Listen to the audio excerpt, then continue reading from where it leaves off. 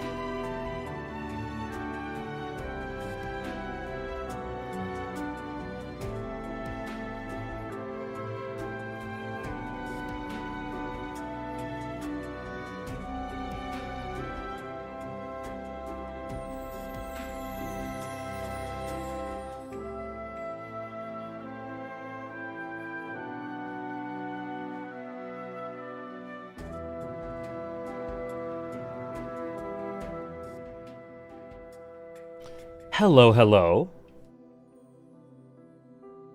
Hello, everyone. Happy Monday. Who won last year?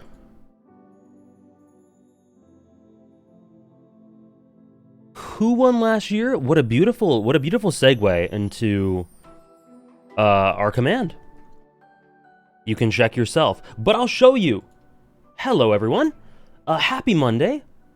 Let me just get rid of this stuff. Here. Who won last year? Griffith. Trish was correct. Hello, Tom, Trish. Pepino, Hannah, Angry, Shadow, Tarnished, Akuma, Fear Lucario, Stoof, Struggler. I hope he kept the spot. Well, I guess we'll have to see if he does. JG, Chill. That's very sweet of you, Chill. Chill, you've been so sweet about the passion you have for these streams, and it's very infectious. This was last year. Ray, okay, Rose, Reichson, Gil, Andres. Griffith will be losing that spot this year? Yeah? You think so? You think Griffith's still on the list?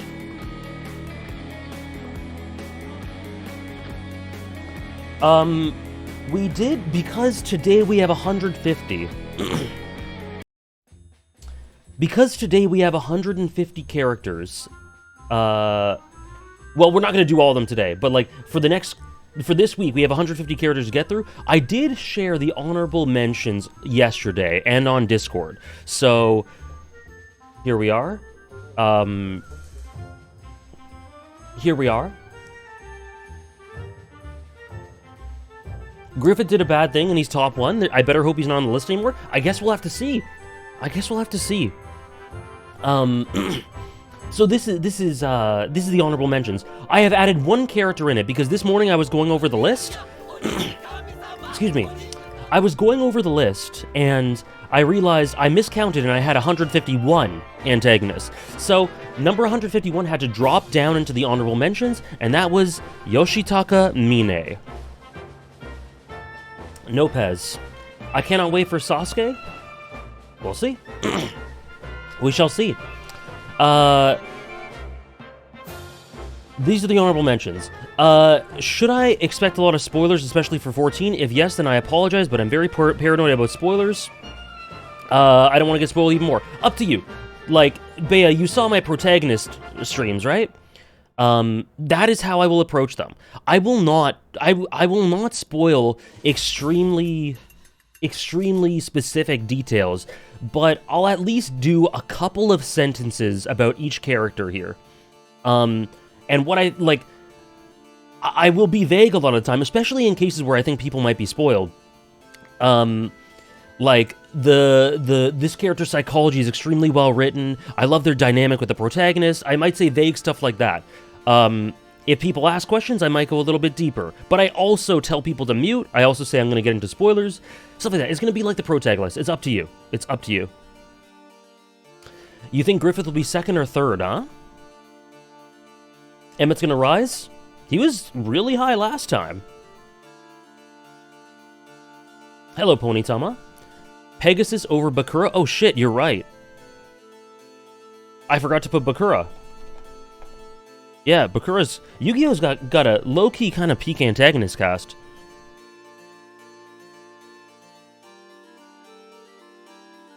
Did Lucci rise in honorable mentions? We put him in at the end of the stream.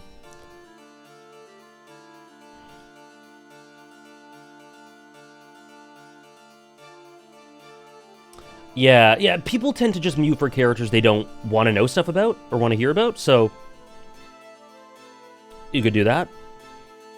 Over under 6.5 high Q entries, place bets now. Ooh, that's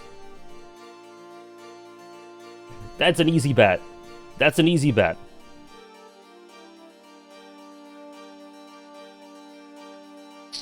Do you consider Conan as an antagonist? I do not. I do not. But if I did, she would be on this list in some capacity. Would Kaiba be considered an antagonist for Yu-Gi-Oh? Well, I put him on the list, so you know what I think. Thank you, Safwa, for the 26 month with Prime. Time for the real list? Oh, yeah? Emmett might be the most well-regarded antagonist of anything I've ever heard of. Based. I think for me, it's Emmett and Meruem.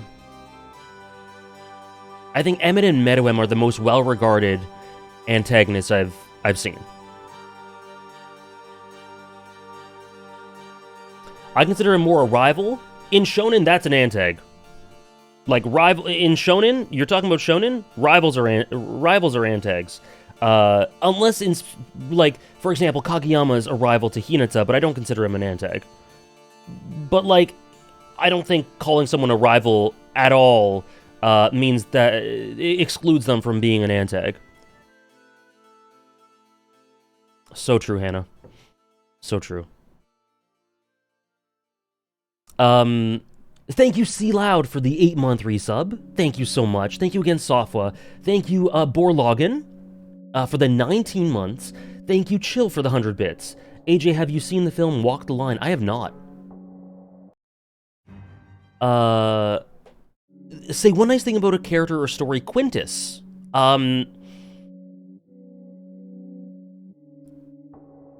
Can't wait to meet him one day? Me too, Weaver. What makes a character hit the honorable mentions instead of the list? That they're below my top 150. That's basically it. Just that they... I love them, I think they're great, I think they're awesome, but they don't quite make the top 150. That's basically it. That's basically it. What's the take on Kojiro being an antag or not? No, not at this point for me.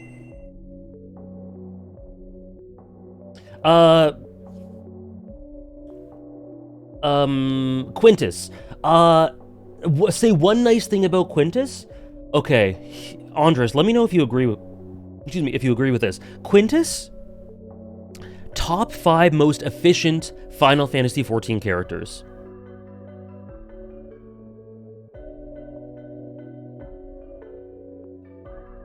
Is there a Mallow Xenoblade Chronicles 2 on here? There is not any in the honorable mentions.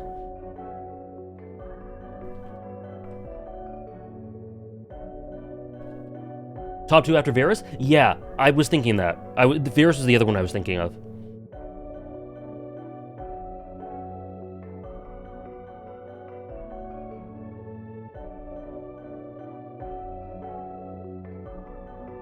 Ooh, oops.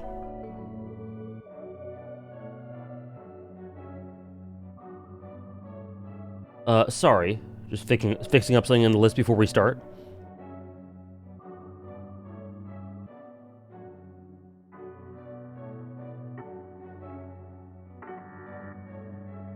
Efficient fascists?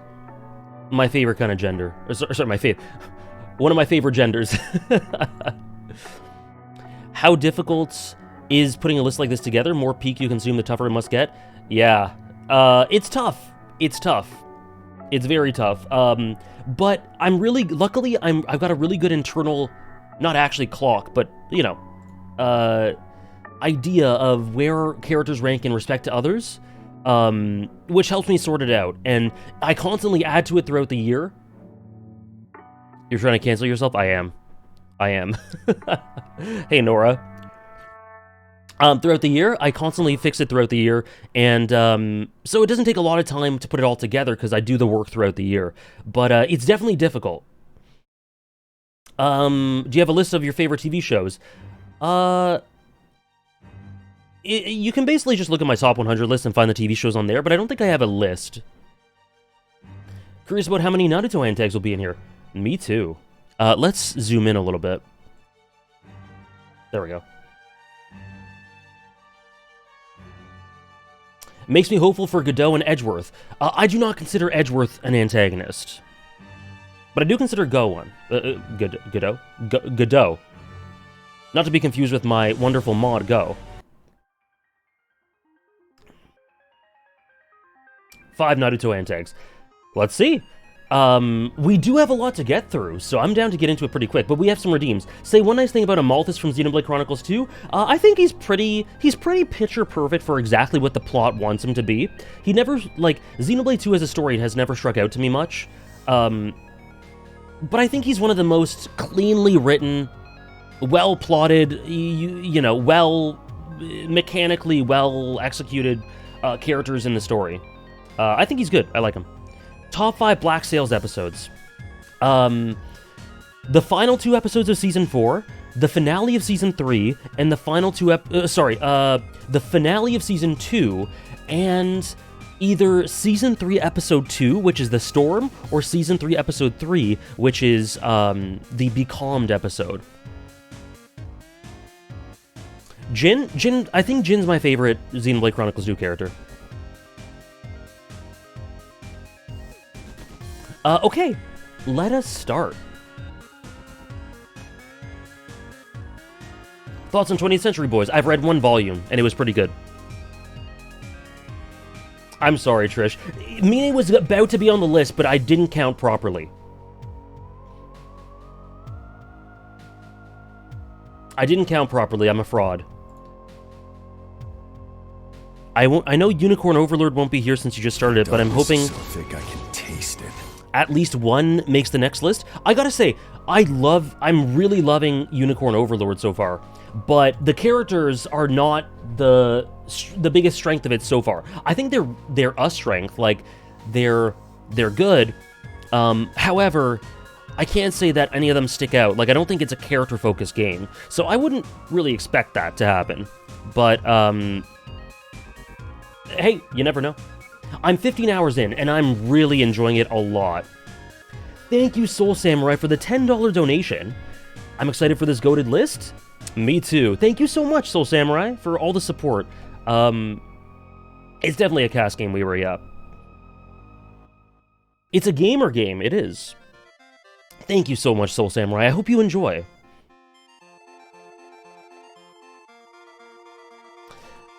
The writing isn't a standout by a lizard, but I'd say the dialogue is. Am I going to play Eiyuden Chronicles? I don't know what that is. So far, kinda, Ray, but I actually think that the game is overall a bit more engaging than Octopath 2. But I still really liked Octopath 2. Okay, let's start with the first one, which is a new entry. Guys, by the way, sorry, with the protagonist, you know how I said, like, guys, expect, like, if there is a -15, it pretty much means that they've stayed the same in my mind. It doesn't actually mean they went down. Ditto here, but expect -25, -30, and that doesn't actually mean they lowered in my mind. There's just been so many new additions. It's, like, expect a lot of -25, -30, higher than that. Like, just expect that, because it's gonna happen. Okay, let's begin. Naruto and One Piece Antags, among other things as well.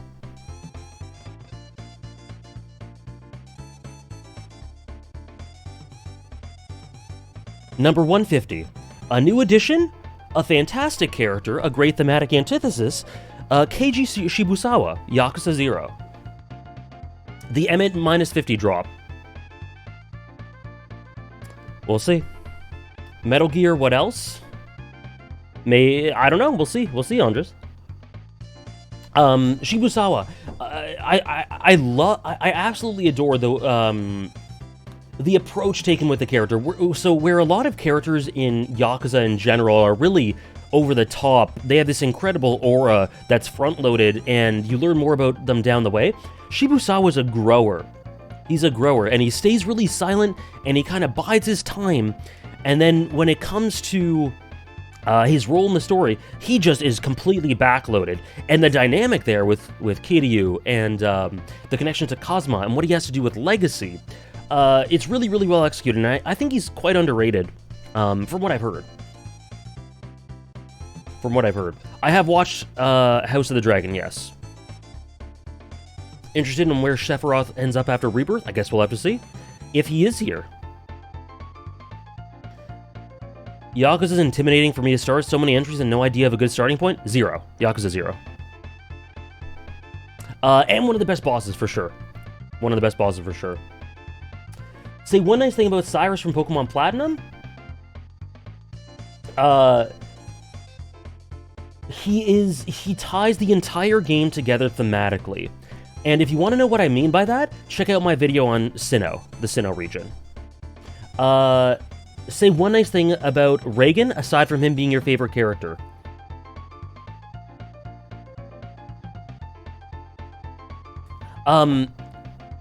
His episodes are the best episodes in Mob Psycho for me. I think he's just got the most nuanced and rich writing. I think he's got the best, maybe not the best dynamics overall. A great performance from Takahiro Sakurai. It does, Hannah. He's one of the He's an excellent final protagonist and final boss and thematic antithesis. And Reagan actually is the funniest character in Mob Psycho as well.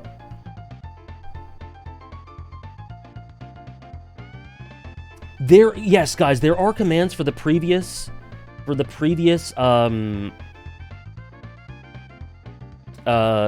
lists. This is the 2022 one. This is the 2023 one. And this is this year's, of which you can only see pro tags. Say one nice thing about David Fisher from 6 Feet Under.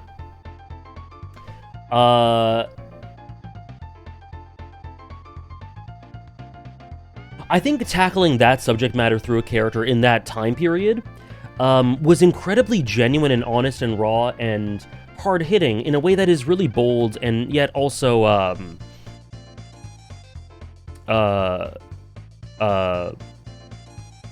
contributory to the story. So it's not just a performative sort of thing.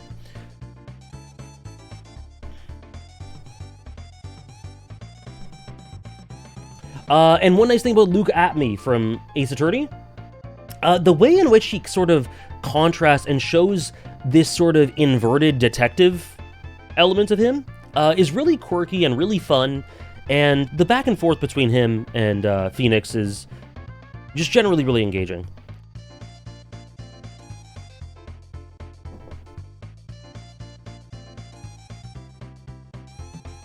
Sasuke is an antagonist. You can be two roles in a story. His breakdown is one of the peaks of the game. Next.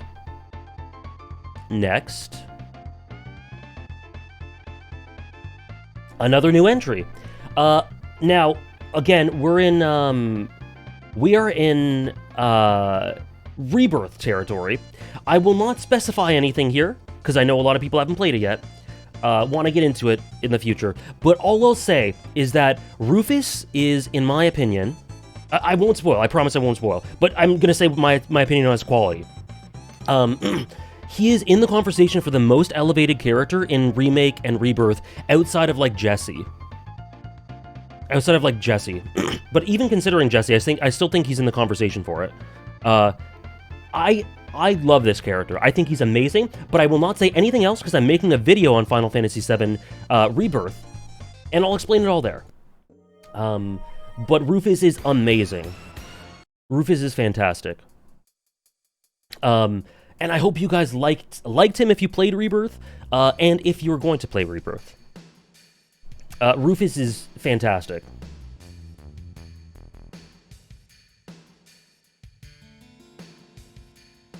I'll say one nice thing about Kuvira. I can't say I've thought about Kuvira a lot, but I do think she's like... She's kind of exactly what Korra needs. I think she's she's a necessary character mechanic to bring forth the stuff that happens in the plot. Again, she's kind of one of those really sound concepts that was needed towards the last bit of Korra to allow everything to happen the way it did. And I also think that, she's got a lot of the draws of Flock. Rufus was really cool in Remake. His stuff in Rebirth had some weird things going on with it. It's peak. He's better in Rebirth than Remake. Kuvira's got a lot of Flock to her, I think. But just not as good. But that's still really good.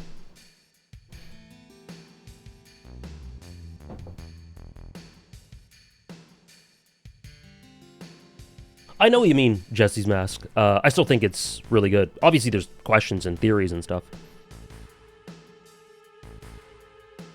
I think it's very weird, but I think it's very clear as well what's going on. I won't say much more than that. What's going on in terms of Rufus's character.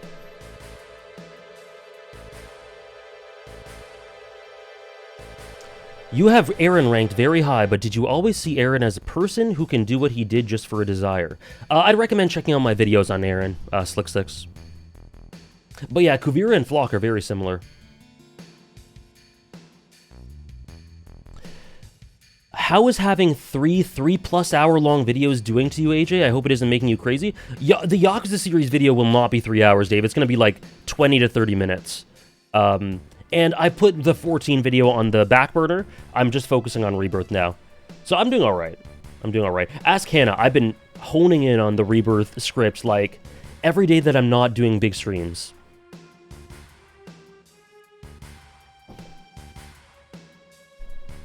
Next is another fantastic character.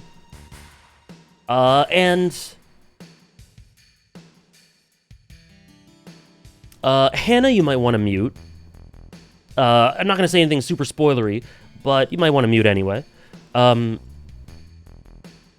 deserter from Disco Elysium. We were talking about efficiency. We're going to be continuing to talk about efficiency down the line, but this character is one of the most efficient characters I've seen in a video game, period. The voice actor, the voice direction, the thematic parallels with and how it integrates with the politics of the setting.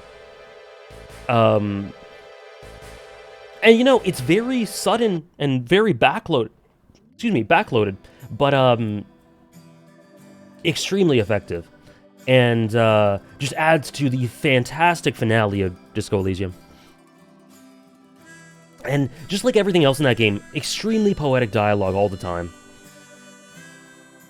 We'll see, Burly Shark, we'll see. Oh, me too, Trish. I want to go through his dialogue again. Quickly buy it. Buy Disco Elysium. If you haven't, play this game.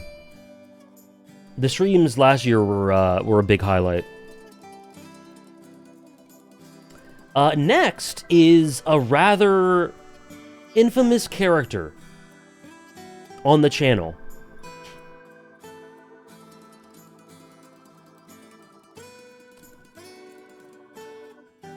Yes, thank you, Trish. And we got it before I said it. Conjudo. And I'm so happy that this character's quality lived up to their meme status on the channel. He is legitimately fantastically written. The way he coalesces with the sort of theater element of Wano, the way that they play around with the identity of no one concept, and the way that the one person who seemed to show some semblance of warmth to him didn't actually, was Orochi, and he went around to embrace them, but being this sort of karmic symbolic element, karmic symbolism, this symbolic karma, let's put it that way, of Orochi's, the nature of his character and all that he's left on the world, and he just burned him down to the ground through embracing him. Yeah, everything to do with Conjudo is really well done, and I'm really glad that he ended up being a great character and that I can put him on this list, because he deserves it. Higher than Orochi? Just about. Just about. Yeah, I think he's got one of the best deaths in One Piece. It goes really hard.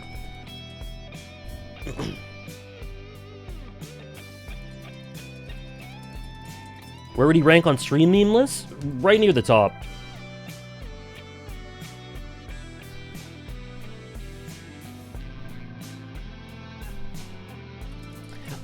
Say one nice thing about Karen Gorm from Hoseki no Kuni. One of my favorite character designs in the story. Karen Gorm has a fantastic design.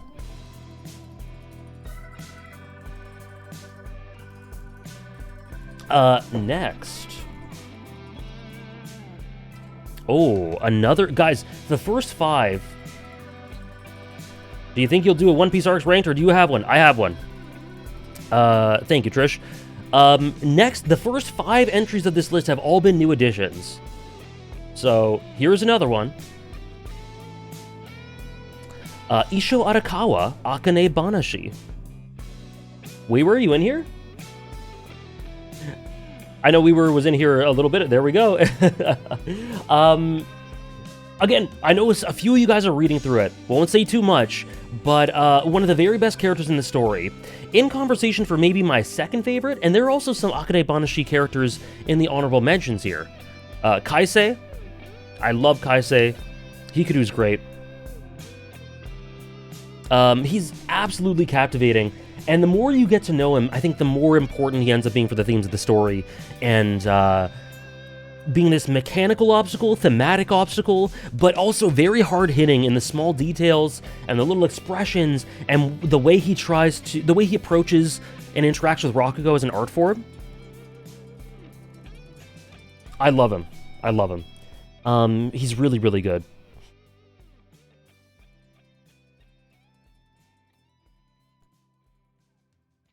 Yes, that's my favorite scene of his, Weaver.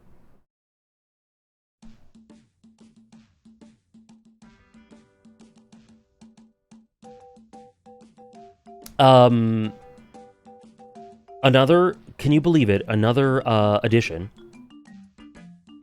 Hannah, if you're still here.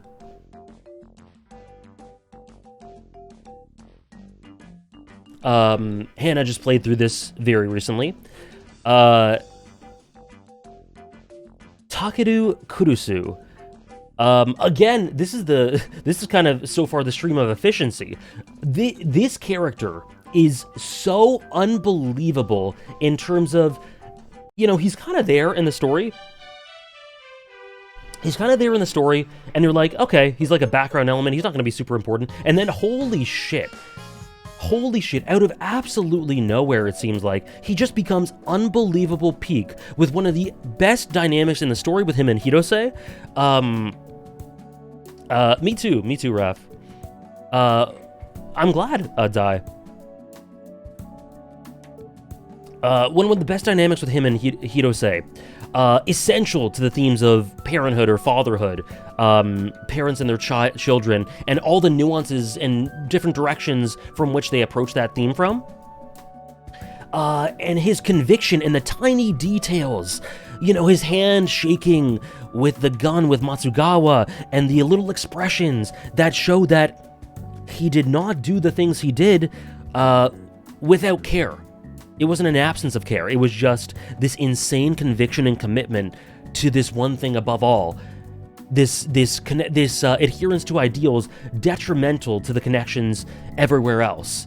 And how that antithesizes Kiryu and all that stuff. He's unbelievable. He's so good. We have 2 Yakuza reps, Ophi. Also, hello, Ophi. And speaking of Yakuza 6...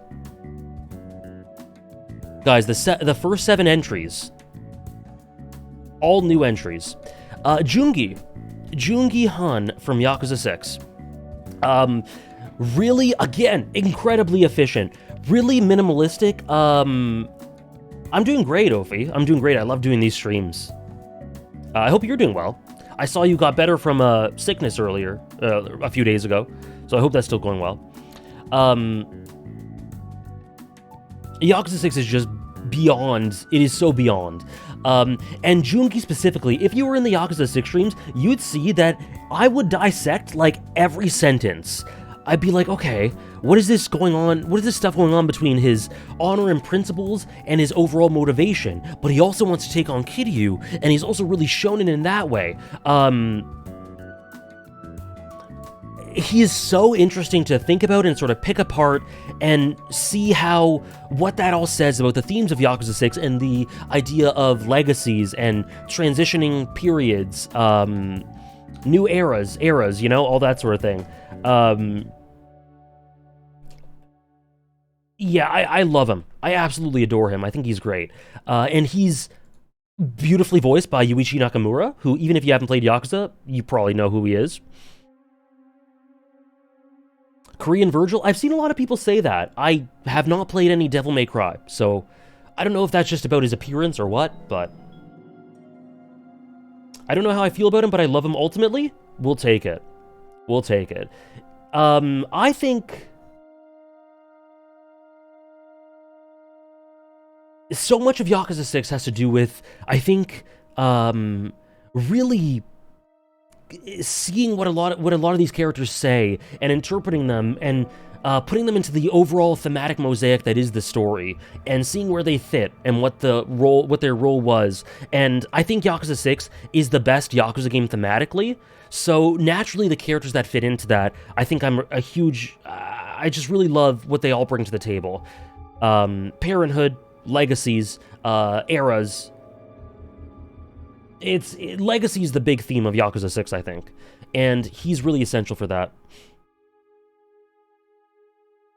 It's appearance, and it's not even that close, so it's just appearance. That's too bad. Virgil could have been really peak. But maybe he's peak in a different way. I'm sure he could be. We'll see when I play Devil May Cry. Not anytime soon, but... He's cringe personified. That does sound peak. If characters aren't like Jungi, they're not peak, I'm afraid. True. So true. Oh yeah, Hugs? It's good to know I have mods for whenever I play Devil May Cry.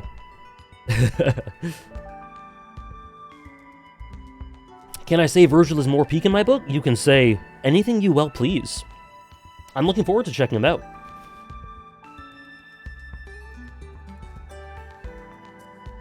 Beautiful. Next, I hate to break the pattern, but this is the first character who is not a new entry.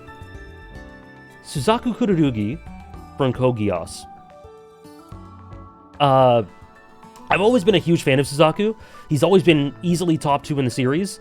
I think he's fantastic. I think him and Lelouch's dynamic is comfortably the best thing about the series and really captures my imagination and emotions and engagement. And yeah, you know, he's the sort of character a lot of people hate. He's back in the numbers. He's the sort of character that a lot of people will hate, and that's very understandable. But if he wasn't written in a way that people will hate him, I wouldn't love him as much as I do. So yeah, I think he's great. I think he's fantastic, and he's beautifully voiced by Takahiro Sakurai in the sub, and Yuri Lowenthal in the dub. Both versions are fantastically presented. But yeah, he's very hateable. I think he's great. He's kind of like an antagonist Shiro. I can see that, yeah. He's always been easily my second favorite in Code Geass. He continues to be. He's awesome. He's one of the shining lights of the series. He's fantastic. I have a video about him and Lelouch, and you guys know how I feel about Code Geass. I think it's decent, with some flaws, some great peaks, some low valleys. Overall, pretty decent. Like, I gave it I think it's good, but not much better than that. But I really love Lelouch and Suzaku. Both of them are so good.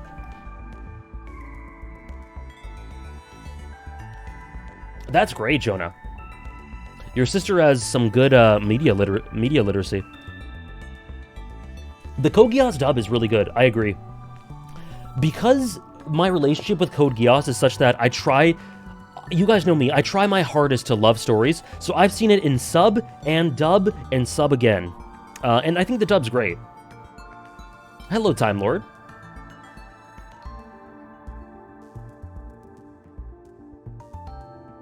Yeah, I think the dub's great.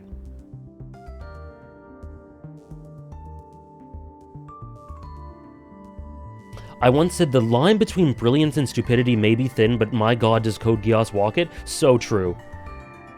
You know, and a lot of the best media kind of walk that. And I guess your opinion of it depends on where you think which side of that you think they land on. Thank you, Sam. Code Geass was the first anime I ever watched. It'll always have a special place in my heart. I love that for you, Kaigu. I think Code Geass is a good early anime. It was like it was one of the first 10 anime I watched. Thank you, Dave. No worries, DJ Evans. There's no obligation to chat if you don't want to for whatever reason. We can always lurk. Silly on some level. I think all my favorite media have like at least scenes once in a while of silliness. Hello, Lamp. Oh, that's awesome, Sam. Hello, Cyanide. Oda does car wheels on that line? So true. So true. Every story that's peak is really silly on paper. Oh, on paper for sure. In execution, because like I think of Berserk, but even Berserk has silly scenes. Are Lelouch and Suzaku relatively equal for you, or do you have one over the other? Lelouch is my favorite. Lelouch is my favorite, but Suzaku is like clear as my second favorite.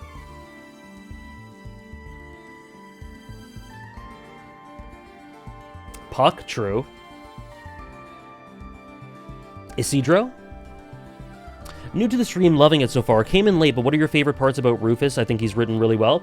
Yeah, like I said, I do have a video that's going to be coming out, and I don't want to sort of spoil the video or Rebirth in general. But I think my favorite thing about him is the sort of deep core of his characterization and how you can see a lot of the things he says and trace it back to that core.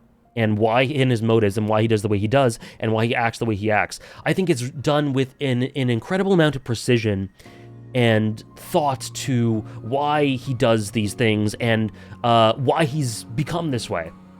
And his interactions with other characters are really, really good in portraying that as well. Like, he's just all around so substantial, so much more substantial than I'm used to from the original, and written well in terms of his characterization, personality, psychology, and dynamics with other characters as well. There is a lot of silliness in Golden Age, yeah. Say one nice thing you like about Colin Kozuki. Her backstory episodes were honestly kind of one of the highlights of Code Geass for me. I wonder when we're going to get a Fate rep on this list? If we do. We'll see if we do. I don't know, does Fate have good antagonists? We'll see. Oh, me too, Sam. Me too. That's a really good one, too. And also, welcome in, Chrono. Do you like anyone else in the series? I love C2, Euphemia, Schneisel, and Diethard. Diethard's really, really good. I like CC. All the ones you mentioned I like, too. Yeah, I generally like a lot of characters. There's just only two that I really love.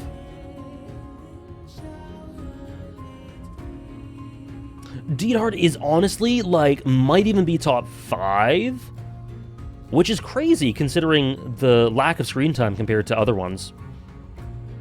I'm so glad, Gold. Welcome in. Rolo's your favorite character? I love that, Jonah.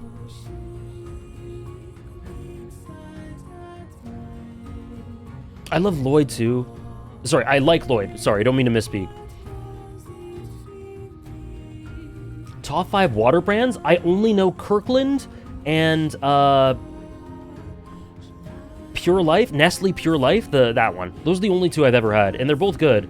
Sorry, but I've had other ones, and I've not had them after that because they're bad. They're kind of bitter. Like Dasani. Dasani's shit. Dasani is god-awful. We are not doing the full top 150 today. We'll see how far we can get. Do you drink tap water? I don't, but... Excuse me, I don't, but people generally do. My phone just...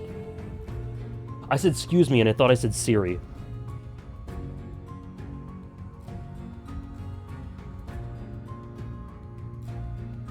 Dasani shouldn't even be given to criminals? So true.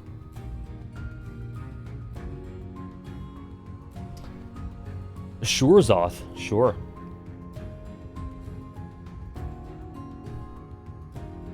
That's awesome, Jonah. I like Rolo, too. I know a lot of people hate Rolo. I think he's good. Do you drink sparkling water? I don't. Very rarely. It's not something I super enjoy, but once in a while. Tap is dangerous or not that safe in Canada? No, tap water is completely safe in Canada. I'm very specific, so I get bottled. I'll drink it if I don't have any bottled, but I don't enjoy it much. Whereas I actually think bottled water tastes good. I know that's weird, but I do.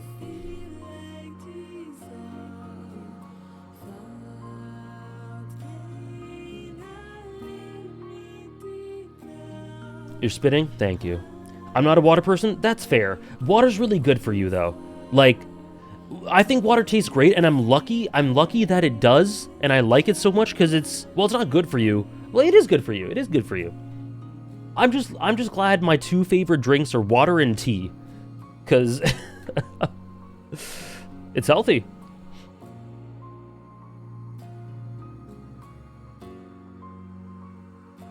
But I get not being a water person. I can understand how you would find it boring. But you gotta drink water, guys. That's my hot health tip for the day. Drink water, it's good for you. Never had water? Crazy.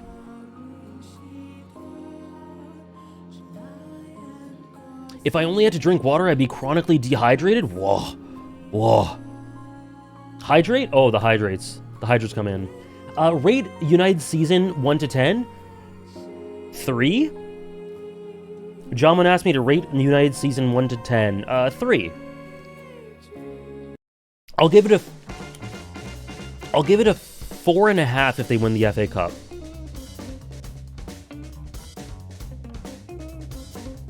I'm a mud person from Elden Ring based. I'm brave for saying that take. Thank you. I thought so. Another new addition.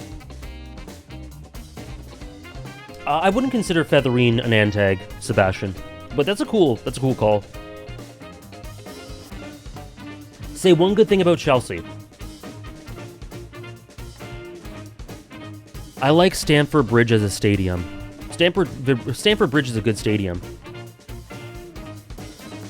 Make sure to balance your hydration and electrolytes so you don't become overhydrated. Good luck out there, everyone. That is true. I have gotten overhydrated, so that's true. Good call. Good call, Hannah. NBA Finals pick? Oh my god, I'm so excited for the NBA playoffs. I'm so excited. Right now, I'm going to say Celtics, Nuggets. But I think it's going to be tons of fun.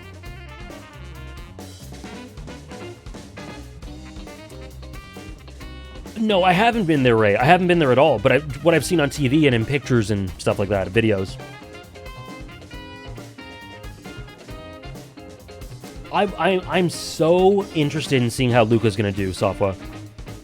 How Jover is it for my Milwaukee Bucks? I think you'll... I don't think you're making the finals. But hey, you got Giannis, you got Dame, you got a good squad. I think you'll beat Indiana. I think it's tough to get past Boston. I don't think it's Jover, but Milwaukee has not been good since Doc Rivers took over. So, yeah. I'd say dark horse. I could see conference finals for sure. Indy's tough, but I think you can do it in 6 or 7. Thank you, Defying, for the 16 months with Prime. Thank you so much. Another new addition to the list. Right here.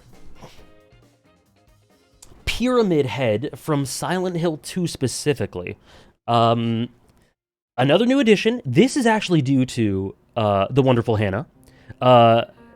Because her Silent Hill 2 playthrough made me think more about Silent Hill 2 in general, and made me realize that actually I always looked at the game like, yeah, this is really great, but I don't connect with it much. But I actually do connect with it quite a bit more now, which is why James is on the pro tag list.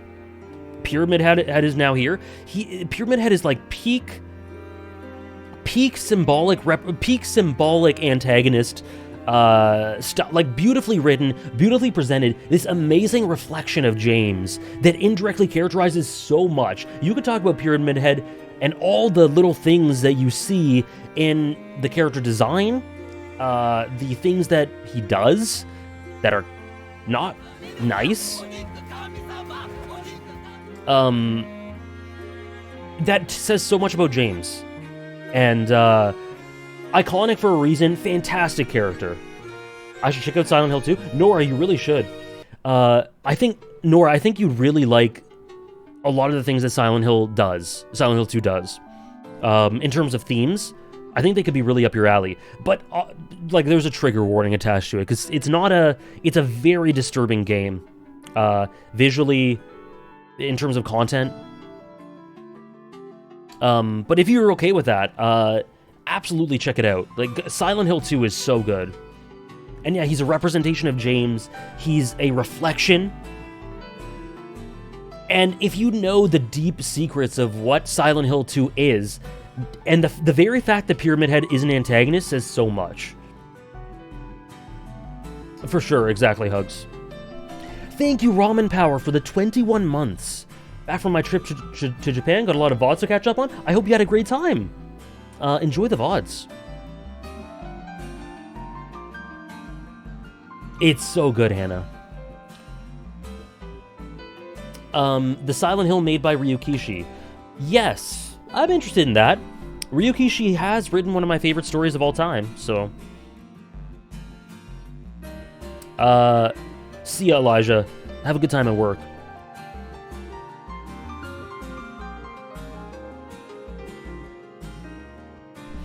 But yeah, Pyramid Head, amazing. Unfortunately, we have to break the streak of... Well, this isn't a streak anymore, but... Here we have Melon from Beastars. Now, a lot of things... Hello, Panda. A lot of things about this character is up in the air. I really don't know how to feel about this character, because... Still one of the best characters in Beastar. In Beastars. Amazing peaks, amazing integration into the societal themes and the world and the setting, but kind of a shit ending. And so I've had trouble for like 2 or 3 years about how I feel about Melon, and I think the anime will really help sort out my feelings. So it's really fluid, but this is where Melon goes right now. We'll see how the anime adapts the rest of Beastars, but still fantastic character, and I do think the anime will elevate him. -40, I did tell you guys about the drops. I did say it. I really hope they improve upon the ending somehow. But yeah, Melon's really, really good. Really flawed, but I do think great presentation can really elevate it, and Beastars anime's great presentation has elevated the story. So much so that I think of Beastars, I think of the anime. So, I'm optimistic.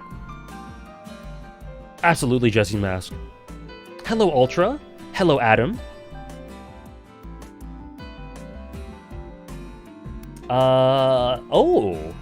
And then another big drop. Like I said, guys, get used to big drops. Seymour Guado, Final Fantasy X. One of the craziest character designs ever, but a great character who is exactly what the world of Final Fantasy X needs. I don't think the mosaic of Final Fantasy X story is quite complete without what Seymour adds to it. And his perspective and his ultimate goal and ideals, they are absolutely needed to throw into stark relief all the stuff that our protagonists do. FF10 playthrough cancelled? Yeah? Okay, well, in order to compensate, I'll gush about Tidus and Yuna and Seymour and Jecht and Auron and Riku and Waka and Lulu 24/7 until Wednesday. Yeah, I think he's great. I think he's really great. His character design's really stupid, but it's back on? Yeah, you don't want me doing that.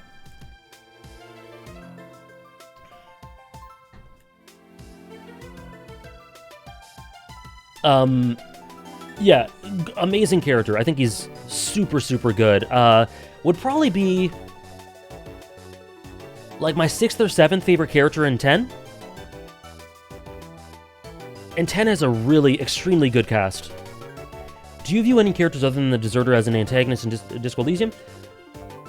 No one really notable. No one really notable, Jotun. Me too. Me too. Oh, sorry. Yes. You're right. You're right about that, Weaver. Yep. Forgot about him. And yeah, all the stuff with his mother. fantastic, and really helps contextualize his psychology. It doesn't help that he's really similar to a character that I think is just done better in every way, every conceivable way, but that doesn't mean he's not his own character, and obviously he was written first, and he contributes to a way different world than Attack on Titan. Anyway, yeah, Zeke. Zeke from Attack on Titan. Next...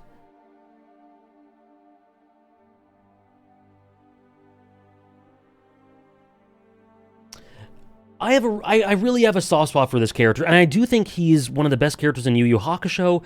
Probably the third or fourth favorite. That's fair, Hank. That's fair. I made a video about him when in the first year of doing YouTube. I made a video about him and then I said I'd do one about Sensui, and then just never did it. Really, really interesting psychology. I think reminiscent of a lot of the characters that Togashi really polished up in Hunter x Hunter. I think he's similar to Hisoka in a way. I think he's similar to Chrollo in some ways. Really fantastic layered psychology. Great presence. A great voice in the dub. I haven't heard it in the sub. But great presentation in the manga too. All around just a fantastic antagonist, and honestly pretty complex and tough to understand. You really have to sort of think about this character, about younger Toguro. Thank you, Dave. Yeah, exactly. Recontextualization for a lot of his actions really makes him deeper on rewatch. He has a great conclusion. I totally agree, Hugs. A wounded heart, a broken dream, and the stuff to conclude Dark Tournament. It's really good. He's easily the best thing about Dark Tournament, like so easily. Him and Yusuke's dynamic and sort of Yusuke's character progression. Basically, Yusuke and Toguro are the two best things about Dark Tournament, and honestly, without them, I'd like it quite a bit less. Yeah, what Hannah says, I totally get. Dark Tournament, I think, is a bit bloated, and you can definitely get burnt out about it, which makes it so that, like, you're trying to piece together as breadcrumbs, but it's, like, just kind of exhausting. I totally get that. When I made the video about him, I was just, like, sprawled out on my bed, just going, like, what is a Toguro again? What? So it's, it's definitely... I do think engagement with him can suffer because Dark Tournament is just really, really... I think it's a bit longer than it needs to be and kind of bloated. I still really like it. Downpour, thank you for the 7 months. The Deserter, you get it? You get me. You get me. Older Toguro, I think older Toguro is alright. But yeah, younger Toguro is one of the best characters. And I think super important for Togashi's... I think there's one character in specific who is the single most important character pre-Hunter x Hunter that Togashi's written, and because of the way in which it impacted the way he wrote characters down the line. And so, as a result, one of the most important characters Togashi's ever written. I think Toguro might be second or third when it comes to that.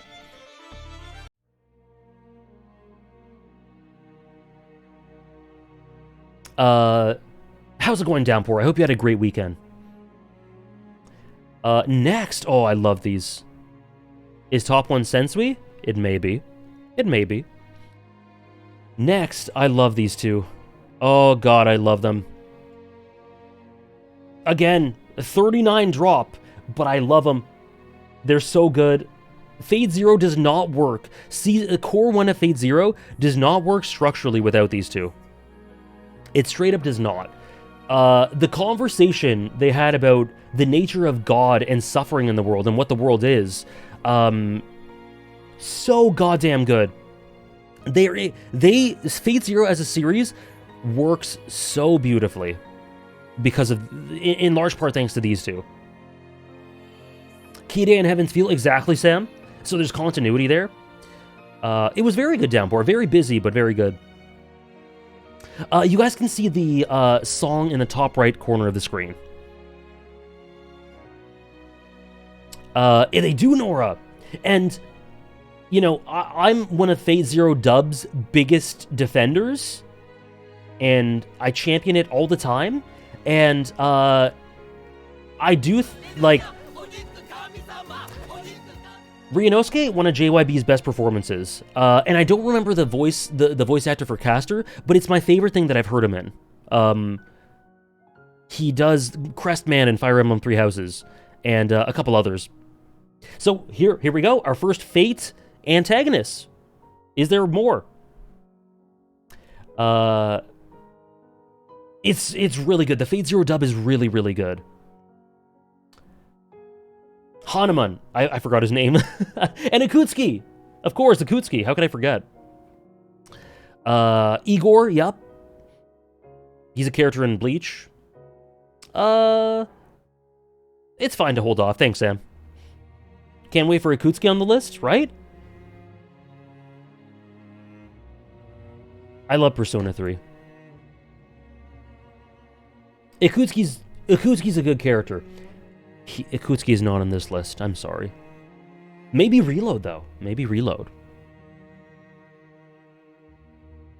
Do I like Takaya? Yes! Actually, Takaya was really close to being an honorable mention. Really close. Let's do it. Fuck it. Let's do it. Does he have a last name? And I do love Jin. Sakaki?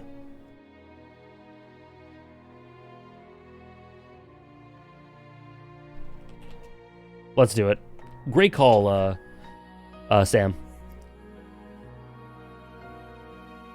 Thank you, Moki, for the 5-month resub. Thank you so much, Moki. Hope you're doing well. And yes, that can be added to, I donate Takaya. Tokyo Ghoul, you got it. Oh, Hannah, the honorable mentions are not ranked. Sorry about that. I'm losing so hard. Sorry. So, Ryunosuke and Caster, structurally beautiful, super engaging, genuine psychopaths, sadistic psychopaths, and you just need that in your fiction. Beautifully voiced in sub and dub, but dub I want to give highlight to. And kind of unbelievably deep. Like, they've dropped 39 spots. I don't love them any less. Do we have a list of the donation goals? You do. Right here. My favorite JYB performance. There's a bunch of them. So, I've heard a bit of Vash from Trigun Stampede, but I haven't heard enough to say it's one of my favorites, but I think it's really good. Lelouch? Adachi? I feel like I'm forgetting one.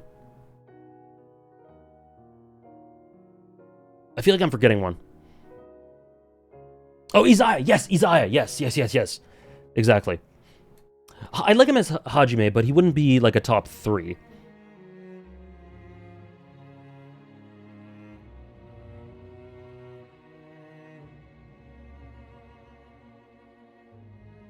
That is a great summation of a relationship with fate, Media MacGuffin.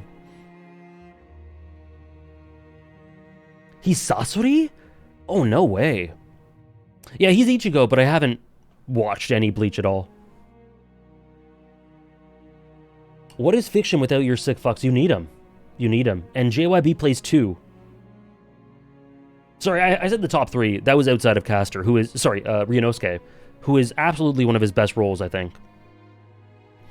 I can't wait to see how many spots Persona Antag has dropped because I know how many new goats you have this year.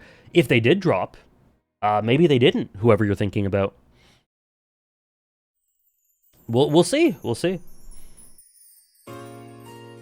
Yeah, they are absolutely enlightened. If you think about Fate Zero, Caster and Ryunosuke are the most enlightened characters in Fate Zero. And there's no better summation of the main themes of the story than that.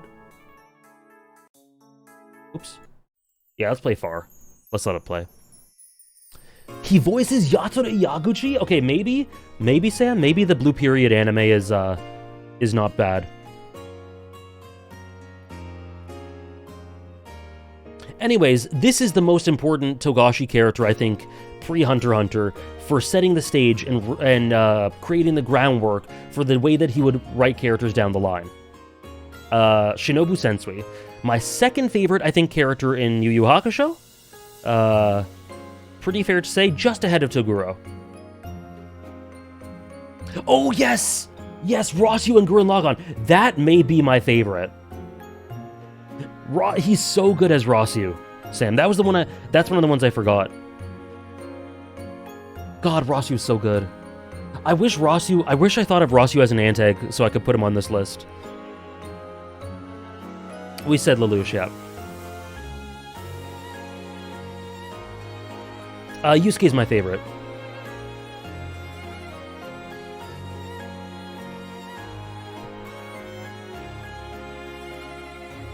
Already 3 Yakuza Antags? It's just built different. Built different. Can you expand on that a little?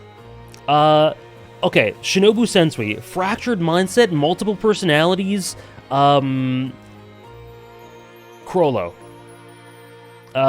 Embodying extensions of oneself in a bunch of ways, Chrollo. This sort of grappling with the darkness of mankind having to do with Chapter Black, and the way in which he fights back at the world as a result of it, Phantom Troop and Chrollo.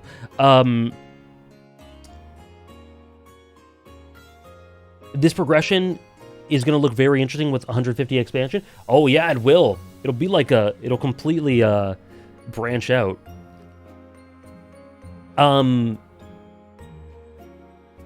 Chapter Black in general, and Yusuke's fight with Sensui is a blueprint in a lot of ways for Gon in Chimera Ant.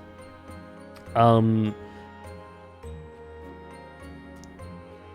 just in general, thematically, in terms of the dramatic storytelling, there are so many things centered around Chapter Black in Chimera Ant, Chapter Black in York New. There's so many things that are centered around Sensui and his arc that Togashi then expanded upon and polished up in Hunter x Hunter.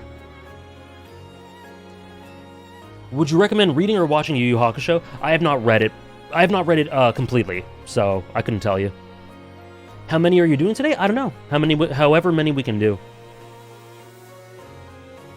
Thank you, Odd Jobs, for gifting out 2 subs to the community. Thank you so much. Thank you so much. I do really like the dub for Yu Yu Hakusho.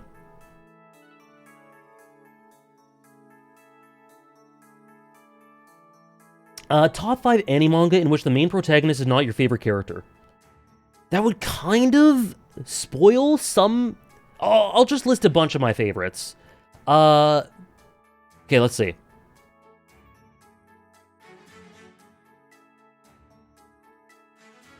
The main protagonist is not your favorite character. Naruto?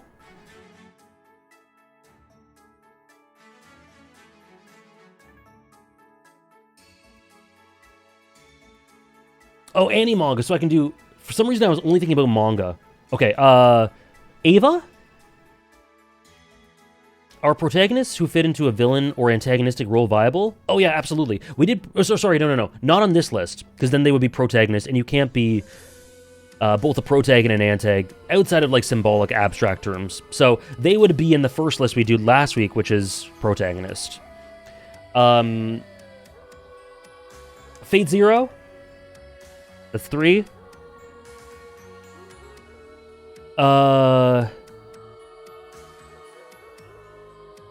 Aaron, yeah.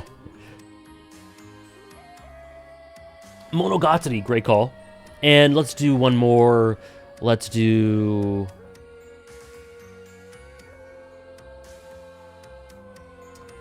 Full Metal Alchemist Brotherhood. Sasuke's kind of both? I disagree. I wouldn't say he's both. I would say he's a Deuterag, for sure. What if a story had 2 arcs? Arc 1, the protag dies to the antag, and Arc 2, the antag becomes the protag. Would the antag be a protag? It depends on their complexion on the series overall. Who's my favorite in FMABAN? I don't know my number one favorite in FMAB, but I do know I like a couple more than Edward. Greed? Greed for sure. Greed is the only one I know for sure is ahead of him, I think. Oh, I also forgot to put... Father.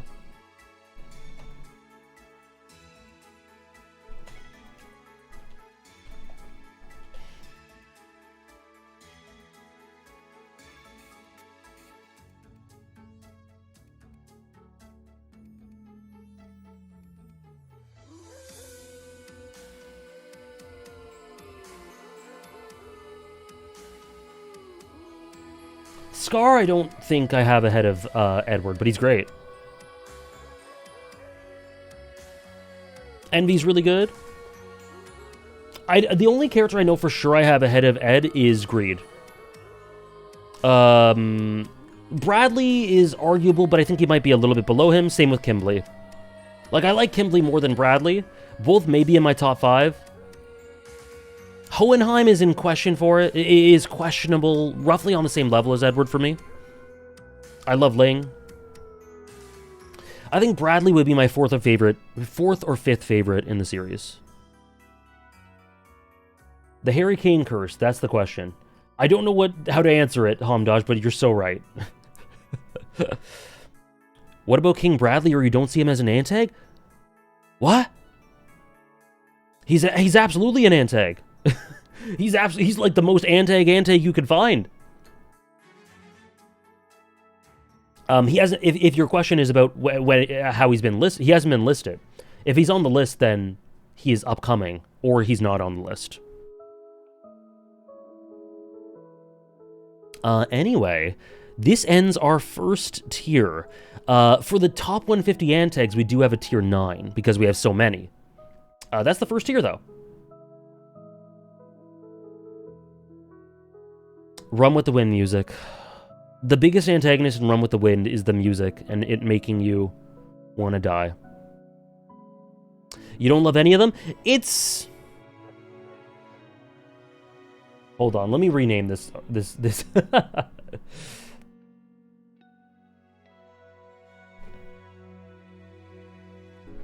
I just had to carry on the tradition from last year.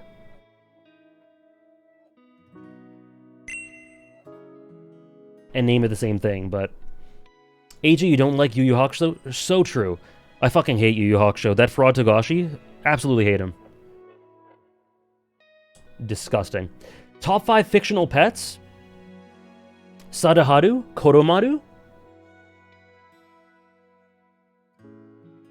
How many honorable mention Antag would be in this tier? Ooh. 20? 15 to 20? Missile? Easily Missile. Pikachu? See, Pokemon aren't pets, they're partners. Sorry, Sam. Sorry, I had to pull an N on you. Don't they eat them sometimes? Yeah, and then they're not pets, they're food for those people. Chopper? How dare you. Torgal? Sure.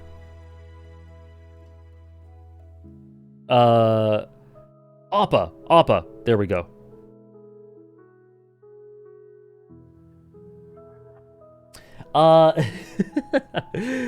Next is another big drop. Denshichido Yoshioka. One of the more low-key characters in Vagabond that not a lot of people talk about, but I don't have a ton to say about him apart from his final moments stuck with me like so incredibly strongly, left such an impact on me. And yeah, I'm above Itosa. Yeah, he made more of an impact for me. Maybe on reread I'd change things up, but yeah, I think he's great. And comfortably better than his brother.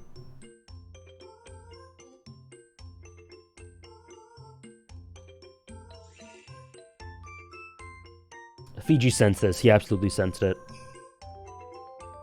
Fiji pilled me so much on Itosai. See, Fiji will do that in the next year for me, and then you'll see Itosai in the list next year. Fantastic character. Huge impact.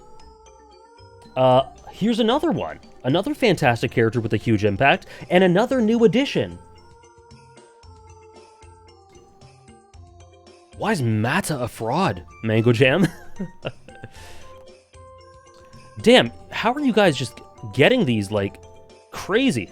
Yeah, Deidara. Number 135 Deidara from Naruto. That was really... We were guest Kanjudo, and Struggler guest Deidara. That was really good. You know, Deidara is really interesting because... You know, he's going along in the story.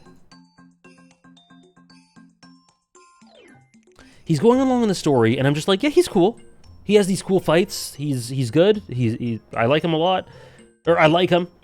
And then out of nowhere, they bring forth a theme of art and leaving an impact on the world, and art being an explosion and expressing oneself through art and creation.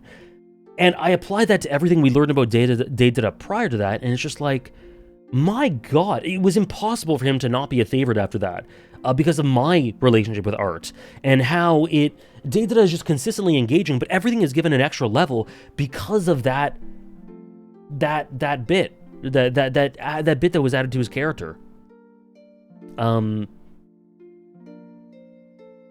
Yeah, it's really hard hitting, and it makes him sort of evergreen in my mind. No matter how many characters, he was kind of a hump in my rankings. No matter how many, how many characters may have had more extensive or complex backstories or psychologies, the way that he is presented,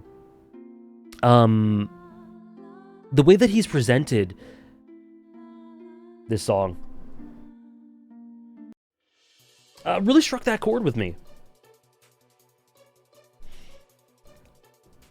So true, Hannah. So true. You'll be able to relate to this character one day. I agree Sasori gets a better conclusion, Jesse's Mask. I agree. Hey, Mandela. Yes, I love that. Yeah, it's those little details are the ones that really sort of make him pop as a character. And he's really unique. Like, he's really unique within the story. There are characters that are above him, but they have similar blueprints to one another in Naruto. But there's no one like Deidara.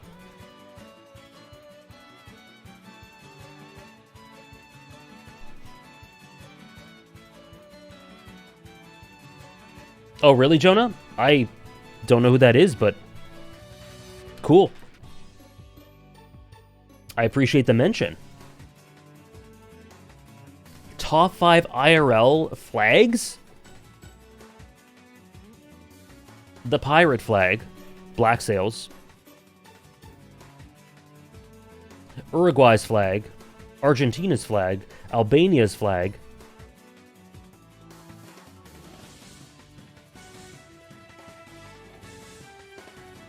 LGBTQ flag. Boom. Easy. Wales is really good. I like Wales a lot.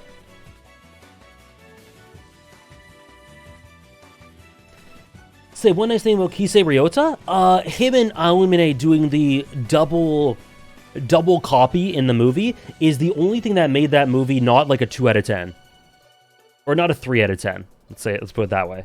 That shit was so goddamn hype.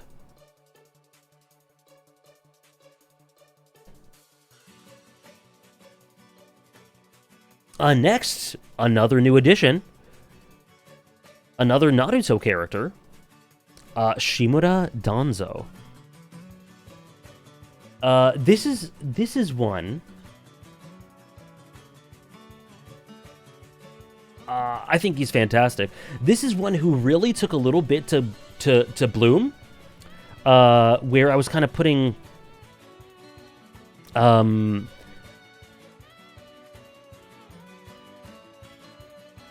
I was putting bits of his psychology together, but like couldn't really come up with much. And then when it all came together, I'm curious to see how many Naruto characters will make the list by the end. Guess we'll have to see. When it came together, the fact that he is really just such a goddamn fraud. He is such a fraud. who was just forgotten and dismissed by so many people. He had this rivalry with Hiruzen, never was able to live up to it, never succeeded, but no matter what, all of it, did what he did. Good or bad, morality doesn't matter for the village. And the way that's sort of shown, in the way that he never really got recognition or won, and his reign as Hokage was so short-lived, is perfect. Like, everything feeds into his character so well. That was cool, Scarlet Kurza. Yeah, unbelievable.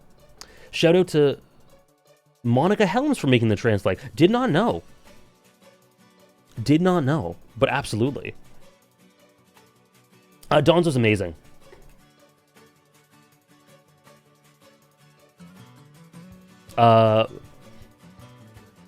We'll see, 03.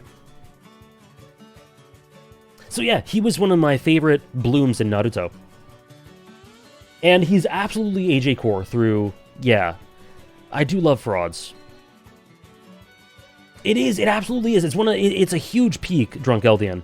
For reasons not just pertaining to Donzo, to the other characters involved as well. But, Sasuke, the Itachi stuff, but he plays this gigantic part, and yeah, I think he's great. I think he's awesome.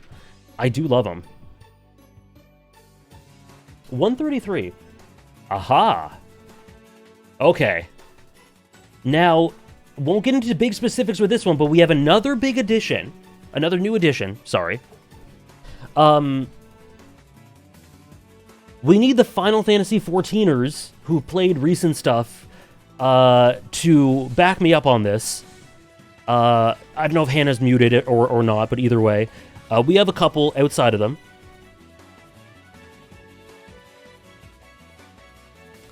La Brea Final Fantasy XIV. This character is like maybe the best example of recontextualizing bad writing. Of recontextualizing bad writing in a way that makes him extremely, extremely good. Like, the characterization we have for La Brea earlier in the series, and the way in which that the later stuff then recontextualizes that and goes like, okay, we kind of screwed up, but it's actually kind of peak at the same time, is so good and fits in really beautifully and is super hard-hitting, and there are great relationships with La Brea all over the place, and he's a genuinely awesome character. He used to be so bad he was good, and now he's so bad that he's actually good.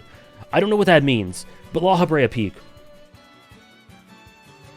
Exactly, for sure, Hugs. For sure. Yeah, they really dipped into the sauce with making this bad character from earlier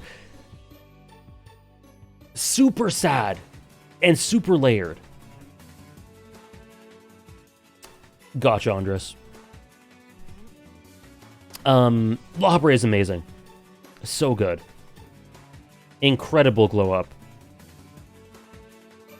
And great relationships all over the place.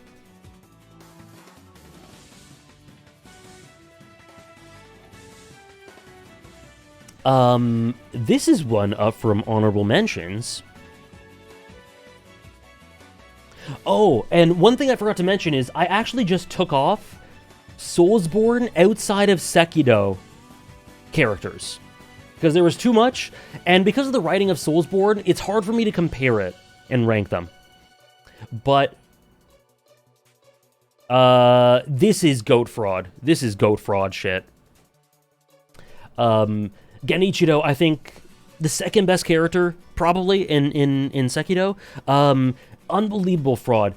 Suda Ken voice acting, you can't go wrong with that. Unbelievable. And the parallels he has with the wolf. The parallels he has with the wolf are really, really good. And you know, I love characters that are kind of like, due to their nature or due to their environment or due to whatever, a flaw in their programming, are kind of just doomed from the start. Their ambitions are just doomed to fail. And And this really... And the way he reflects the wolf's growth, and the way his fights in general, and his characterization and his ambitions and his heart, he's fantastic. It is real, Bea. It is real.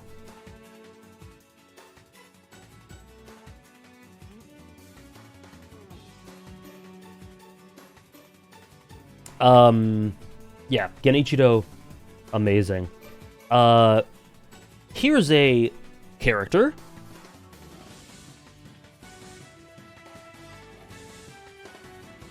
Losing Akuma, losing. Azula from Avatar.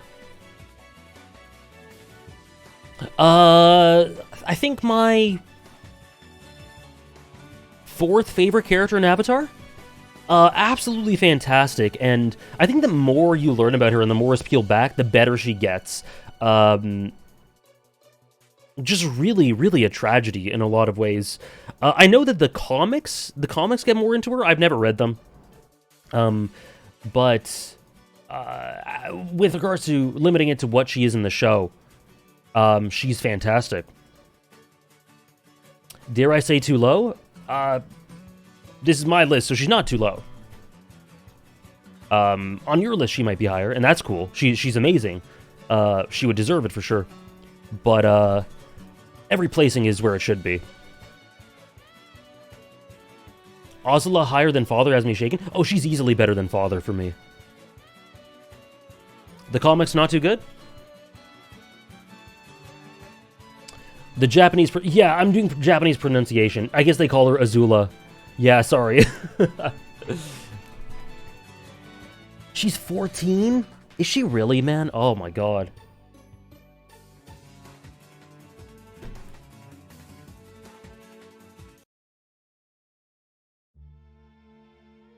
That's even more tragic.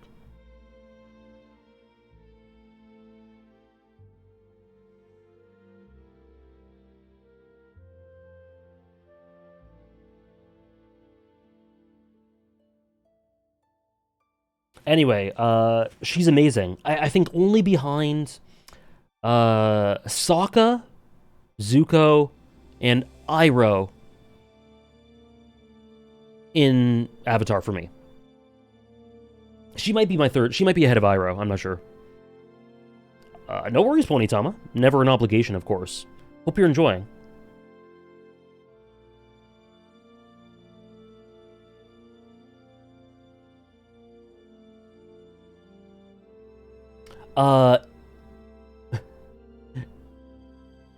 Gotta be careful when pronouncing Avatar names? Do I? If you say so. Who are the other three you like more than Azula? I just said them. I just said them. Maybe the stream's a little bit behind. Hello, Johnny.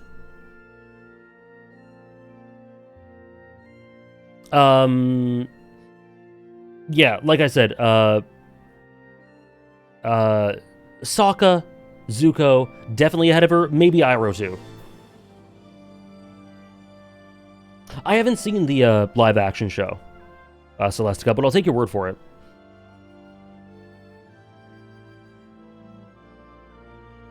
Sokka's my favorite character in Avatar. Sokka is so good.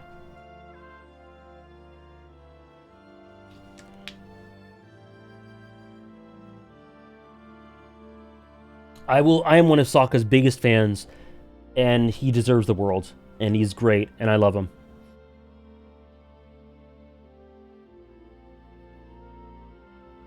New edition. That's rough, buddy. New edition, again, because I, for some reason, put Kenjaku and Geto together in last year's ranking. I still don't know what I was cooking with that. But, Kenjaku. Now, this is a character I actually don't think I properly... Right, Nora? It is. I really don't, I really don't know what I was doing with that. Yeah, that's weird. But this is a character, I think, JJK, the characters are written so interestingly, so subtextually. that I would... There have been moments in time where I've been like, I don't quite get Sukuna. I don't quite get, X character. Like, I had to think a lot about Mahito, for example. And there's been arcs, little developmental arcs, where I came to enjoy them more. Kenjaku's the last one left, and I've come to enjoy him more, but I don't get him. I don't understand him. What I do know is I love his presence, I love his curiosity, I love the sort of evil attached to him. I think he's the most evil character in JJK, through this, like, morbid curiosity, morbid, almost malicious curiosity. But I still don't think I fully understand him, and so I think there's a lot of upward momentum, if I learn to understand him more. I'm not sure, Scarlet Kurta. I'm not sure. But yeah, I think the anime will help with understanding him properly. I'm going to be upfront with the fact that I really don't think I do. Not completely. Sorry, Hannah. Yeah, I mentioned you when we were talking about La Habrea. Just to quickly recap. Yay or nay, La Habrea, one of the best examples in fiction of recontextualizing really bad writing and presentation and making it peak. That's what I said about La Habrea. Do you consider Kenny from Attack on Titan an antagonist? I do, yes. Do you like the Takaba stuff with him? I love the Takaba stuff with him.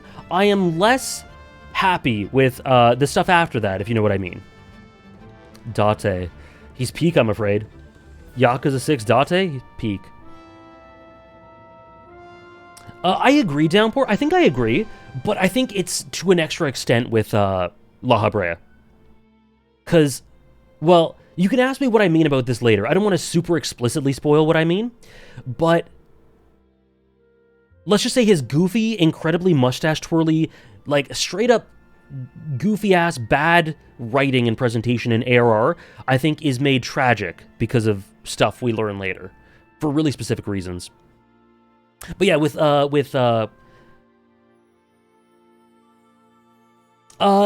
Trish, make it so that thank you as well, Trish, for putting it together. You can make it so that Kenjaku is new and build off the ghetto ranking. That's the ghetto ranking.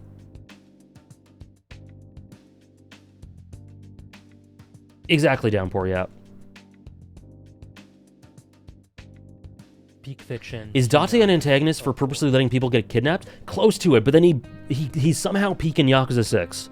So he brought it back around.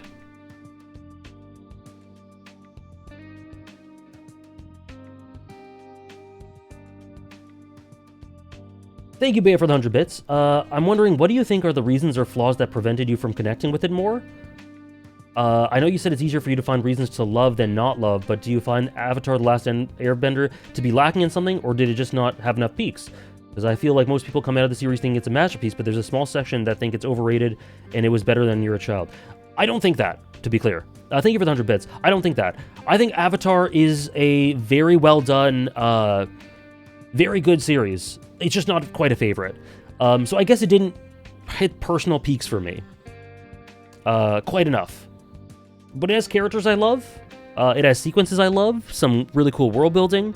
It just wasn't really consistently peak for me. I didn't really connect with it a huge amount. With the exception of characters like Sokka or Zuko. Also, Hannah, I mentioned that Sokka's my favorite character in Avatar.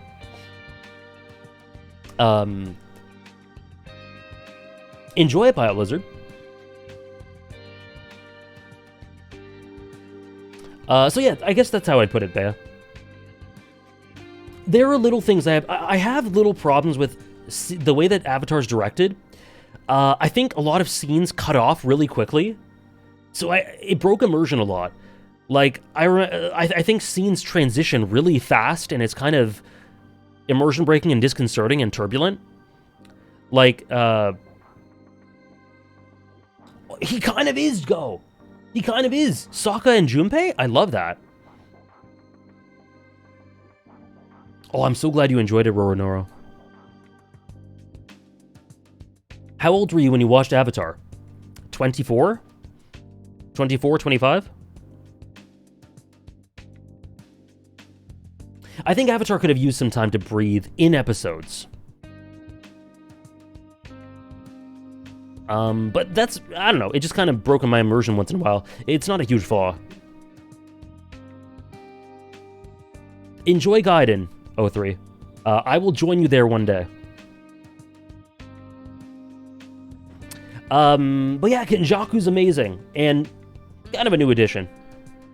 I literally just sat here a full minute trying to figure out how old I am. COVID really wrecked us, didn't it?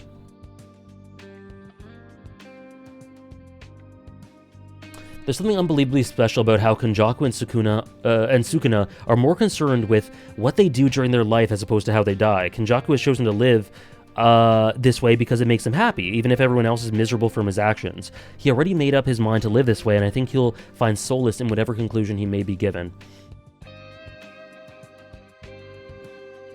I agree, and I think that's something that makes certain things about his character not as bad as they could be.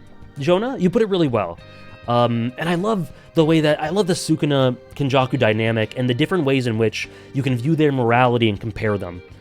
That's a great way to put it. And there's that one spread of Kenjaku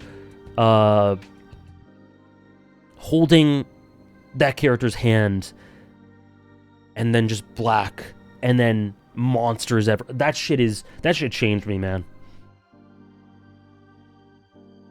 You're so right, BioLizard.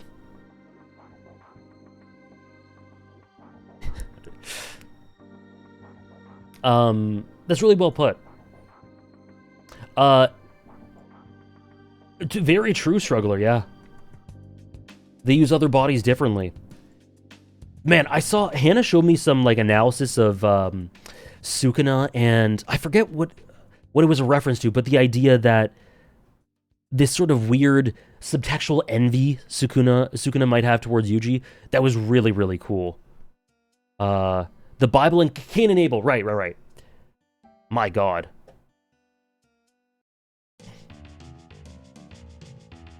Is Yuji's a ghetto parallel too?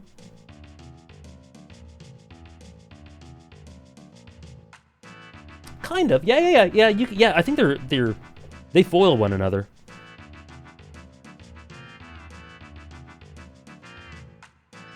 For sure, Safwa. Like I said, I don't fully understand Kenjaku. Maybe I'm not supposed to, but I look forward to exploring him more, especially as the anime releases more.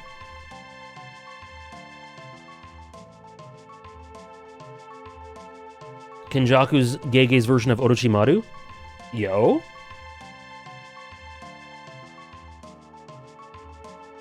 I think it is, Struggler, yeah. Ghetto and Mai? You're cooking, Sam.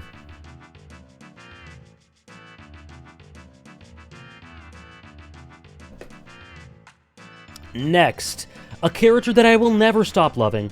A character that really disturbs me and horrifies me, and my heart goes out to him. My God, this character tears me to shreds. Bertolt Hoover, Attack on Titan. My God, there's this one shot in Season 2, Episode 6, where he's just, we're doing this right here, right now, Reiner, and you just, right before they transform, there's this one shot of Reiner determined, and Bertolt so upset and disturbed and crying that they have to do this. Birth control, my goat. Wow.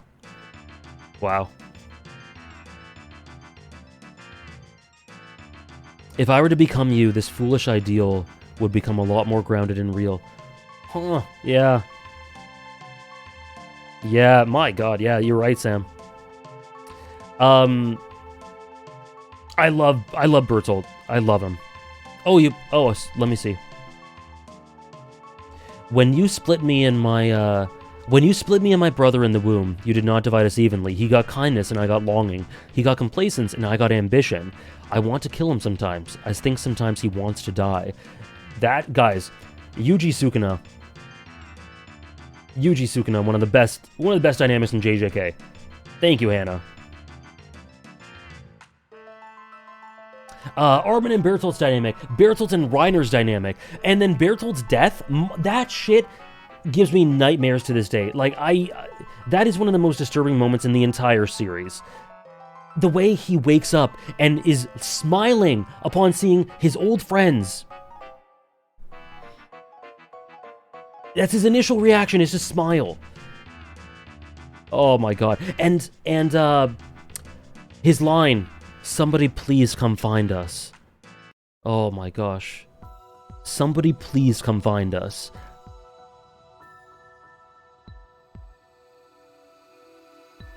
I hate Attack on Titan. I hate it. Am I convincing myself to put him higher? I was actually low-key thinking that. I think he goes one higher. Because I'm definitely more emotionally connected to him than,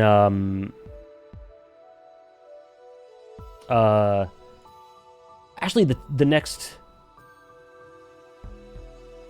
Okay. He's going kind of high. Shit.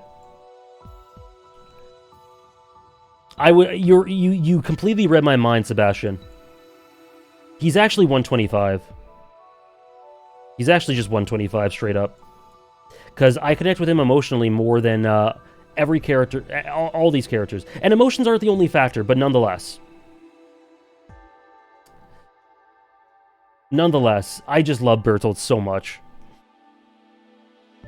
Bertolt also follows the trend of showing his true face before death. Despite giving in to Zeke's nihilism and saying he can accept any outcome, he begs for his life in his final moments. Just like Eren, Carla, etc. Characters often contradict themselves when they're about to die. The window into the soul, right? God, man. Oh, man. Attack on Titan's pretty good, huh?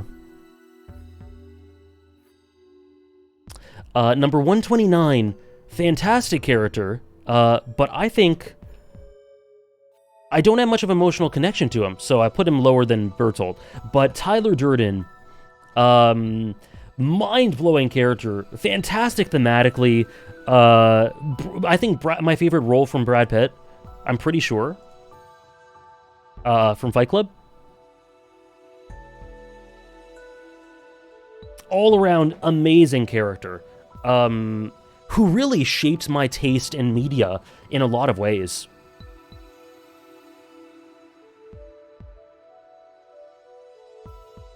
Hello, Fiji. You missed the Denshichiro Yoshioka mention. Hope you're doing well this beautiful Monday. Hey, Toomey.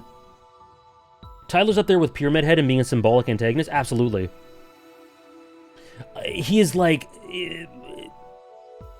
I struggle to think of a way that Tyler Durden's role can be done better than Tyler Durden, you know? We were also talking, Fiji, about how maybe if in the next year when I talk about Itosai with you, you'll make me see a vision. I do see the vision to an extent, but he's just an HM. Maybe he'll join the list.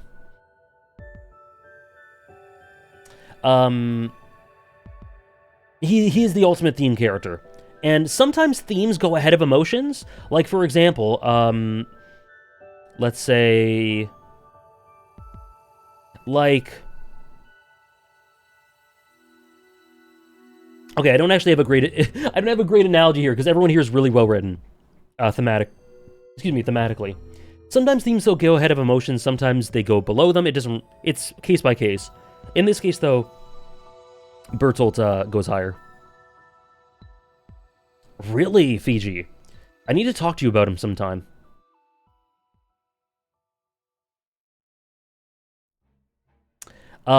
New edition. New edition. From a little-known story called One Piece. Whoops, sorry. Whoa, what am I doing?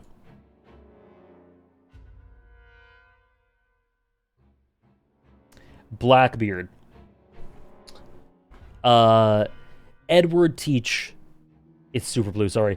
Blackbeard, you know what's crazy is my appreciation for this character has actually just gone up in his absence. I think that the more you think about Blackbeard and the way he antithesizes Luffy, but yet is so similar in a way, and a lot of the parallels are the rocks, and this what he represents for the new era and the dynamics there, like, he is here. And I think he's one of the best written characters in One Piece, best presented. And I haven't heard a lot of Akio Utsuka's performance as him, but I can imagine it's one of his best roles for sure. Me too, Jonah. Me too. Dreams, exactly. And the way in which him and Luffy contrast in the way they view the outcome of the journey is so good. How he's this sort of bastardization, how he's kind of a fraud in his own way. So this is his place now, and I think it's really a perfect place for him. But when Oda really cooks on end game, or like end saga, final saga, Blackbeard, I think the sky's the limit with him. I think he's got such a high ceiling. And if you think about it, like, we haven't had really much content for Blackbeard in ages. The Elidibus of One Piece? If he is, we're cooking.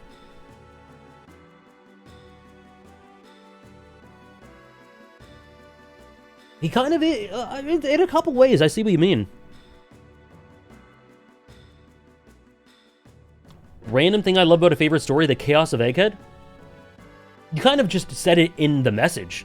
Random thing I love about the Chaos of Egghead, it's just an assault on the senses, man. That's why you read stories, to be just constantly overwhelmed, in some situations, not all, but like overwhelmed with revelations and characters out of nowhere that are built up over 1,000. Like, the Chaos of Egghead is the perfect example of why One Piece, like, evidence for why a story should, like One Piece should, go this long, you know? Yes, go, exactly. We saw him versus Law, but it didn't really flesh out his character. Yeah, like, we don't get a ton more characterization. If we're thinking of, we haven't had a lot from him since Marineford, really. Like, post time skip, there hasn't been a lot for him at all. And my opinion of him has gone up, which is crazy.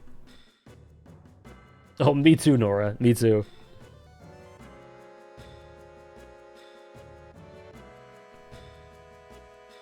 Enjoy, to me. It is a masterpiece. But yeah, Blackbeard, man, I'm so delighted to be able to put him on this, because he really deserves it. And I really think, just as One Piece ramps up more and more and more, who knows, maybe in stuff I haven't read yet, but in the future, like I said, sky's the limit.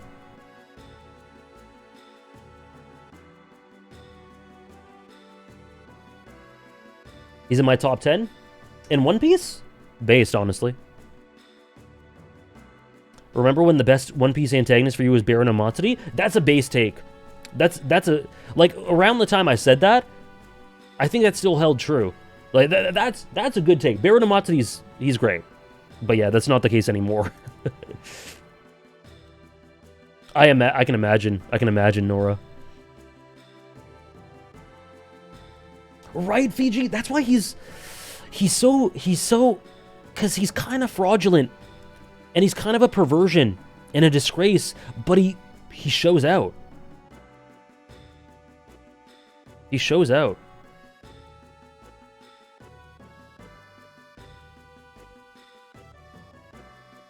Luffy's dream has an end when he becomes king of the pirates, but Blackbeard's dreams have no end, like a black hole consuming all.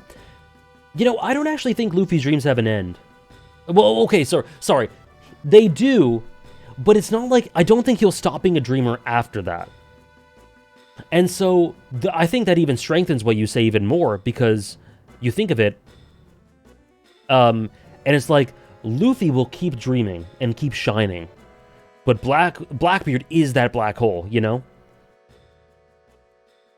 They'll both continue, on and on and on. One consuming all, one embracing all, you know?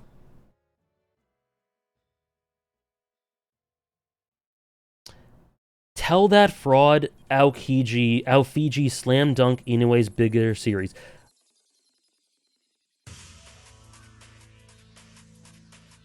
Anyway, the next one is Makima from Chainsaw Man. Number 127. Mommy? Knew it. Knew it was coming.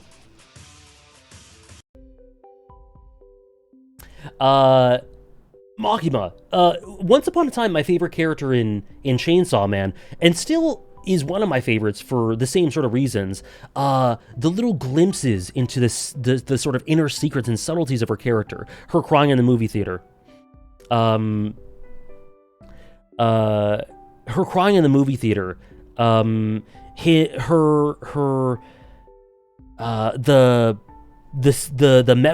mouse story, kind of like a fable almost.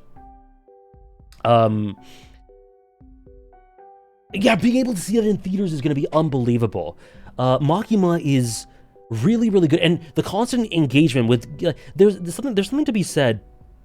There's something to be said for a character that just keeps you engaged, keeps you on the edge of your seat, keeps you guessing. Naruto has that a lot. One Piece has that a lot. Makima is that to me, while also offering a lot of depth in the between the cracks. And her manipulation of Denji is horrific, but really, really, really well done.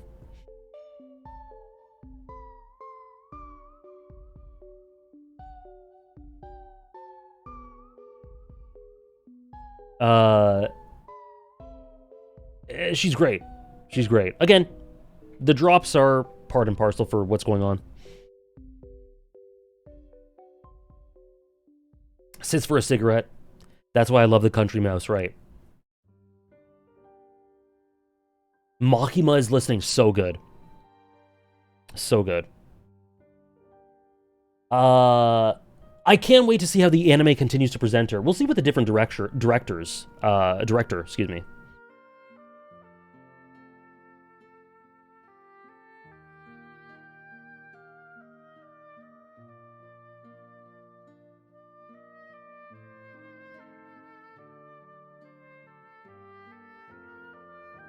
Anyways, the last one that Bertolt is going ahead of,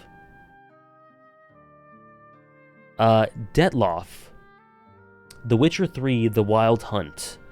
A true tragedy of a character. And a fantastic one. An absolutely fantastic one. One of the best in, I think maybe the best new one in Blood and Wine, top 2 or so.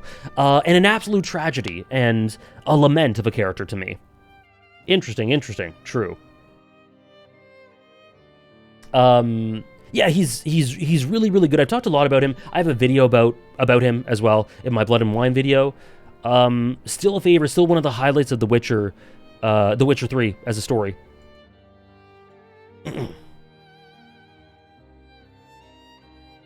Regis is who I was thinking. Yeah, and Anna Henrietta.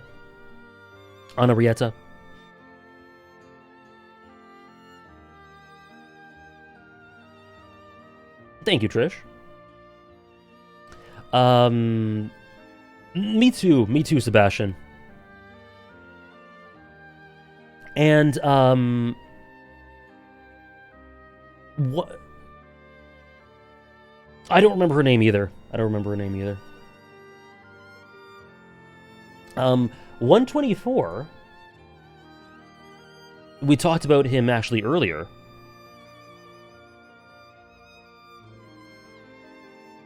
Toru Adachi from Persona 4. One of JYB's best roles. A highlight in terms of the Persona cast. My favorite character in Persona 4. Sick, twisted, just as I adore him. True. Absolute baby girl, which is true after I learned what baby girl meant. The encapsulation, yeah, he's an antag. So true, Hugs. Is he a little meow meow? Sure. Absolutely, just like Law. Kita, but more incel. The bad ending in Persona 4. Holy shit, that is so chilling for Adachi's character. I think it's kind of essential. It's kind of essential playing to get a fully dimensional view of his character. Very fair, Jonah.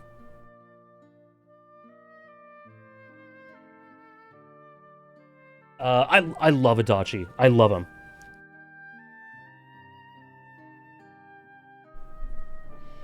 Oh, me too, Go. I do think there are some things with Golden that could be done better for sure. Adachi, I think every step of the way he's done beautifully.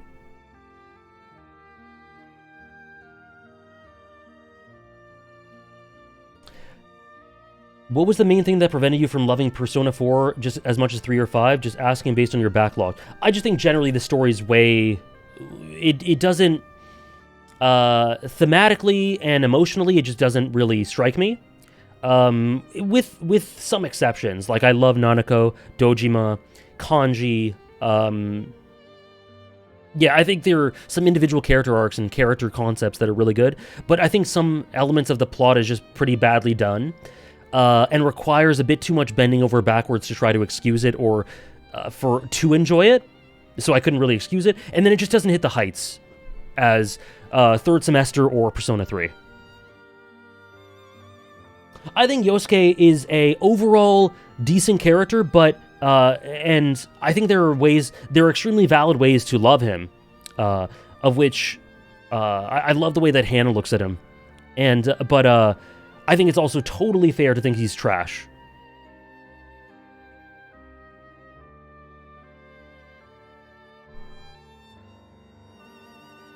Is there a good entry point on PC? My entry point to the series was Persona 4. I don't know. I think you can argue for any of them, any of 3, 4, 5 being a good entry point.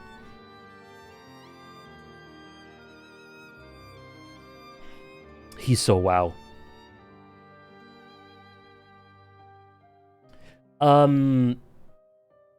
Yeah, Adachi amazing. We are getting to some familiar faces now.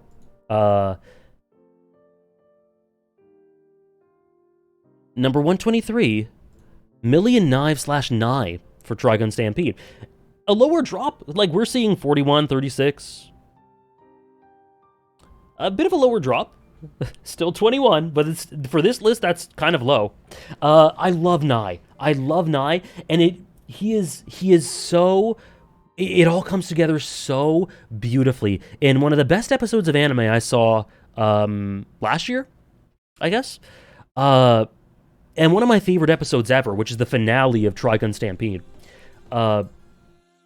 His and Vash's relationship, so rich, so utterly emotional. Their contrasting worldviews and both of their convictions.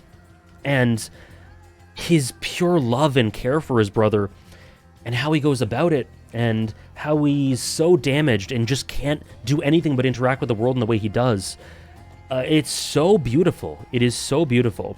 There's gonna be season 2, Sam.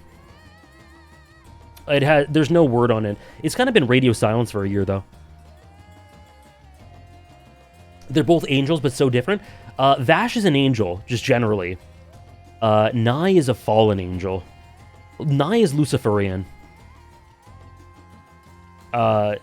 He's so good, man. Yeah, Orange has got a lot on their plate. Hoseki no Kuni, the finale of Beastars, will be rewarded eventually. If you haven't seen Trigun Stampede, check it out. It's so good. Especially, like, it ends so well. Yeah, they announced at the end of Season 1 that there was more to me. Hello, Natty. I'm sorry you're still dying. I really hope you get better through the week. But the ranking's going really well.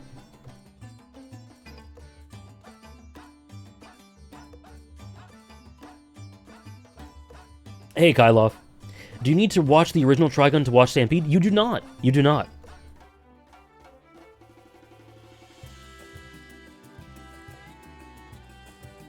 I don't think so.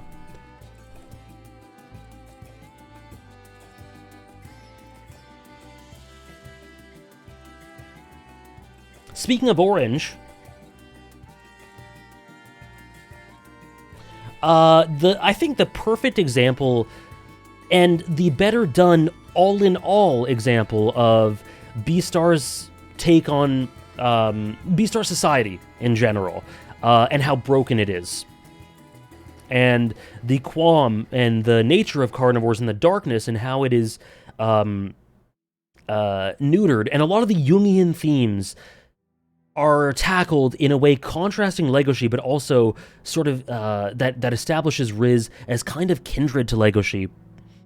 Anyway, Riz is a stellar character, and the focal point, I think, of Season 2, and what helps the material in Season 2 to stick out so much and really sort of be as impactful as it is. The Riz backstory episode and chapters are so shocking and twisted. Everyone makes fun of his name, but he's actually really, really good. Nature and nurture, yeah. It's incredibly rich.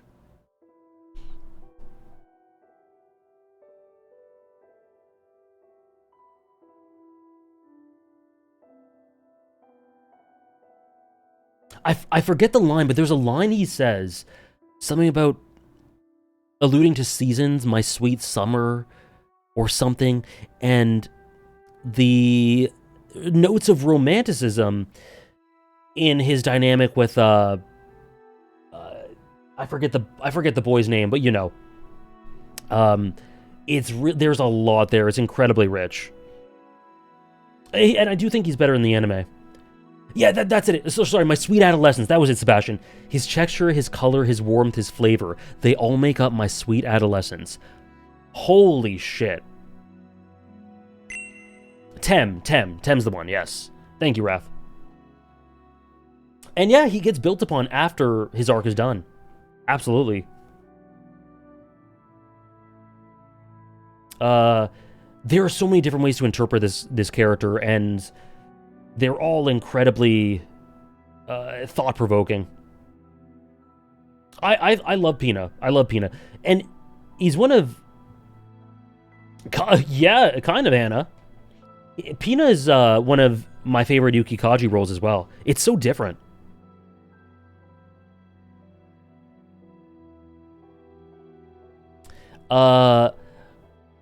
Number 121, the character that one of the first characters I think of when I think of Aura in shonen or anything in general is Akashi Seijudo, one of my favorite Hiroshi Kamiya roles.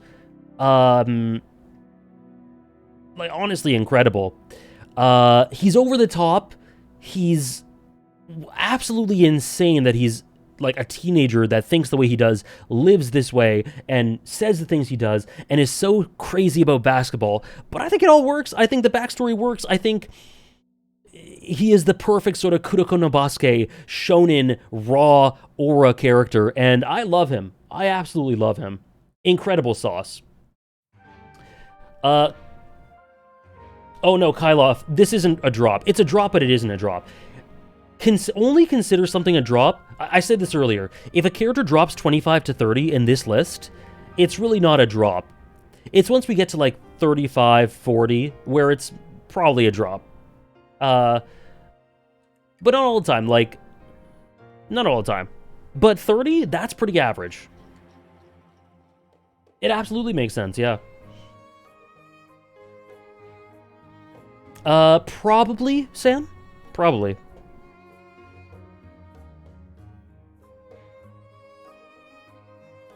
It's incredible, Ollie. I missed the tier 9? Sorry about that, Void. The VOD is there.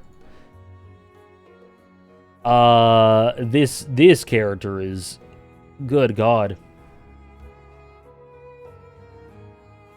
Good God, Spamton. I do think that the more we get of Deltarune, the more Spamton will be substantiated. But as of right now, incredibly interesting in a meta way, reflects the protagonist really, really well, and the core source of so much of my theory crafting when it comes to Deltarune. Like, he is the hook. He is so much stuff is centered around him. I really, really love Spamton. I think he's extremely good. One of the most interesting conceptual characters that Toby Fox has cooked up. Extremely interesting, extremely engaging. I hang on to every word. And I think the reason he isn't higher is probably because of a lack of emotions, but the concepts just go so far with him. And maybe there'll be more emotions added to the list going forward. He is the hook, yeah. And yeah, I think he's absolutely one of Toby's best. He's really, yeah, he's this amazing mix of goofy and serious. He's nonsense, but there's also so much you can theorize about him. He's so good. I started seeing some parallels between Kisei and Shiapoof. Interesting. I think there's very obvious ones, like extremely obvious, between Netsudo and Aomine, but Kisei and Shiapoof, that's cool. I gotta think about that.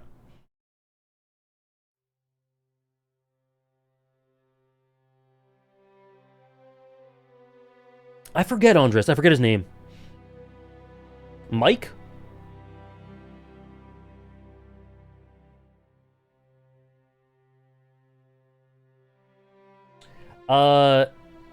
Tier 8 is already fat. Yep, we got 150 this time. Aomine literally quotes Netsudo, right.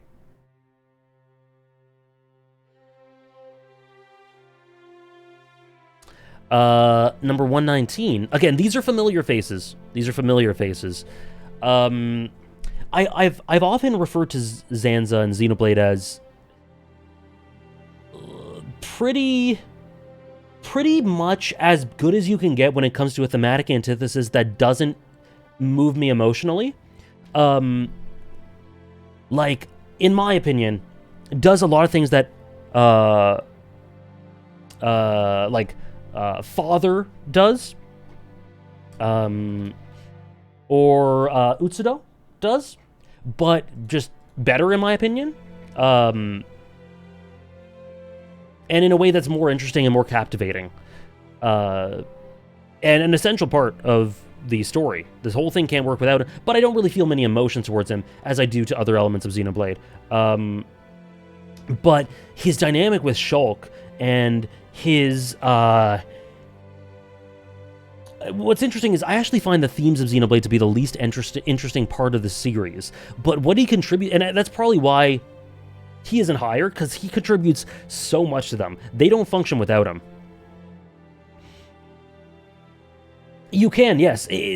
Everything he says is absolutely essential to the plot in the way that Andres says, which is crazy because you haven't played past a certain part. But you're right. Yes, and the way that he's alluded to earlier on, Sebastian, amazing quote. Also one of the best boss themes ever, without a doubt. If I wasn't on shuffle, I'd play it right now.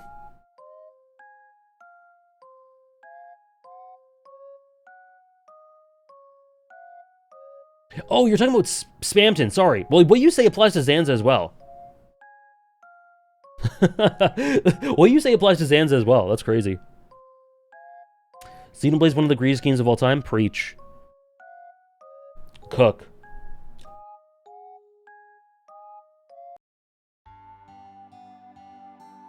The best Pokemon character, I dare say. N, a beautiful soul.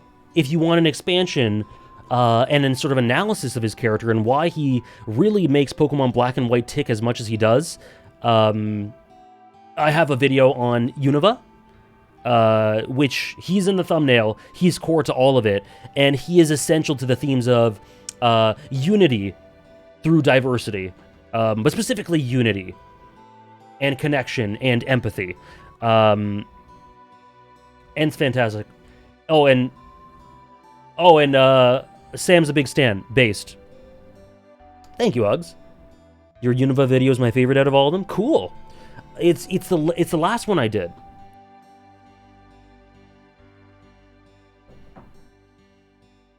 How do you feel that the Unova remake got skipped? Did it? It got skipped? Did they announce a remake for Gen 6?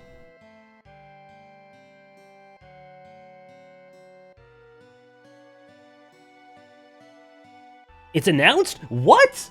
Oh, Legends Z. Oh, Legends. Yeah, I knew that. I don't think that necessarily means that they've skipped Gen 5, but honestly, I don't want them to do more remakes. I don't want them to do more remakes. Black and White and Black 2 and White 2 do not need remakes. They don't need them. Really, they don't. I don't think Gen 4 needed remakes.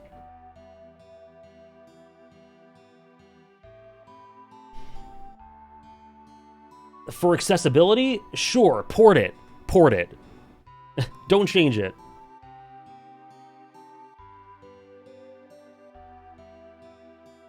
There's no way they cannot dilute... I don't trust them. They did a remake for Gen 4. I liked Omega Ruby and Alpha Sapphire. I like those. But the remakes for Gen 4 were so goddamn bad. They just diluted the aesthetic identity of the series so much through what they did.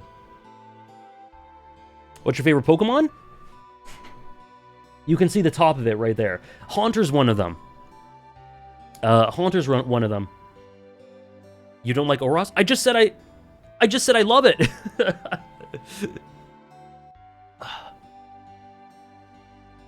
I just said I like them a lot. I really love Omega Ruby Alpha Sapphire. I like Haunter more than Gengar. I think Haunter's a better design than Gengar. But some of my other favorites are Espeon, Umbreon, Absol. No, I think Omega Ruby and Alpha Sapphire are great. That's why when I made a video of Hoenn, included footage from those. I do, Gio. Rowlet? Rowlet's great. I like Rowlet a lot. Rowlet's really good. Sylveon's really good, yeah.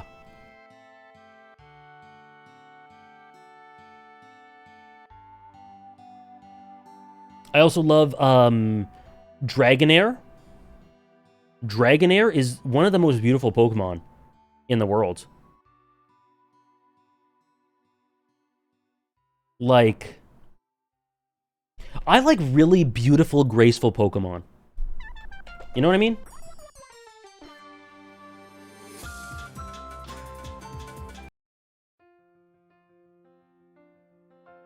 Milotic, yeah. Sure, Sebastian. That might be a little outdated, but that's probably pretty accurate. Stunfisk? Oh yeah. Are you a Dragonite hater? No, but I don't love Dragonite's design. But I'm not a hater. Haunter the most graceful? Yeah. I think from a certain perspective, absolutely.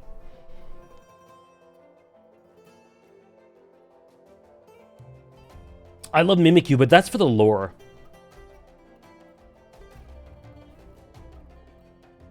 Is it possible to do a top 100 OSTs or boss themes? Probably not, Johnny. I wouldn't be able to make that list. I can't rank songs. There's too many songs I love. It's okay, Sebastian. Top 100 Pokemon? Maybe one day. I'd be down. It's too much, Johnny. I wouldn't be able to narrow it down. My favorite legendary? Lugia?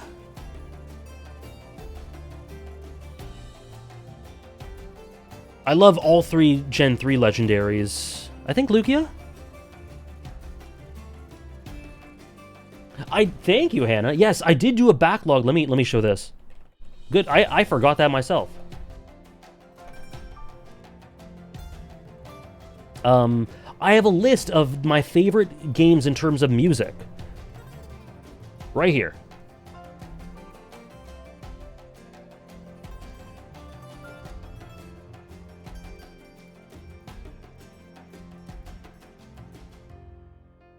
This is on my backlog profile. Yeah, I think Lugia's... Oh, shit. Is there no Pokemon on here? No, there's Pokemon. Good. This counts for Oros as well. This counts for the, like, all generations. Ghost Trick, yep. Disco Elysium, Hollow Knight, Oblivion, Skyrim, two of the best OSTs ever. No Black White for OST? Not quite an absolute favorite, but it's really good. Same with Gen 6. No Silent Hill? Actually, no, you're right. No, that's a good call. That's a good call. We can add Silent Hill 2.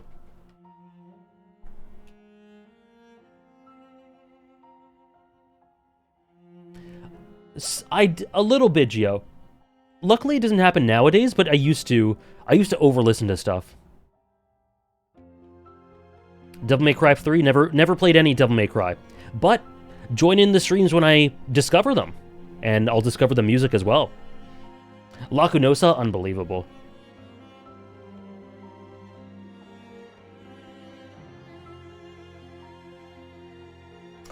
Sorry, one sec.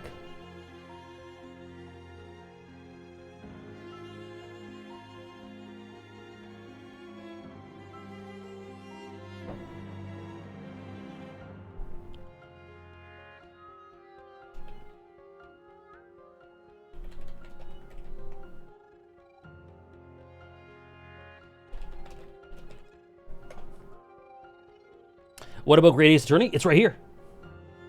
Where is it? Wasn't it here? Is it not? Whoa, hold up. Is it not? Yeah, it's right here. It's right here. Yeah. Great Ace Attorney, one of my favorite video game soundtracks ever. Oh, Yakuza 6 isn't here, is it?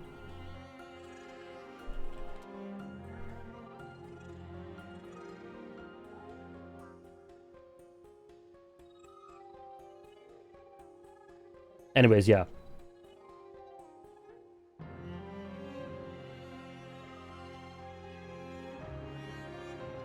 I haven't listened to it yet, Safwa.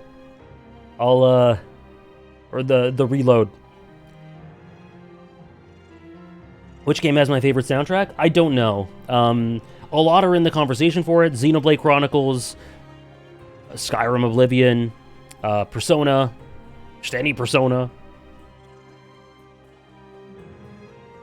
Oh yeah, I'm saving the Persona 3 Reload soundtrack for when I experience it on stream.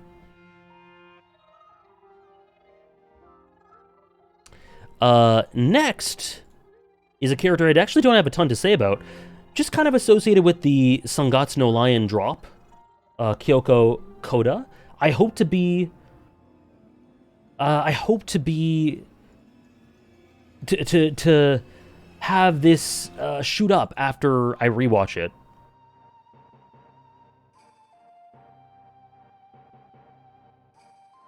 But yeah, this is the third year in a row I think she's been on the list, and well-deserved, and I think she's great and one of the best characters in it, but needs a revisit for sure. Will there be a bet soon? Oh, I forgot about bets! Holy shit! Yeah! Yeah, there will. I promise. I promise. Yeah. We'll do one...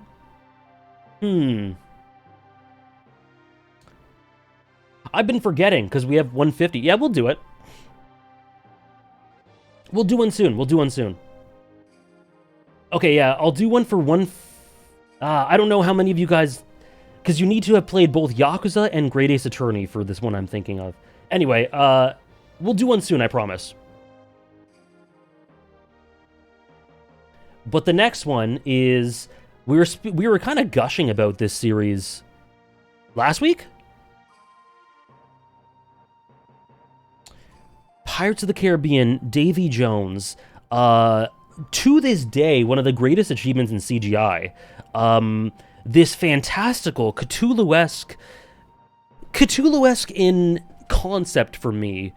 In some ways, obviously, it doesn't really work. It's not super Lovecraftian in all the ways. The Cthulhu aspects are sort of indirect characterization for him, but nonetheless, beautifully acted, great spot in the story, great role in the story, great dynamics and relationships, pure just presence and expressiveness and tragedy and sort of a side of piracy in Pirates of the Caribbean that is... you know, it kind of takes the series in a new direction that I really, really enjoy.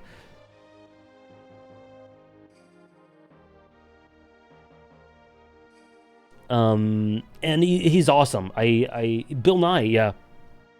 The dice game, right? His relationship with, or dynamic with Will, Jack, and then the layers added to him, and the things peel back. Sorry, the layers peel back in At World's End. Fantastic, totally fantastic.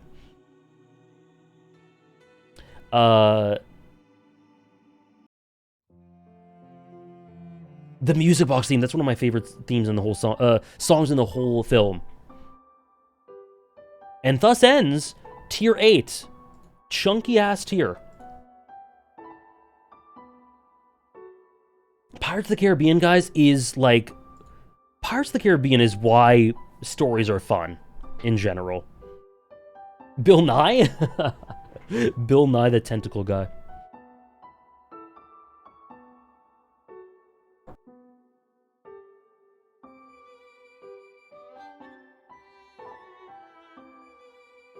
Yeah, it's one of my favorite trilogies, Burly Shark.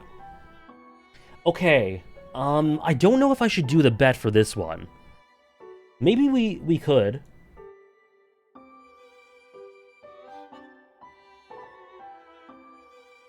Maybe we could. I don't know how much, Okay, we'll start the bets here. But it might not be super applicable to anyone who hasn't played Yakuza or The Great Ace Attorney, but let's do it. Let's do it. Okay.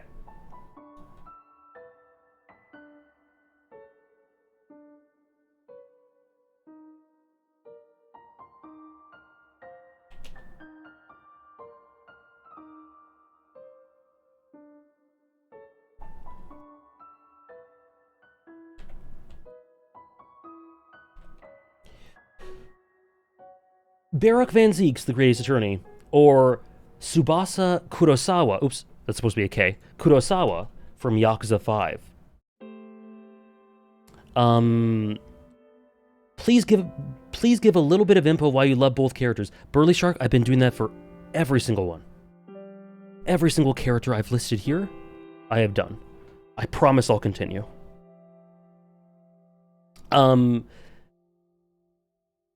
My vote's probably going to be wrong? Well, that's the fun of it, isn't it?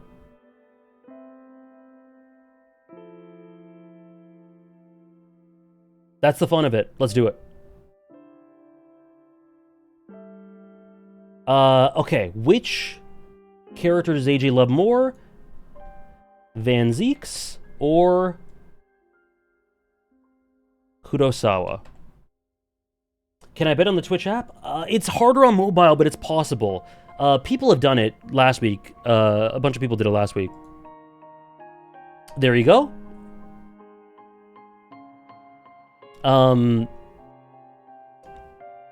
So Van Ziek's, we talked a lot about him in the past couple of years. Just generally, tons of incredible engagement for a Great Ace Attorney character and someone you sort of face off against. Really flamboyant, really memey. A lot of my joy with the character has to do with the way he presents himself, and is just kind of really fun to meme on. But then you peel the layers back, and there's incredibly deep and profound characterization, sort of tied to a past that he really has trouble grappling with. And Kurosawa is... If you're on mobile, click on the points button next to chat. It will appear at the top of the redeems. Thank you, Hannah. Kurosawa is... Wow, everyone's voting 1. Look at this. There's one person I've seen who's vote 2. And Hannah. And Hannah. DJ Evans and Hannah.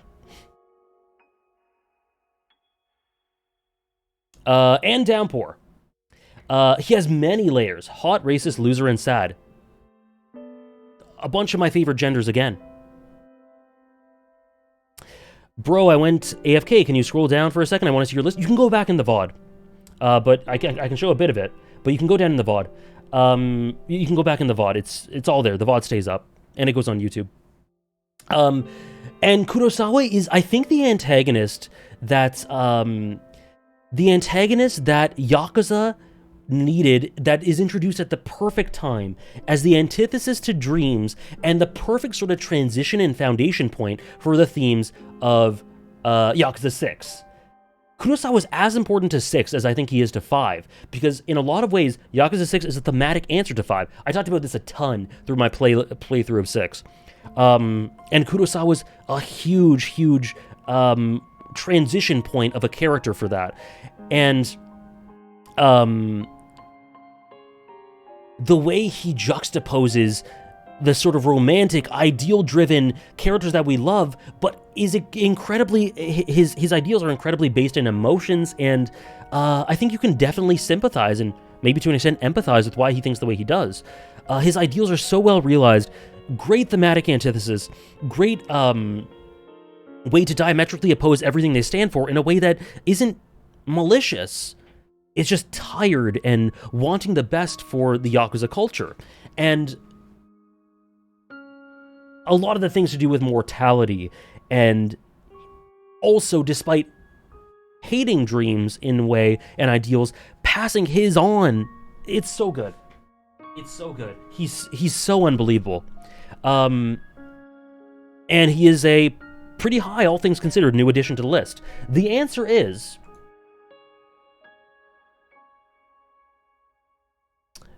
bright, fiery lights taken down by something so human. It's so appropriate. It's so good. The answer is... Oh, shit. Well, I went a bit higher than I meant to. Hopefully that's okay. Kurosawa. Kurosawa. Congratulations to the Yakuza folks. And everyone else who just voted for it because. What do the votes look like? Holy crap! 14% of you picked Kurosawa.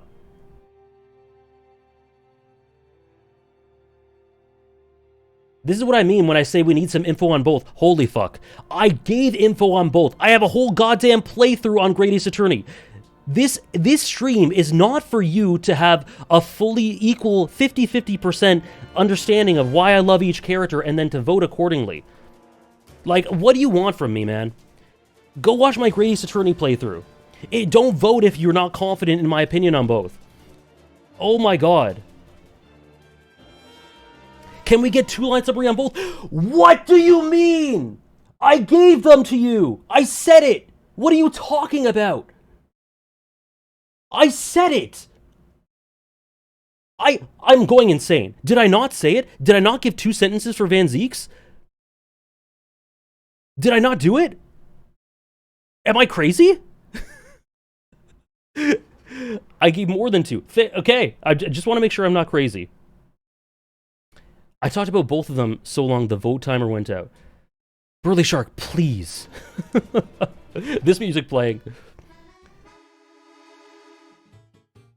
You only talked about Van Zeeks, but the bet ended. Tough shit, man. Tough shit. I'm not going to give a speech about each and time myself for a minute for each, and then so you can do a vote given that. They're for fun. They're for fun. If you watch my Great Ace Attorney streams, vote for it. If you heard me talk about it, vote for it. If you watch Yakuza 5 streams, vote for it. I'm not going to do that. Like, it doesn't matter if you lose the vote. It doesn't matter, man. Waffles are not that important. Waffles are life and death. Oh my god. Prepare a PowerPoint. I really should. I really should. Okay, let's chill. I agree, Burly Shark. Let's chill. Let's chill. Anyway, sorry. Let's fucking chill, man. Let's chill. Gambling's really crazy. It really is. Now, AJ, is there a certain character who has fallen out of the list and honorable mentions, or is there a certain Great Ace Attorney anti-character shot way above Van Zeeks from last year? That would be a spoiler one way or another, wouldn't it, Weaver? Anyways, let me give you guys your waffles.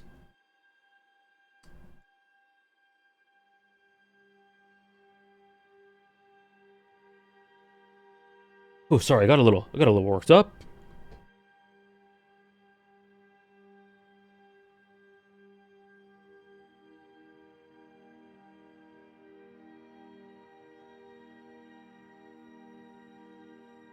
Almost at 300k? Oh my gosh. Next. I'm glad I didn't vote because I don't know them. See, that's something that makes sense, Struggler. That is something that makes sense. that is probably how you should approach this if you care about your waffles.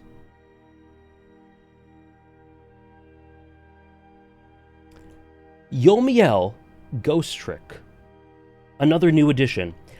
I don't actually want to say too much about Yomiel because I know for a fact a lot of you guys have not played Ghost Trick, and if you haven't, go play it right away. After these streams, go play it. What I will say is one of my favorite examples in a video game Antagonist of loneliness. Loneliness, just excruciating loneliness, and presented in such an impactful, impactful, profound way. And so tied to the mysteries of the plot in a way that is, God, the way you progress the plot and the revelations just give more and more substance to the character. It's really good, guys. Play Ghost Trick if you haven't. I played it. I really enjoyed it so much. It was such a delightful little surprise. Fantastic character. One of my favorite characters throughout Ace Attorney and Ghost Trick. Hello, Sarah. Great introduction.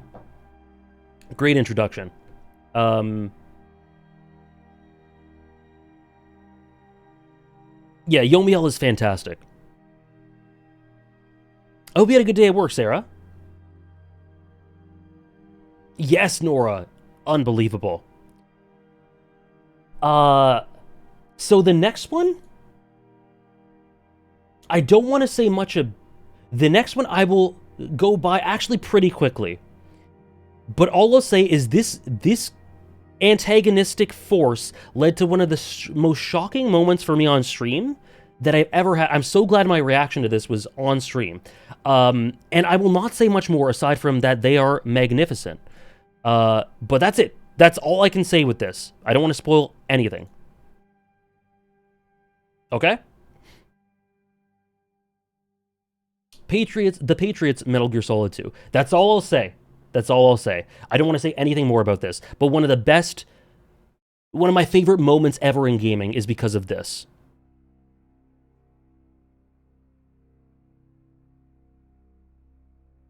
Welcome back, Hyloff. 111.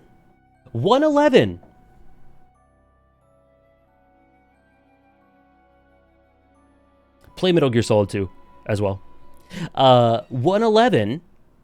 We're so back into Yakuza.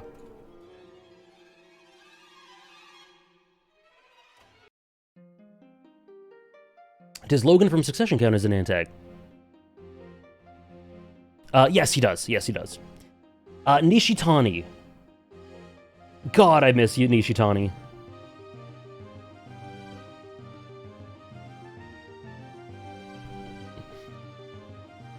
Please gush? The thing is, Nora, I don't have much to say. If I had a lot to say about it, I would gush, but I don't actually. I think they speak for themselves. It just comes down to one of the most shocking, impactful moments in gaming I've ever had. And they have to be high as a result of this. The thematics are perfect. The messaging is beyond anything, so beyond ahead of its time. But yeah, that's about it. I didn't expect you to count him as an antag. I'll give any excuse. To put them. To put them on here if I can. If it's like 50-50 or if the lines are a bit blurred, I'll put them on. Nishitani, R.I.P. Keiji Fujiwara. I've never seen him play a character like this, but I was shocked at how good it is, how well he portrayed him. Still to this day, I think one of the best dynamics with Majima. This sort of really strange but really warm connection between two people who are kind of kindred spirits in a way. really kind of shonen. He's absolutely unhinged and insane, and yet he's made me really emotional.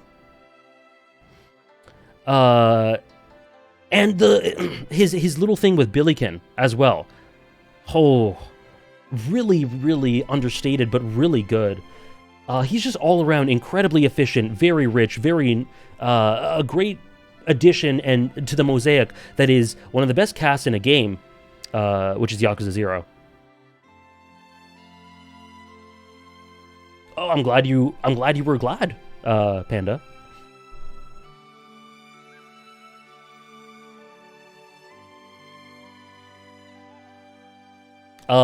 Nishitani is amazing.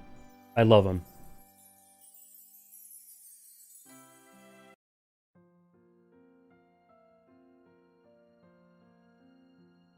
I wonder if Sauron will be there.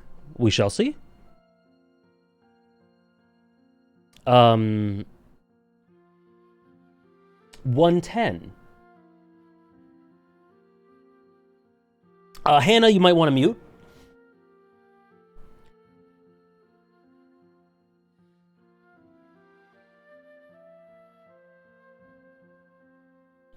Someone will tag Hannah when she can unmute. The best character in Judgment, in my opinion. And a really sort of... It was kind of nailed home in the finale of Judgment. Where... Oh! Did I say Haruma? Oh my god, I've done this consistently. I promise I love this character. Hamura. I promise I love him. No, like, it's really interesting because he hits kind of so many notes. He's really sick and twisted and fucked up. He got hard upon torturing someone, but also incredibly trapped and unable to... his dynamic with Matsugane is so telling in showing, and so honestly shows why he felt trapped and had to act in the way he did, in a way that undercut his heart. Like, this dynamic between his motives and what he strives for and loves and tries to achieve in life, and how that's undercut by his emotions, is incredibly conflicting and rich and complex. And the way he acts at the end in service of his heart and the decision he makes tells you so much about the man. He's really dynamic, really rich as a character, well presented, well written. Great dynamics with Kaito and Yagami and Matsugane. Sorry, 8ites. Welcome in, though. I wonder where Osla will be. We'll see. We'll see. So yeah, he's my favorite character in Judgment. And I don't know if Lost Judgment will have him in it, but I would hope so. I would hope so. Let's see, number 109. This character has been in the list, then out of it, and then back in the list. Oh, sorry, the color's been off. I saw, Sarah. I think you liked it. I didn't read what you said, obviously, but I think you liked it by how much you wrote. So I can't wait to join you there one day. Good. Good, Sarah. I'm glad. Hopefully you liked it more than Judgment. So, Tomura Shigaraki. I think it's fair at this point to say that if he's your favorite character, if you think he's the best in My Hero Academia, I think that's a fair take. He's not my favorite, but he's definitely right up there in terms of writing, with like Bakugo and Endeavor for me. He was, because of my lack of investment with My Hero Academia last year, he just dropped out completely. He's back in and in a pretty solid spot, because the latest stuff in My Hero Academia have been amazing, especially for him. Especially for him. He's been really, really great. Him and Deku. Oh, man. The latest chapters, like the last 3 or 4. Did you like 419? I don't think I've read it.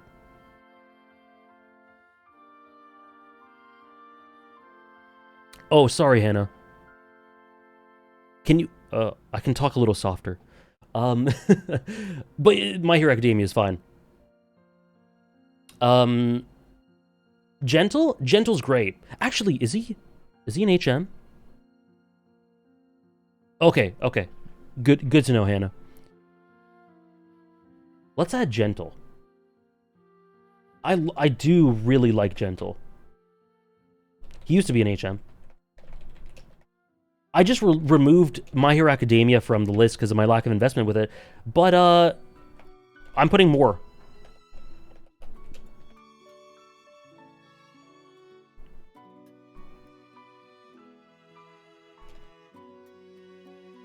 We've added 3 antagonists for My Hero Academia.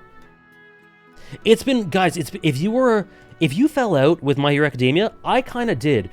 Check out the last 15, 20 chapters. I think it really picks up, and I think it's in one of the best spots the series has ever been in. Arguably the best. Do you like Overhaul and Dobby enough to make honorable mention?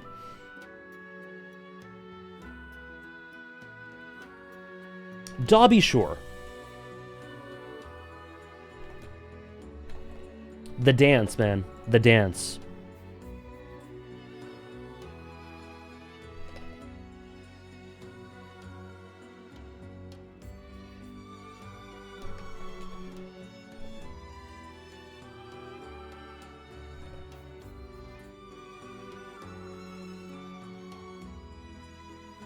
Anyways, it's really good, and Shigaraki, he just gets better and better. I like All For One too, but he's not quite an honorable mention. Gentle's content made my reading of My Hero Academia's themes feel so validated. I've always loved him. In general, the Cultural Festival is, I think, one of the most important arcs for the series as a whole.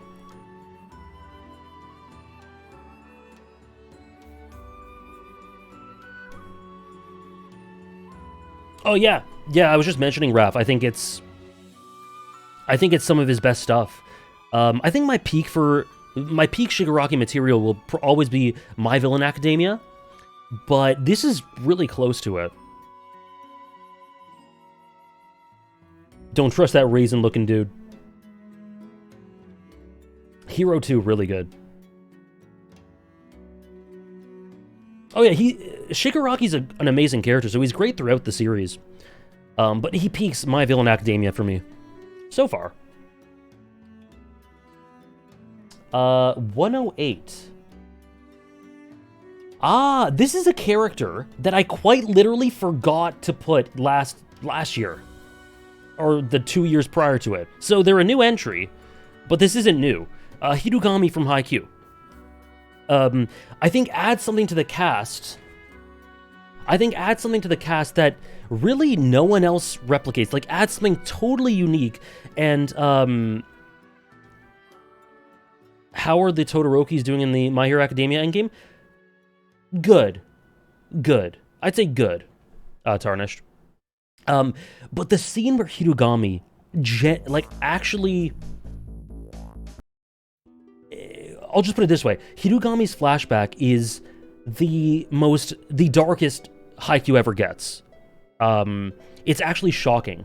There is one chapter that is Hidogami's backstory, and it is done so well. The slow accumulation of pain and resentment over volleyball overtaking his passions, and how the skies were eventually able to, how it got to a point where he hurt himself because he conceptualized the thing that made him fail and the thing that was causing him such pain as these physical things, which were his hands. These are what causes me such pain, and had to hurt them.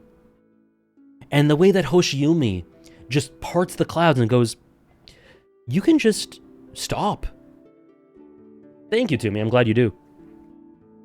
And the way that coalesces with Hinata.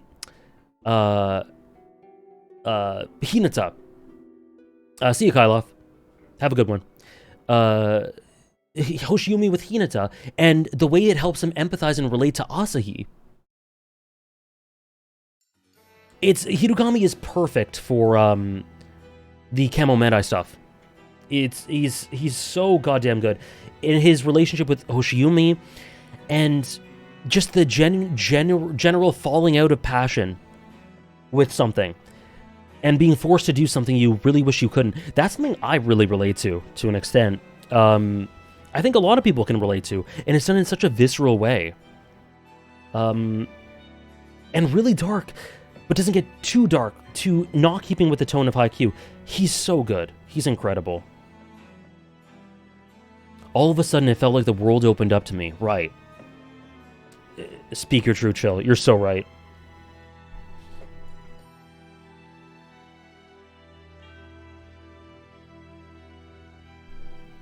Yeah, I think, I think so. I think so, Downpour. I think Hirugami is really... Because what it comes down to is falling out of love with something, passion, or like being forced into something, feeling obligated, resentment at that thing. But then, and that's all really relatable in a negative way, in a way that hits hard.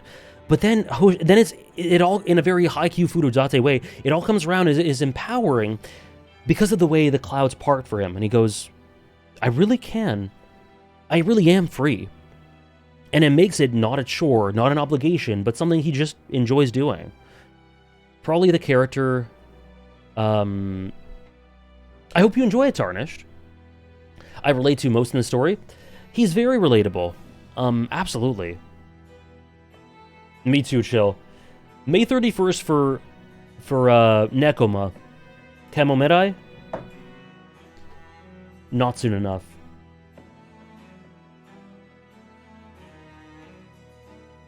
Next. Biggest new entries combo thanks to this mistake last year. 1, 2, 3, 4, 5, 6, 7. Oh, whoops, this isn't a plus. There we go. Yeah, well, it's tied for it. Will it continue? No. The answer is no. Kenny Ackerman, Attack on Titan. I absolutely love that Date.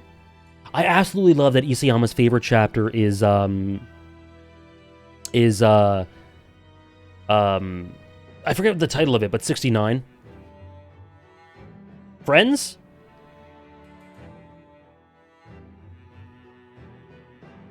Haikyuu has one character that anyone can relate to on some level? True.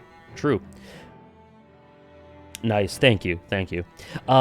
Because Kenny and Uri's relationship and all that it means established so so much earlier than the payoff to the themes associated with their relationship is so essential to everything Attack on Titan is. Really minimalistic, really efficient. His relationship with Levi is incredibly hard-hitting, and he has some of my favorite quotes in the entire series. There's 2 Kennys on the list if you include honorable mentions. Is there?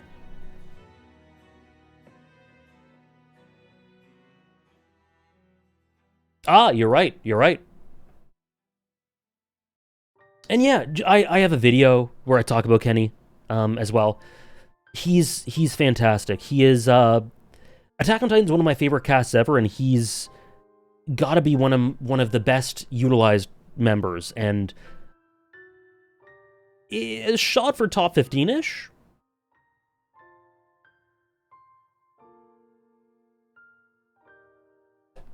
Now, we went away from new entries, and we will continue that trend with My Little Sunshine.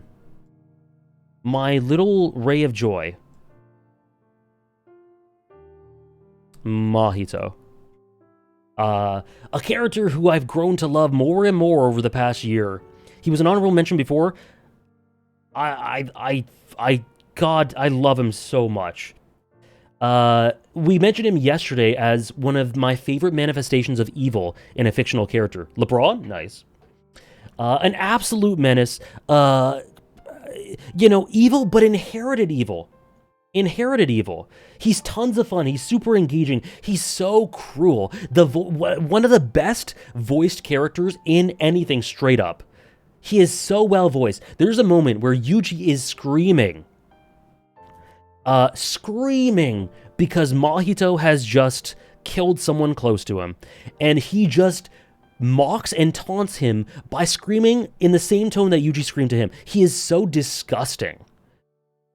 And yeah, he absolutely impacts the series tons going forward. He is essential to Yuji's character arc. There is no Yuji as we know him without Mahito.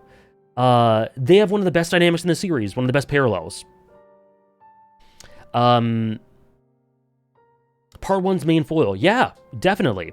The way he mocks Yuji and screams his name at him, he is disgusting. I fucking love it. He's the manifestation of humanity's hatred for each other, which means it doesn't even make sense for his character to have redeeming qualities. Right. But what is more human than begging and groveling for your life at the end of it? Which he absolutely does. He is human till the end, paradoxically human to the end. I made a video about it, about Mahito. I think it's quite good. You can check it out if you haven't. He is a profound character. Fantastic. He hits on every level. He's you love to hate him. I don't hate him, but like he's a love to hate character. Beautifully, amazingly presented and voiced. Deceptively complex, engaging on a moment-to-moment level. You love to root against him. Itadori Yuji, he's so good. He is a baby. He really is. Me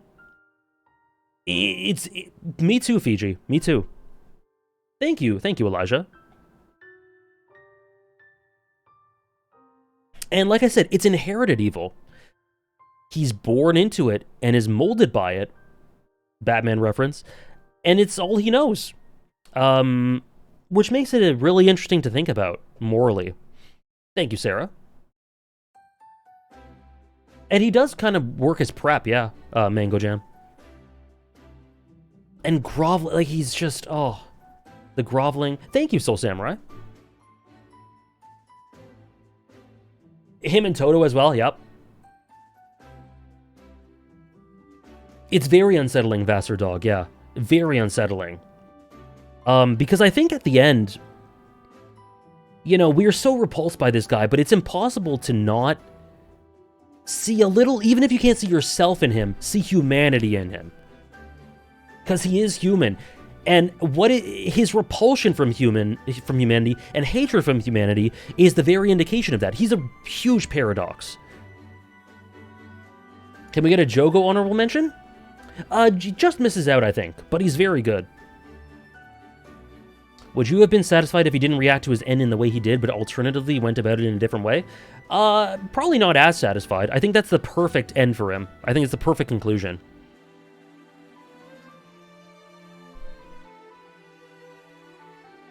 Hoping Sukuna makes it? I guess we'll see. I hope he'll make it too. I don't know.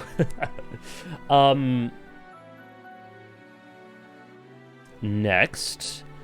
Someone who's an old favorite. Been on these lists quite a few times. Sasuke Isaburo. One of my favorite Gintama characters.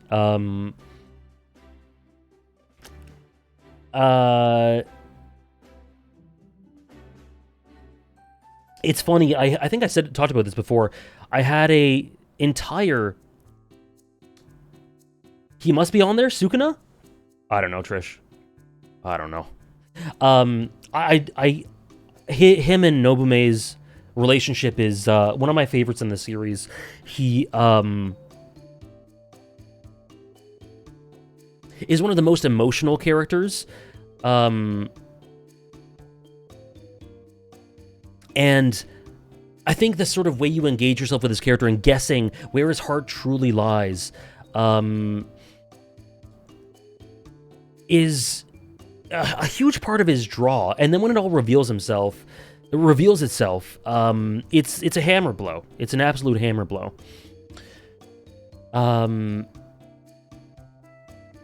Yeah, it feels too late. Exactly, Safwa.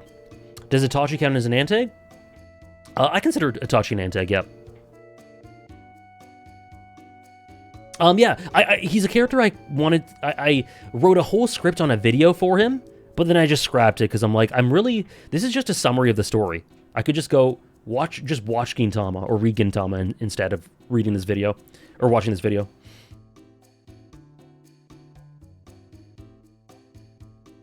Do you like Kenjaku?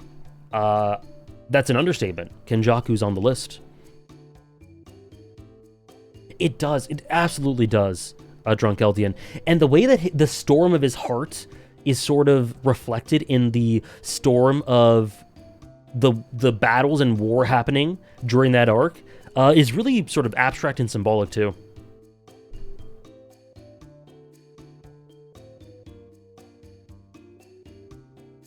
Isabuto is amazing. Next is... that's why I didn't release the video, Natalie. Because I'm like, this isn't really anything.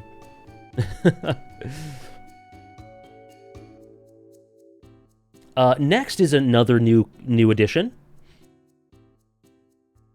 One of my favorite parts. Oh wait, let me do. I didn't put the full title. Metal Gear Solid, Solid Snake from Metal Gear Solid 2. And I think the core and crux of why I connect with him so much has to do with the desire, the desire and yearning. Sorry, I've been missing hydrates. And as for your power scaling question, a fellow nerd, Jozu. Ultimately, while you're right, Andres. While he is without doubt an antagonist, what he stands for is a championing of the main themes rather than an antithesis to it. He stands against sort of oppression and the rewriting of history and the dilution of history and the censorship of history. He stands against dishonesty. He desires to pass on what he believes... hey, Wolfman. What he believes... his values in the world down. And the sort of Darwinistic way he goes about this in the final, in the sort of confrontation he has with us is really, really interesting for, you know, he kind of accepts, he accepts this really limited role, this really cruel role thrust upon him, and works within it to get whatever semblance of freedom he can. And the conclusion where he sort of lands by this monument, this reflection of all his values that are being diluted, are being censored, is so powerful and so beyond words. And yeah, I think he's completely, amazingly realized and really complex. I think he's a challenge to sort of parse through and understand. But I love him. I think he's great. Yeah, Andres. Okay. I'm thinking about the next bet. Uh-oh. Uh-oh, go. Oh, no. As is the case with this series, I will not say much. I will not say much, except the Ava parallels go extremely hard. This is maybe my third or fourth favorite character in the series. And play 13 Sentinels. Play 13 Sentinels Aegis Rim. Tetsuya Ida is one of the very best characters within it, and one of my favorite video game antagonists in general. Play it, play it, play it. He is amazing. Beautifully presented as well. I love the voice in both sub and dub. And the contrast he has with certain other characters, and what that means in the context of the entire plot, and the tragedy and fall of his character and the sentiment of it in contrast to that, play 13 Sentinels. Yes, you do. Everyone needs to play this game.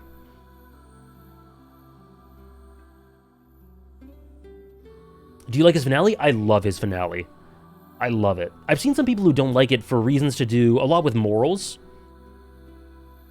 I think it's spot on.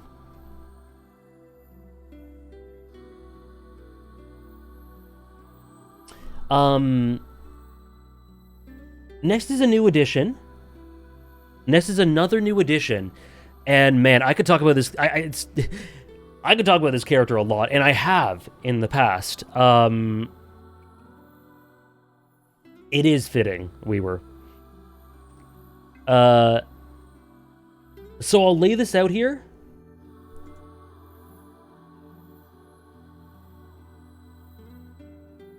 I think one of the most important Yakuza characters, full stop, Daisaku Kuze. You know, his extreme loser mentality. Sorry, not loser mentality. He's got a persevering mentality. He's not got a loser's mentality. He is a loser, but he keeps coming back. This glutton for punishment who just is so goddamn shonen. He is absolutely a loser, but he doesn't have a loser's mentality, and that's the thing. He is so absolutely shonen, and I think that Kiryu throughout the series learns so many things throughout his journey. From people he interacts with. I think he learns a lot, obviously, through Nishiki, or Haruka, or Majima, or Daigo. And Kuze's absolutely one of them. Kuze teaches him a lot. I think that through Kuze's... And honestly, the fact... the symbol of the Keeper of the Underworld, it's so symbolic for Kiryu's arc in Zero. Absolutely.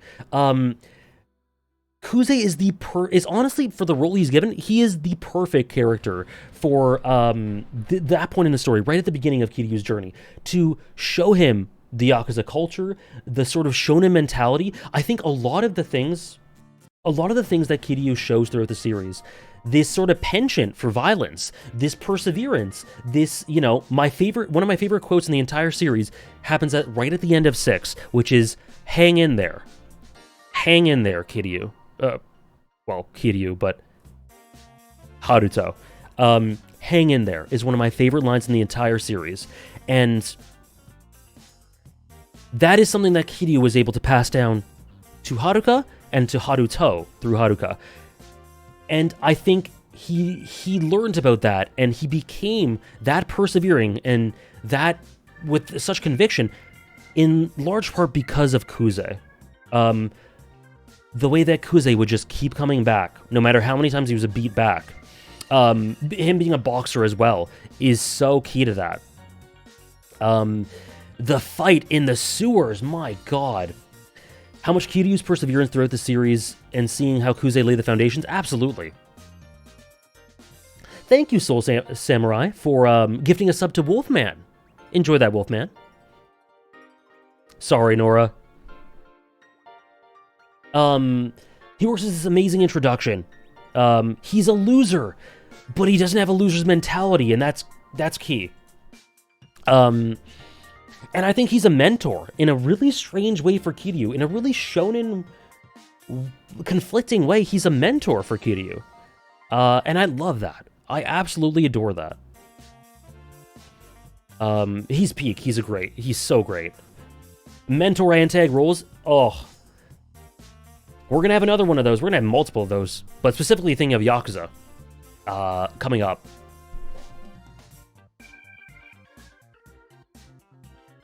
The Yakuza game, it's not like boxing. The man who gets beat down isn't the loser. The one who can't tough it out to the end, he's the one who loses. God, he's so good. Oh, that is Kiryu learns so much from him.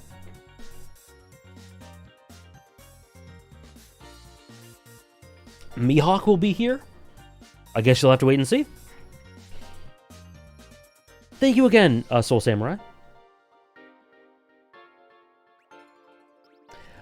Next, see, this character, Skull Kid Majora from Majora's Mask, it strikes a perfect balance between super symbolic and top 5 mentor antagonist. I can't answer that, a fellow nerd. Unfortunately, that's going to spoil the list. I'll say Kuze is one of them, probably. But that aside, there's stuff upcoming, so your question will be answered, just in a longer sort of form. But yeah, and I think I've talked about this character a lot. I have a video on him, but something that really sort of seeps through with the essence of this character is the little touches. A visual of a drawing of a little kid crying. The story, the grandma story, yeah. The dialogue at the end, and some dialogue that indirectly characterizes from Tattle. Just everything comes together in Majora's Mask because of this character, and they really capture the imagination and the heart as well. Kuze's a winner in my heart, so true. The thematics, it's incredible. Yeah, I have a video on Majora's Mask out there, where I talk about him at greater length. Goddamn, we're already at 100. Underscore character at 100. Me too, Andres, and the allusions to him in Ocarina as well. Majora's Mask is an incredible game. It's a masterpiece. Thank you, Hugs.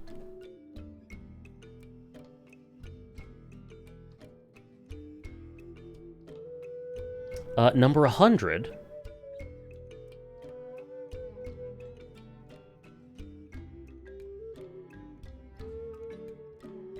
We're at the top 100. I can change the title.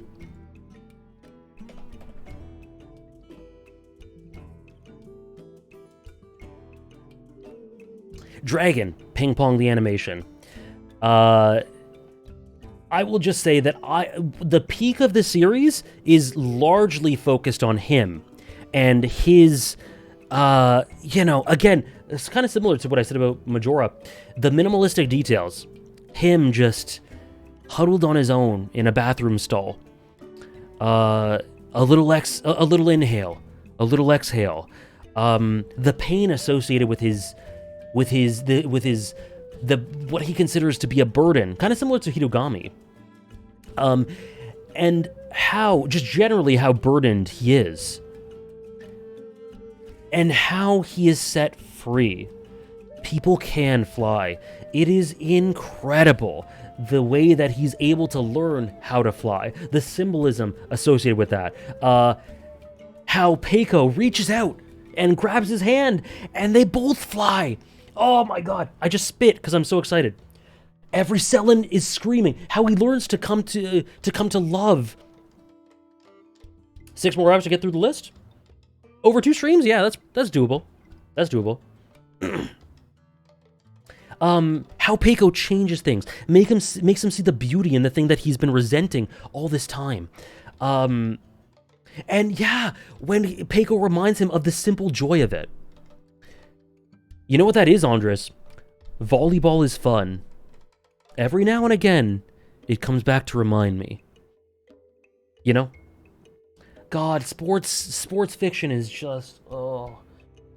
Dragon is a magnificent character. Magnificent. Who's Dragon in relation to melee players?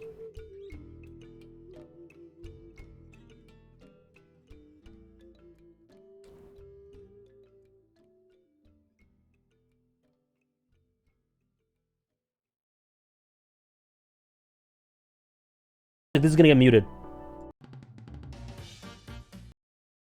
Sorry, Andres.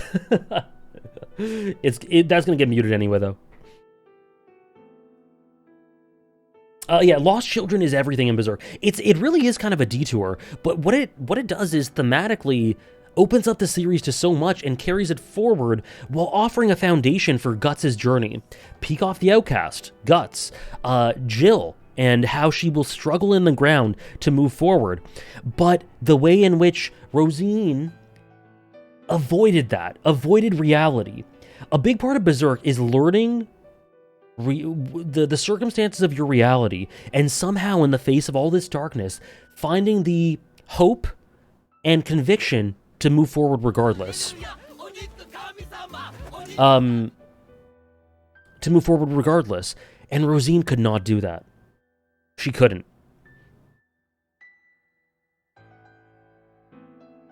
Me neither, Trish. And she's really a cautionary tale through contrast. Extremely hard-hitting. And the more obvious, I guess, parallel of Peek Off the Outcast. Learning to accept reality, yeah.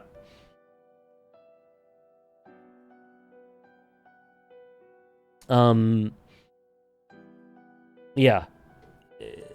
God, that the last spreads of her descent it just moves mountains. Thank you, Zenziolo, for the 14 months with Prime. Thank you so much. How's it looking? Hey, Critty. We're into the top 100. We are in. Just finished Rosine at 99. How's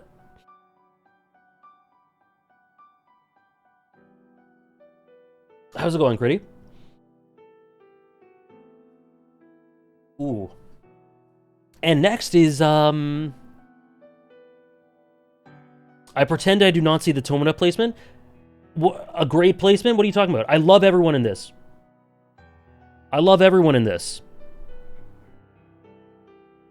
You think he should be lower? Damn. I can't believe Critty hates My Hero Academia. Number 98. All for One gonna go higher? Ooh. We already talked about All for One. No, All for One's very good. All for One's very good.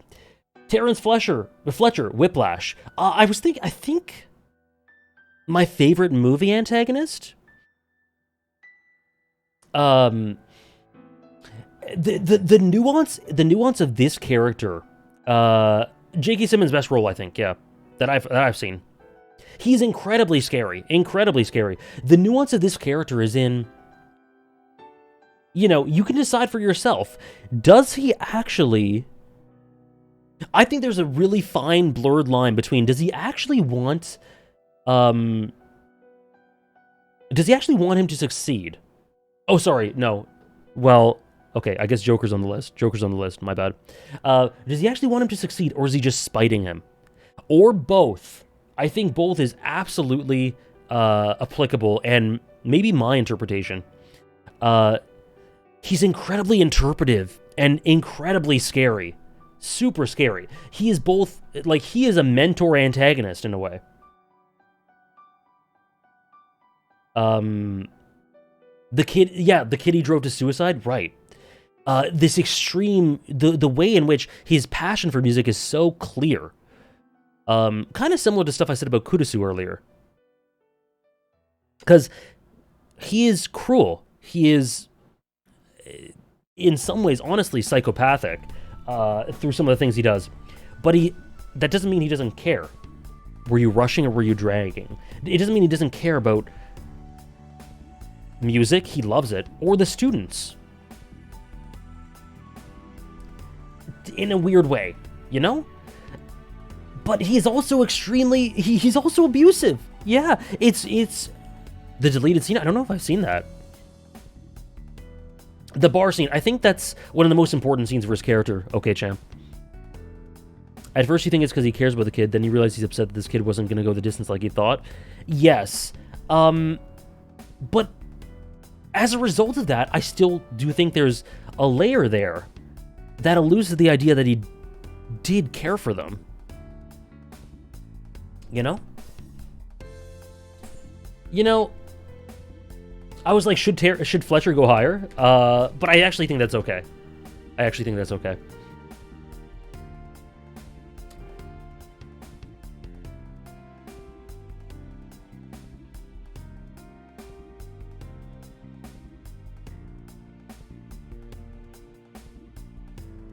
Okay. So I got the next bet.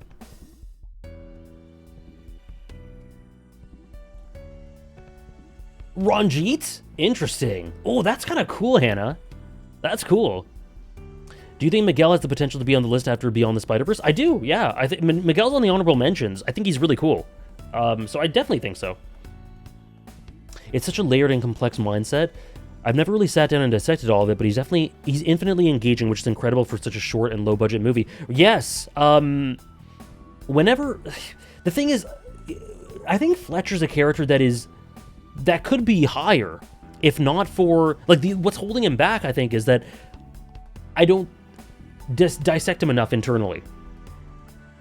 If I thought about him more, I think he'd be higher. I've heard of it, Elijah.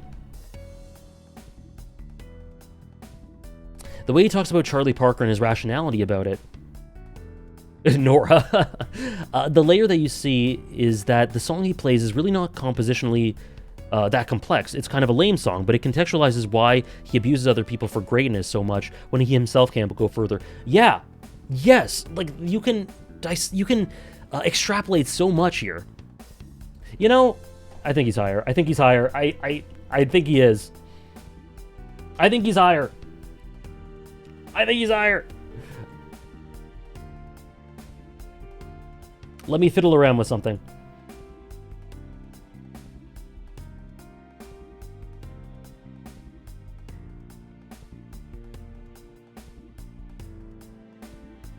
Terrence Fletcher. Stop the count.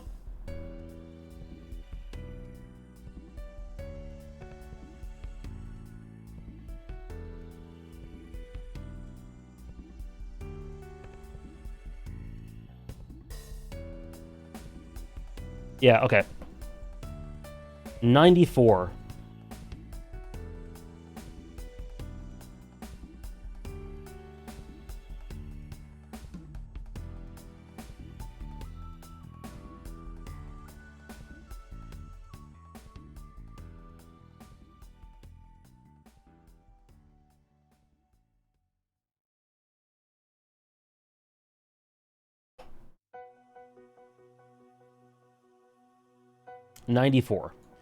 So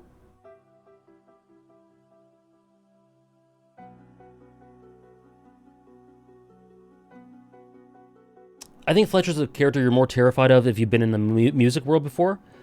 I don't think I mean, I haven't been in the music world, really. All I've done is taught myself guitar. Amateur guitar. But, so maybe that's why I push back on that, but I don't think so. I think the scariness of Fletcher is universal. I think that's pretty damn universal. I don't think it's something that... I think it's something that can be applied to all sorts of creative pursuits. So I can't say I agree with that.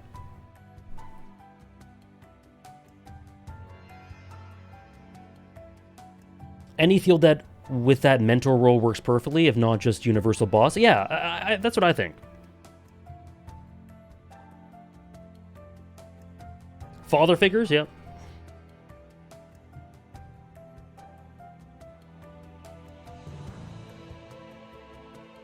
I think he does. I think he has adjusted Burly Shark. I think he has adjusted. But I think the darkness of his character is so ingrained in who he is and his characterization that it's not really... I think it's something tied to him fundamentally.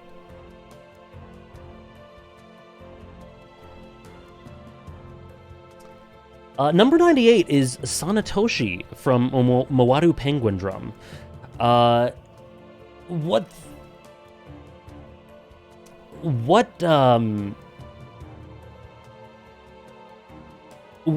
I think it comes down to with him is, for a lot of reasons and a lot of the nuances and a lot of the interpretive elements to his character, a sort of how do I put this? A sort of, we saw 97, that's okay. That's okay. It'll be all right.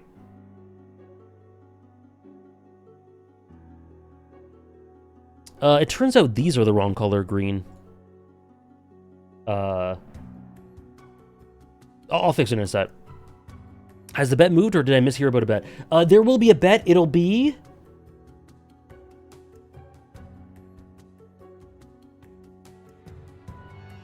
$95 and $96.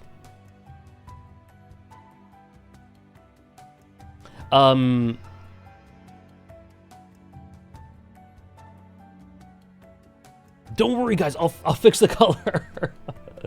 I'll fix the color. I explained Sanetoshi pretty extensively last year, if I remember correctly.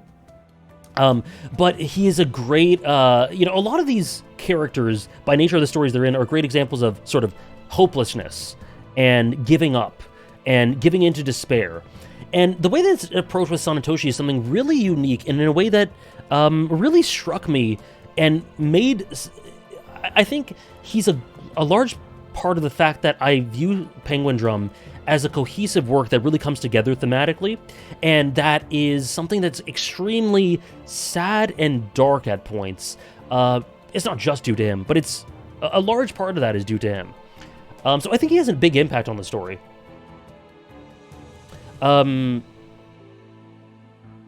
Now, the reason I'm not fixing the color right away is because I will have to fix a bunch. I'll have to fix a bunch in a row soon. Hannah, you might want to mute just for 97, and then you can come back for... I'll tag you for 96. 95 and 96 bet.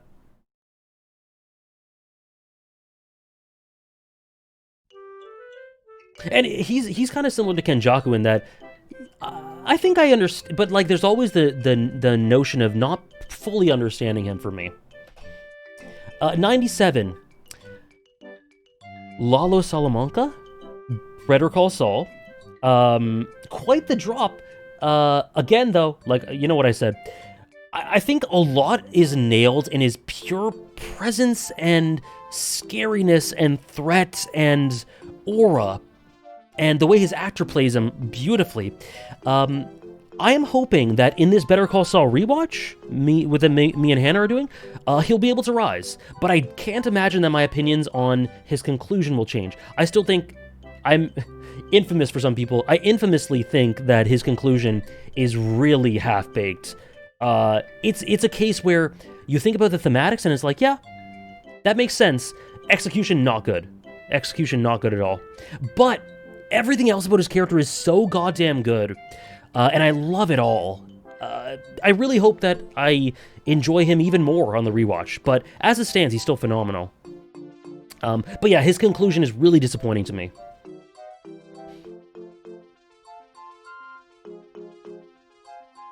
And I feel that way too, Gio. I feel that way too. Very disarming. Like, the introduction... Exactly, Nora. His introduction is of him just kind of whistling while he makes tacos, you know?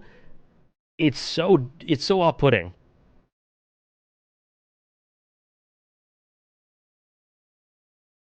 Oh, it didn't do much for Gus either, I agree.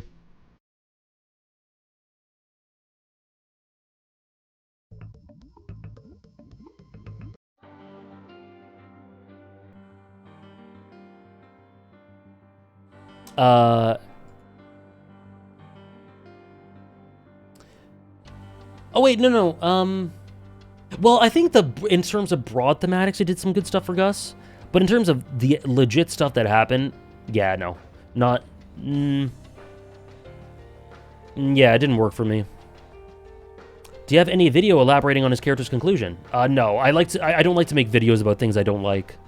But I have videos. I have two videos on Better Call Saul that are extreme gush and praise for it. Okay, let's tag rate a character dynamic Lalo and Nacho. S?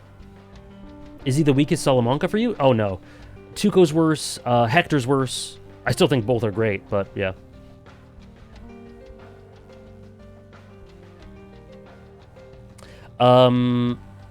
Let me tag Hannah.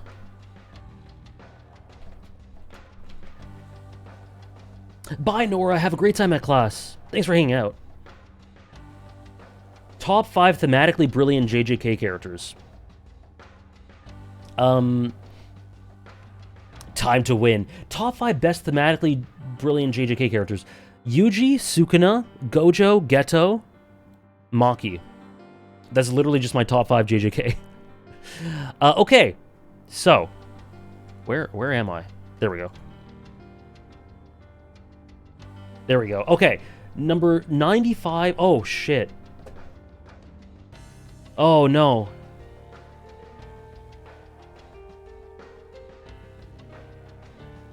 Well, Hannah, you don't know one of these characters at all. It's the next bet, but you don't know one of them at all. I just realized. But you can still bet if you want. You think that matters to a god like me? Okay, you got it.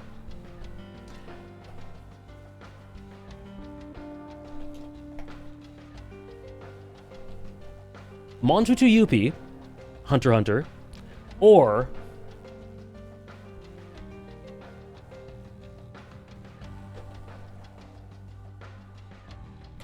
Struggler, what the hell? Momochi Zabuza Naruto. Now, the name isn't a spoiler or anything. But, yeah, I think this is a sick one. This is a good one.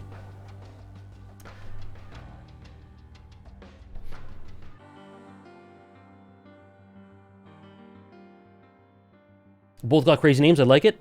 Perfect. Let's do it. Which character does AJ love more? Zabuza or Yuppie?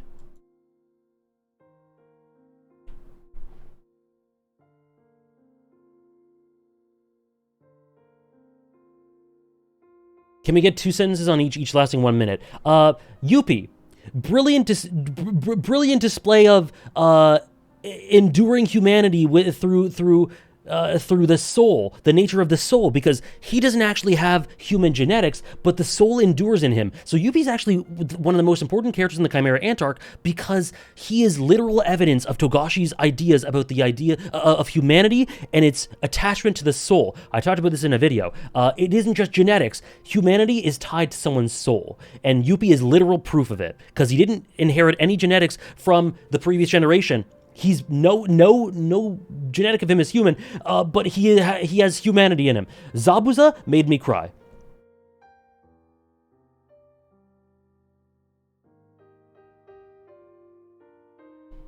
Zabuza made me cry and is like... Yeah.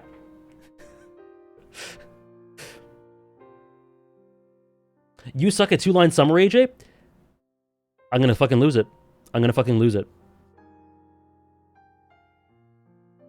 It's over.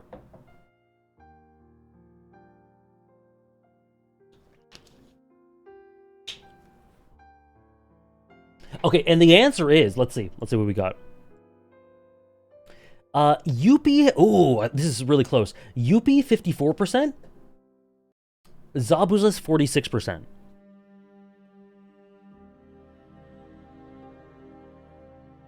The answer is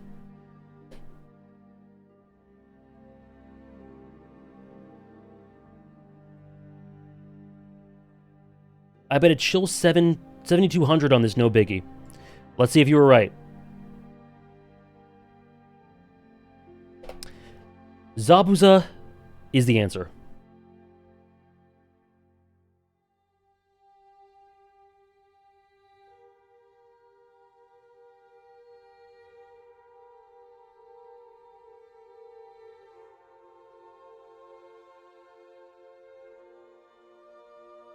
Congratulations to the 46% of you.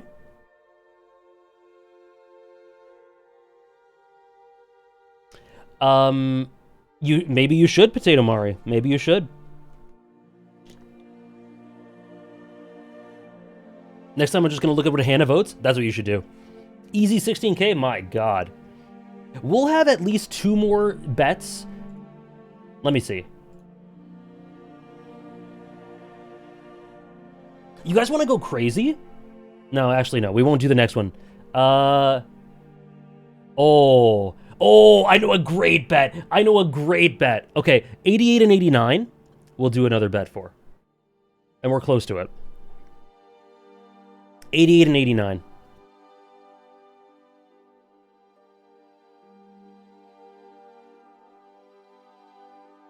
Now I can fix the colors for you guys.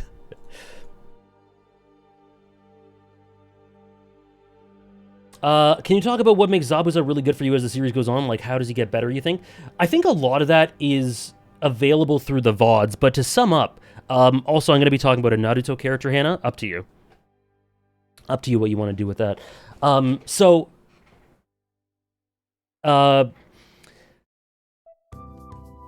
Basically, Zabuza is the perfect first arc character. I don't think you can get much better as a first arc antagonist who has a conclusive arc within that first arc than him. Like, he is unbelievable.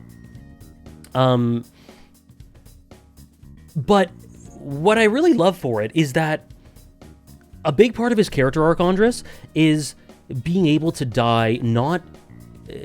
There's this whole thing with he was so tortured because he had to live as a shinobi, as the traditional role of a shinobi. But he was able to die loving Haku, right? Loving Haku. However, what happens later on in the series is his death as a human is completely undercut when he's brought back and bastardized and used for the Tsukino Mei. And it's just portrayed as this unbelievably sacrilegious thing that destroys the sanctity of someone who died at peace, and really as a result nails home how important it is for these shinobi to be free. And that's why finally laying them to rest afterwards again is incredibly gratifying, because it almost makes him, it brings back the torment that he felt throughout the entirety of his life, and then lays him to rest again in a way that I find Shortly puts it well. He becomes a literal tool, no agency.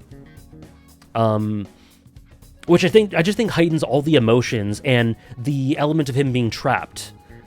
Like, I died as a human, now I have to come back for this. But then is laid to rest again. Which I think is really beautiful.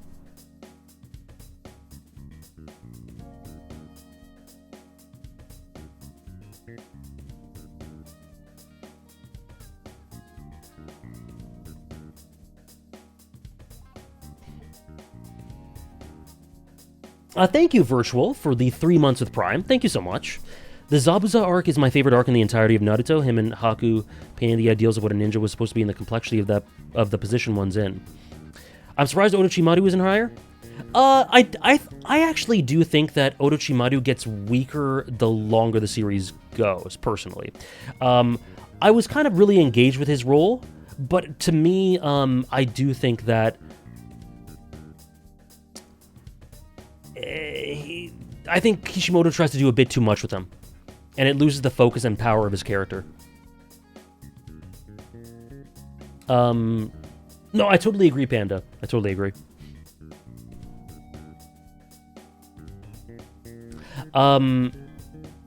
Thank you, Virtual, for the 3 months. Anyways, I think we're gonna take a little bathroom break, guys. I'll try my best to get to 75 today. I think we can do it. But yeah, we'll do a little bathroom break. We'll come back and continue deep into the top 100. Yeah, see you in a couple minutes. Take a break yourself. GPG, very nice, very nice.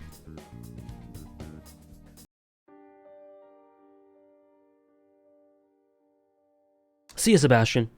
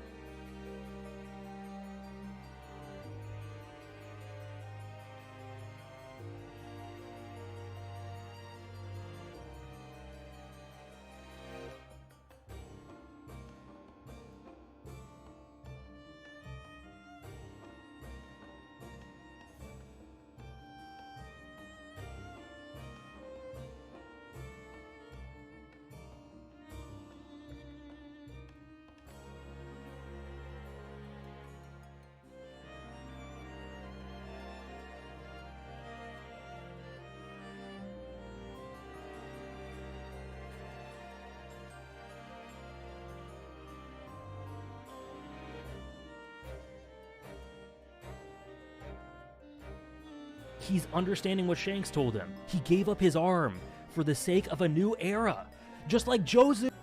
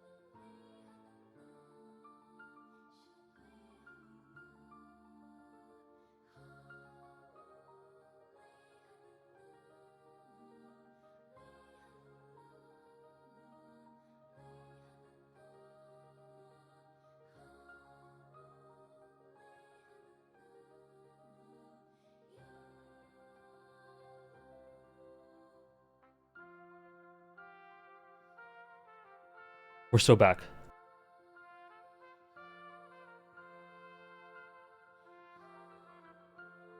We're so back.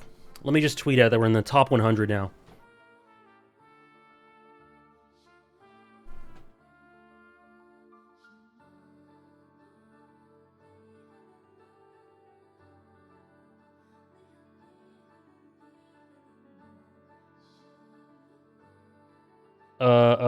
Here we go.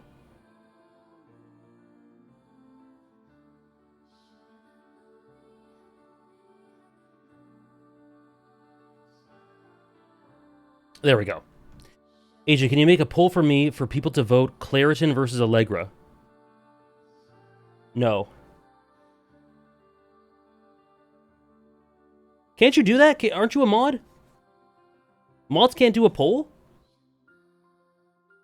Hey, Sultan. No worries. I hope you're having a great day.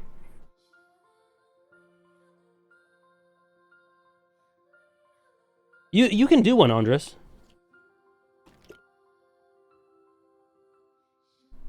Oh, you're wrong, Natalie. I DM them all the time. Thank you, Sarah, for gifting out 5 subs to the community. Thank you so much. Hey, Verandar. Zabuza is high up. That's really good for a new entry. Thank you, Sarah, for gifting 5 subs. Thank you for the 5 bomb. Wait, let me show the Jozu. Where's the Jozu? There we go. Enjoy, Sultan. Thank you so much, Sarah. And thank you, Colossal, for gifting a sub as well. Thank you, guys. Number 93. A character we've talked a lot about, I think. Tywin Lannister. Tywin Lannister from A Song of Ice and Fire and Game of Thrones. A little bit of a drop. 37. Relatively. I think what I realized was that apart from being away from A Song of Ice and Fire, kind of, I think my perception, the way I value characters has changed a little bit, and I just think I value characters that have a bit more, like, I don't know, like I value a Sansa. I like Sansa more than Tywin, whereas before I didn't before. You know, I don't know. The style of writing meant my taste have changed a little bit, but nonetheless, still an absolute favorite. Elevated by Charles Dance. Dynamics unbelievable with his children, especially Tyrion. Is the reason that Storm of Swords is my favorite book. Not that I've read a ton of books, but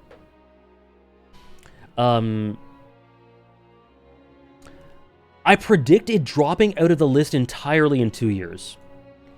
You realize A Song of Ice and Fire was like 6 last year, right? You really think I'm so fickle? You think I'm fickle enough for A Song of Ice and Fire to not be a favorite at all? That's true, Chill. Thoughts on House of Dragon? It's good. And Viserys is an all-time character. I remember when you loved Montutu Yuppie. Those are the days, huh?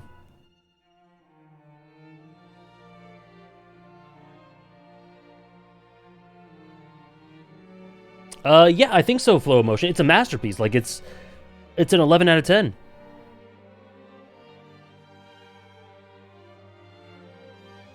And yes, kind of similar to Logan, in a Logan Roy Succession-esque way, Tywin does, like what Jesse's Mass says, Tywin influences his kids in tons of ways after he's gone, because of the ways in which he's poisoned them. Oh, this song. Oh, no. Has Ramsay been listed? No. But he has completely formed their psychology in a detrimental way that haunts them after he's gone. Yes, digging the tunnel. I love that, Elijah. And his conversation, like, man, remember when the show was good? He had that great conversation with Arya? Oh. The poison drips through, yep.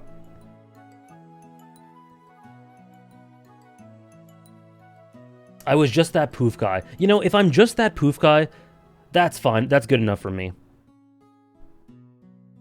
Oh, yes! Yes, flow of motion, you're totally right. Turns out he did not indeed shit gold. I wish I still liked Gone too. It's unfortunate, but what are you gonna do? Next, and actually last for this tier, is Asgore. I still maintain to this day that Asgore destroying the button is genuinely one of the biggest video game peaks, most shocking moments, clever, thematic, characterization-based, subtextual, the self-punishment in doing that, like, no, I deserve this, and I'm not gonna let you get off easy. You will kill me. Is so genius. Wondering if Varys is there? Is here? We'll see.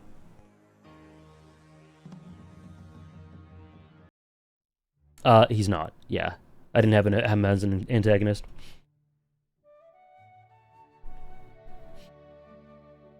If I did, though, he'd be on it. Yeah, Asgore, one of the absolute highlights of Undertale. I like his role in Deltarune too, but specifically Undertale, because that's where he's antagonistic. Who the fuck is Hirugami, dog? What I don't, like, read Haikyuu and you'll know, I guess? If you don't read the stories, then you're not going to know who they are, so read Haikyuu and you'll know.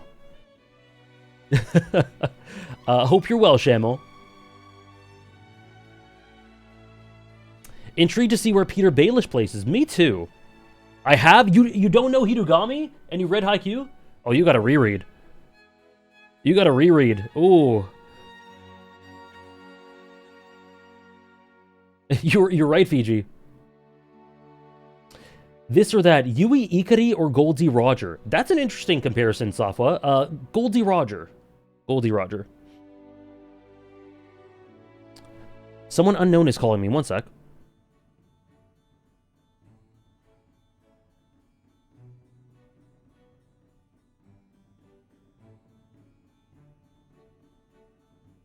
So true. My Amazon account's been hacked. Hello, everyone. I can't remember Hirugami and Haikyuu's in my top 3 manga. If you can't remember Hirugami, it's not in your top 3 manga. Guys, how... I get that he's not a major central character, but, like, how can you forget him? How can you forget Hirugami? He's really important. He's really important. I was joking, by the way. I'm sure you know. Maybe you just forget the name. Top 5 terrible non-antagonist characters. Morally? Light Yagami? Eren Yeager? Kendall Roy, Roman Roy, Shiv Roy. Kim, Joe, true. Walter White. This or that. Tywin Lannister or Ushinomiya Kinzo? Kinzo. Yeah, Succession just gave it to me. Easy. Do you consider Gendo Ikari an antagonist? I do. We have a new tier.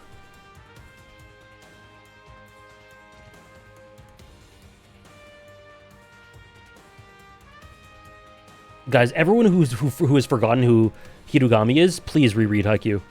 Please do it. Speaking of Haikyuu, Satori Tendo. Farewell My Paradise, and everything to do with Tendo's character, I think is essentially the main theme of the court being this paradise, and respite, and ascent, and escape. Because everything that has to do with Tendo's character and everything that has to do with Tendo's life is horrible. But when he is on the court, he has a place to belong, he can express himself, and he has teammates who accept him for who he is. They kind of don't really understand him, but they accept him, and he's part of something. And so I think Tendo is one of the greatest examples in the story of the community element of Haikyuu. And he's a very emotional character, as I talk about in my video on him. Yeah, we'll see. We'll see, Trish. Who got added ahead of him?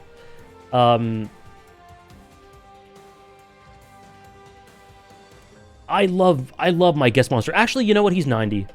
He's 90. He'll be 90.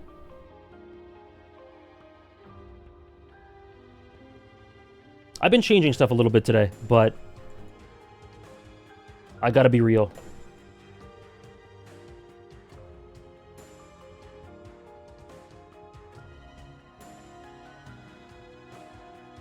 Tendo's amazing. Tendo's amazing. And low-key, like his low-key dynamic with Washijo, I think actually is very revelatory for Washijo as well, which I appreciate. Peak manga. Top 5 Undertale Deltarune characters? Okay. Asriel? Sans? Chris? Asgore? Spamton? Did I forget someone? What about Satori from One Piece?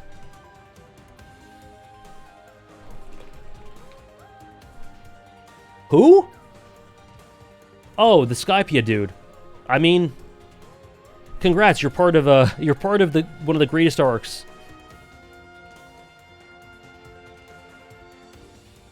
I like Papyrus a lot.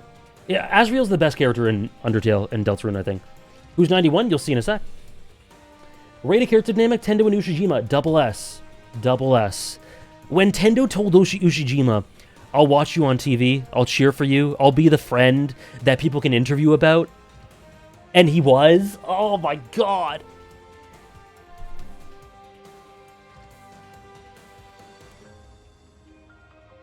Mettaton's sick. I like Mettaton. Yes, exactly, Safwa. The court stripped Hirogami of his individuality, and it lets Tendo's individually flourish. Great catch.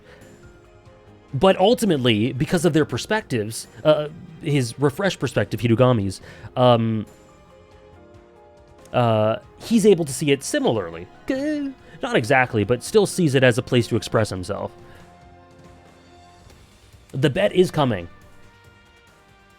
No one cares about their cast as much as Furudate? Whoa. Did Andres just compliment Haikyuu? God damn. You're so right, though. You're so right. That's a joke. Is Tendo the sick fuck of Haikyuu? No. Really, no. He's really not. I don't think Haikyuu has a sick fuck. That just shows how good it is. Oh yeah, Dave? Let's go. Atsumu? True. Power scaling question. Luffy versus AJ. Jozu. Oikawa, true. Is the next bet between sick fucks? Yeah. Yeah. Yeah. Yeah. Anyways, the next one is someone that was just mentioned, actually.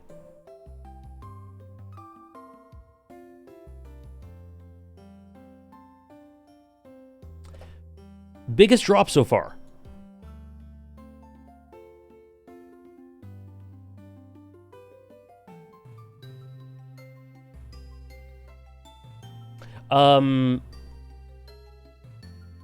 Exactly, Safwa, yeah. And they both are similar in that way. Top 5 circumstantially, or at least partly coincidentally, tragic characters. Poof?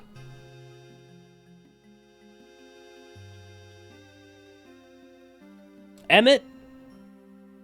Crollo? Is this the real fall off? No, this is a real fall off. I just haven't been thinking a ton about Peter Baelish lately. I still think he's Like, these are still characters I adore. But this is actually, like, an actual kind of fall-off. This isn't just because Naruto and One Piece and Yakuza and 14 caused a fall. Yeah, I just haven't been thinking about him a lot lately. I think, all the stuff I've said about him in the past that is great is still there. He's fallen in my mind a little bit. Wapple Waiting Room?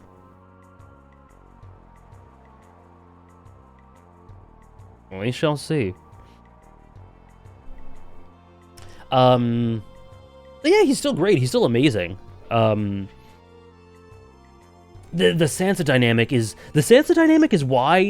a big part of why I consider him an antagonist. But then all the feelings associated there, the way that Cat factors in, yeah, he's amazing.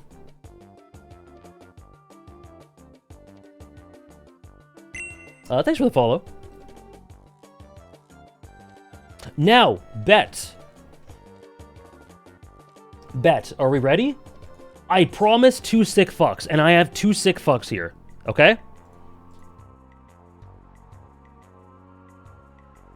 Did I finish the top 5? Yes. I said, Poof, Emmett, Crollo, someone else.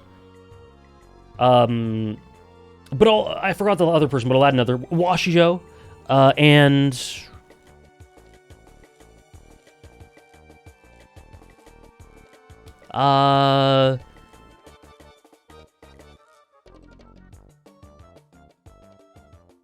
let's go with Big Mom. Big Mom. Okay, the first sick fuck.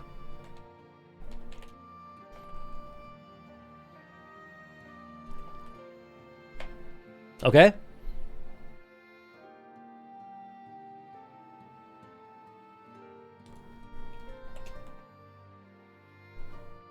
The second sick fuck.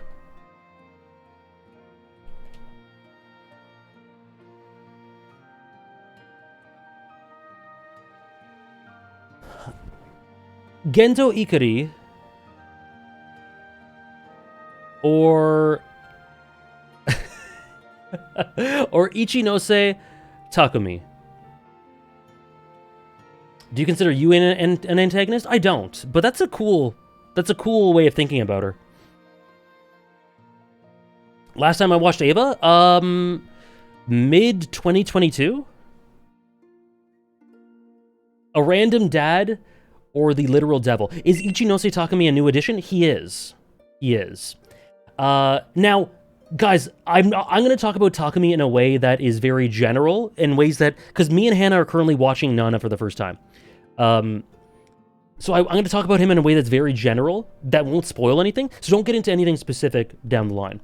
I'm scared about Takumi spoilers. I won't say anything. I won't say anything. I won't say anything. Nothing I say will be new info. Oh, it's not me, it's chat. Okay, you can... Okay, I'll throw up the vote. You can vote if you want to, and then you can just, like, not look at chat. Takumi or Gendo? Who is higher? So... Takumi is really striking because Takumi is someone who has control over everything and needs control over everything. And his band is literally called Trap Nest. Like, think about that. He's incredibly manipulative, incredibly devilish, needs to have his fingers in everything, needs to control people, needs to control Hachiko, needs to control his band and everything that goes on with his band. And just in general, that's really engaging for Nana as a story. But then you learn a little bit, just a little bit, about his background, and you can see that he is, a lot of the reasons he does this is because he is empty, and he is yearning and needing elements of control in his life. He needs to feel in control of his life. And that's so engaging to me. And a great foil, as Drunk Eldian says, with Nana herself, with Hachiko, with Hachi. He's so interesting, and he's so beautifully voiced by, I forget his name, but the guy who does Shinada, the guy who does Sephiroth. And Gendo. The little details are everything with Gendo, which is why I didn't include the rebuilds, because I don't like how they approach him. I think they're too over the top with his presentation. But all the basically, his relationship with Yui and how it spirals, and I don't know, I feel like a lot of it speaks for itself, but there was a moment in End of Eva where he just kind of said, he admitted his mistakes and owned up to it right before the Doom, and kind of just went like, yeah, that's me. It was kind of a I did it for me moment, a little bit. His relationship with Ritsuko is fantastic. Extremely dirty and manipulative and gross. Same with Shinji. I think that's one of the best dynamics in Eva. Sopranos antagonist? We'll see.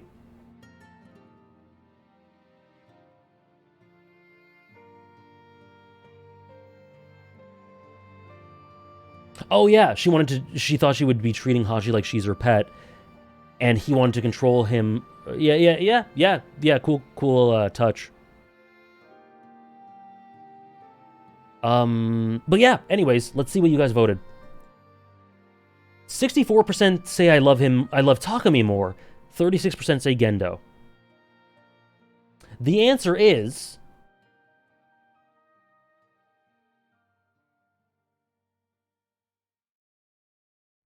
Hannah, how are you getting all these right? This is crazy. The answer is Gendo. Very, very slightly. The rewatch is going hard, so Takumi might go even higher. We'll see.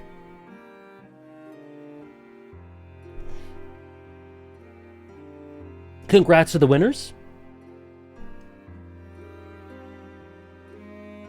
Congratulations, Ollie. 86K, oh my god.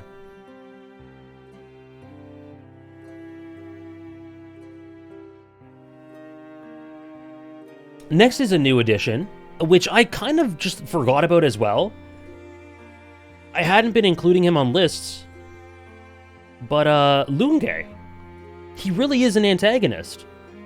And I just didn't think of him for some reason, but he is, and he's fantastic. Stacking for the WoW? Fiji, I can't wait. You're going to be the first and only person to get that.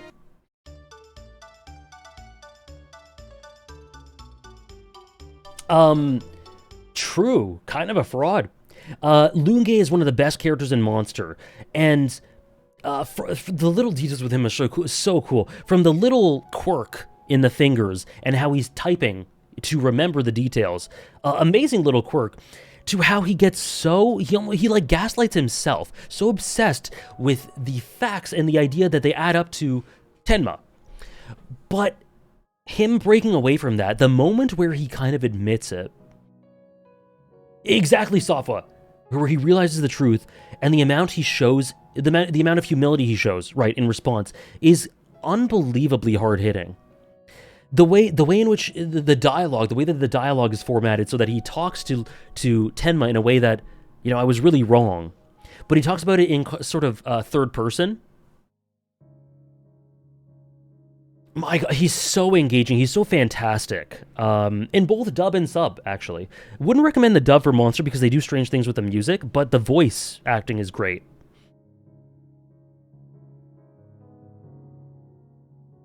And he's got a great conclusion, a great dynamic with Grimmer. Did I read Monster recently? No. I watched Film Buff's reactions to the first 30 or so episodes. So I've rewatched almost the first half relatively recently. But not past that, because Film Buff has not uploaded. The German dub, that would be really cool. Sarah. Do you consider Bonaparte an antagonist? I do. Yeah, I do. So,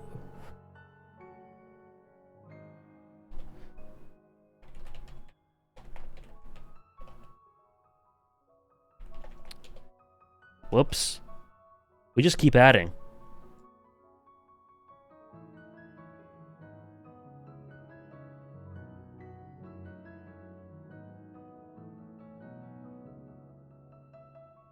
They're really good, Fiji. I'm just waiting on for more. There's supposed to be a bunch of uploads that didn't come. Anyway.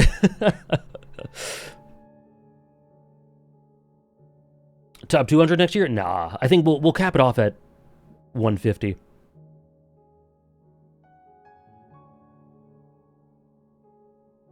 Next.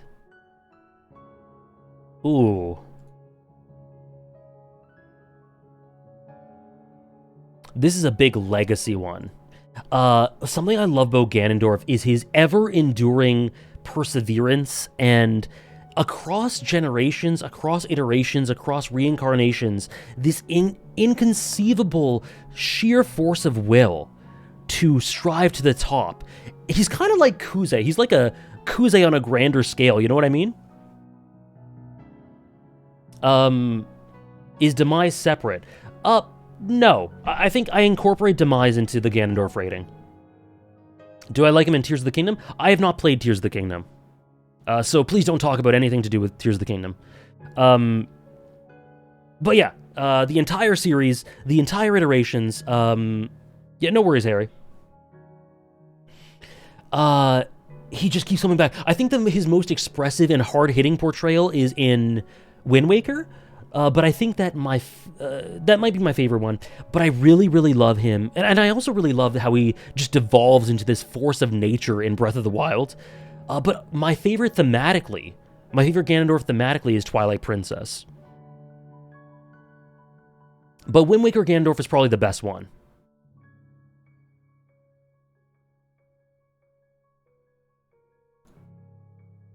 Osamu Miyasun? Interesting. Interesting. We shall see. I've played Kid Icarus Uprising, Wolfman. Have I put that on my backlogged? I feel like I should have, because I did play it. Yep, I did. We don't have a Godot either, this is true. Oh, as you should be, Holly. Wind Waker's amazing. And the fights with Ganon, the ones we were talking about, especially Twilight Princess, oh, anyway. Do you think Legend of Zelda would be a better series if Ganon started every fight screaming Link, and the Pledge of the Demon played during every fight? Oh yeah, absolutely. Absolutely. Say something nice about Kid Icarus Uprising. The gameplay goes kind of hard. I like the gameplay. It was fun to play.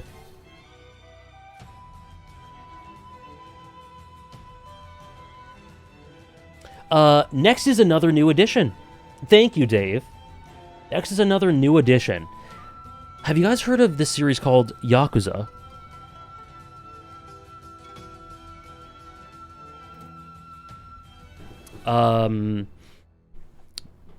Toru Hidose.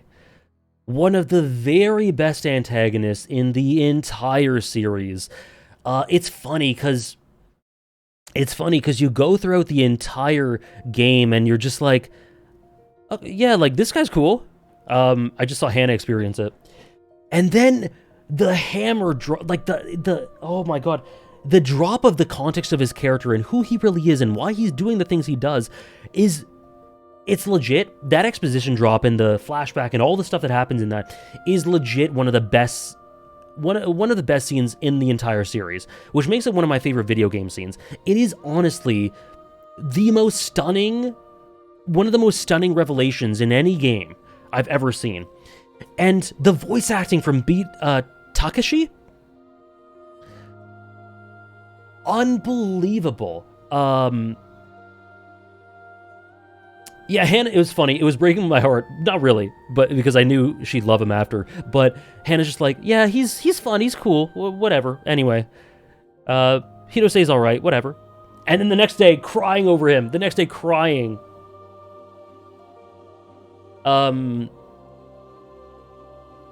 But we've all been there. And specifically the voice direction You know, he does so much. He does so much for the sake of approval and love of his father. But there gets to a point where the people he has fathered, he just can't do it. That is the one spot where he'll draw a line. And it's alluded to beautifully through the fact that he shoots Takashira in the leg. This amazing shot. Headshots people from all sorts of distances, shoots him in the leg. That was the first indicator, right? And then he breaks and he can't do it when Nagumo protects Kiryu, and he reverts to this scared little boy. Yeah, the Oyaji. Oh my god. Oh, it's unbelievable. Hirose is so good. Yeah, the Nagumo line. Oh my god, it makes me so emotional. Oh, he's so unbelievable. He really brings Yakuza 6 together. I love Hirose. Yeah, just I don't want to do it. And then the line where he says, "Oh, I'm gonna cry, man. I'm tearing up." You know what? I've convinced me. He's actually higher than this. I got tears in my eyes. The moment where he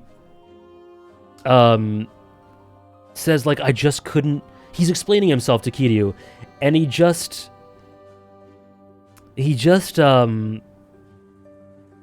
goes like, I just couldn't stop myself from doing all this stuff. I guess that's what you get with an idiot like me, right? And he laughs. He just laughs. Never underestimate an idiot. Oh my god. It's just so heartbreaking. That is a character who is trapped by circumstance. And his fight's great. His fight's amazing. Yeah, that's Yakuza. That's Yakuza, Hannah. Anyway, let me see what I'm changing here. Oh, can I even put him higher? Yeah, I can. I can. But this is crazy. This is actually crazy. Okay, one sec. I can put him one spot higher. One spot higher. Because the next one...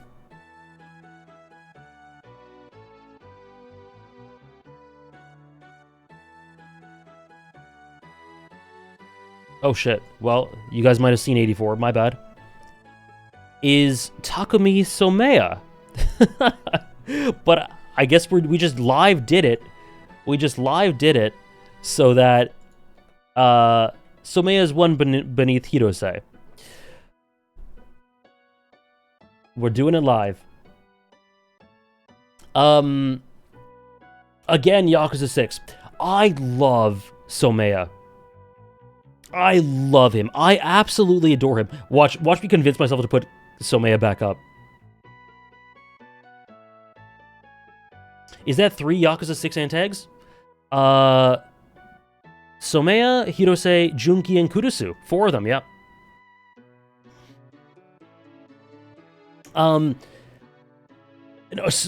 Somea is so unbelievably well written, well presented. The fact that he does not have a tattoo is one of the greatest things thematically that the series has done in terms of characterization and symbolism.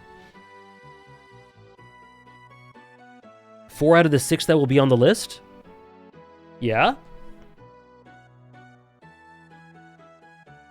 And Shibusawa...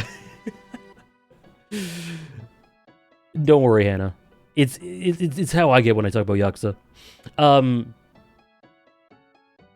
Rooting for you. Big Load, top 1? King.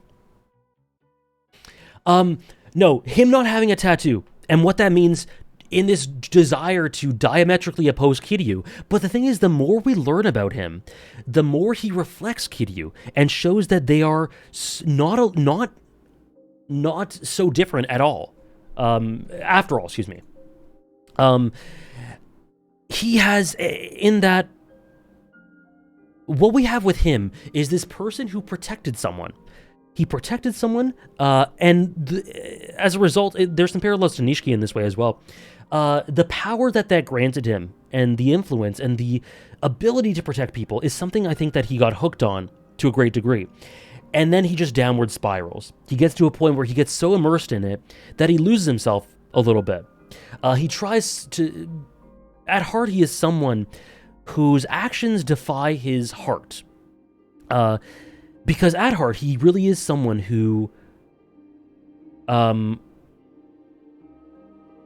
to protect the people he cares about. However, spirals, and as a result of that, is not able to do that. But right at the end, we were talking about how actions at the end of one's life define people. Right at the end, he shows who he really is. And the legacy he leaves is one that is in care for his daughter.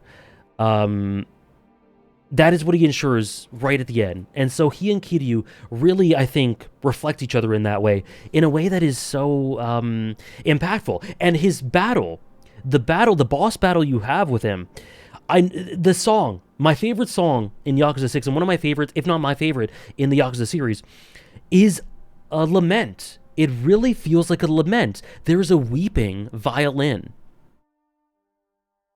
Yes, exactly, Downpour.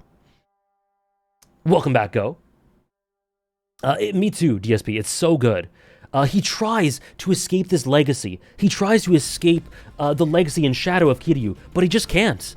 He just can't, and he accepts it by the end. He tries so hard that he doesn't even have a tattoo, despite really being an old-school Yakuza in that sense. But he can't escape that, and he accepts that by the end, and he is like Kiryu in that way. A Kiryu that goes off the rails, but comes back. But Destiny, the theme, it's a lament, and you're wondering why, but then understanding the circumstances of why he's fighting you in the first place really puts it into perspective. He's amazing. Anyways, I spoiled my next one. This should be 83. Fuhrer King Bradley. I've talked about this guy for years. One of the best characters in Full Metal Alchemist, Brotherhood. And his death is so utterly beautifully symbolic. It displays wrath in a way that is really different to a lot of the ways that the sins portray their sins.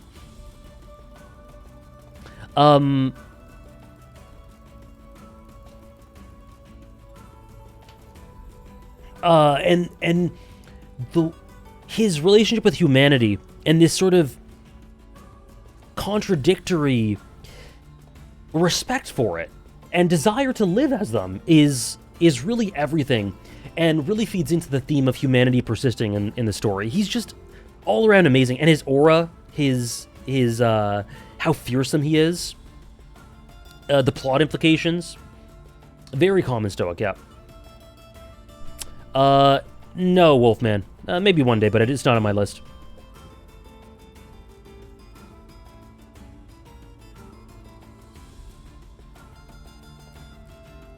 Next is someone Trish kind of called.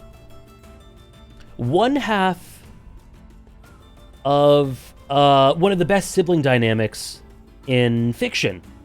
Mia Osamu, who is really, I know... Oh, so, whoops, he should be 82. He should be 82. I know that he is,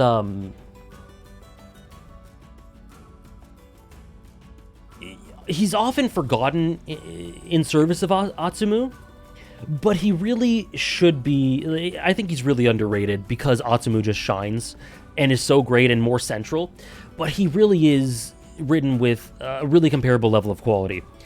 Alphino Alice or Atsumu Osamu? Atsumu Osamu. As characters, the quality of characters is different. But the thematics in play with Atsumu and Osamu is really, really interesting. And the sort of support network with Kita and making the grain, feeding the rice, and then feeding his brother. The thematics there is unbelievable. The Inazaki thematics are so good. His realization of what he wants to do in life after viewing Hinata's hunger. I made a video about Miya Osamu.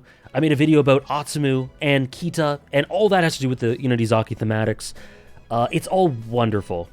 I have him above Atsumu. That's honestly based. It's a base take. Top 5 in Haikyuu, again, a base take. Not for me, but I think it's very understandable. Really chill, that's great.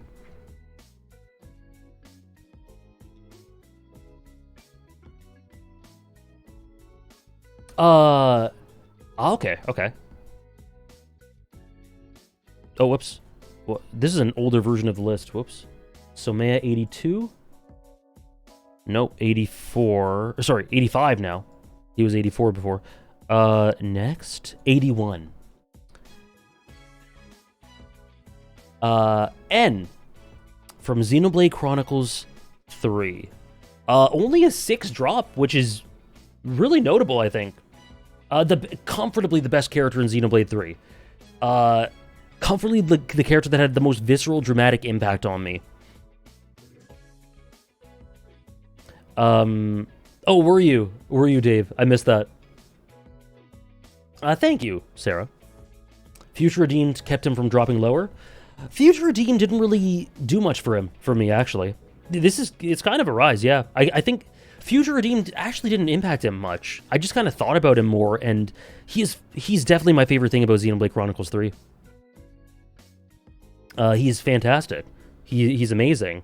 I love how he reflects Noah. I love the tragedy of his character and how he is an AU sort of version of this character that is what could have been.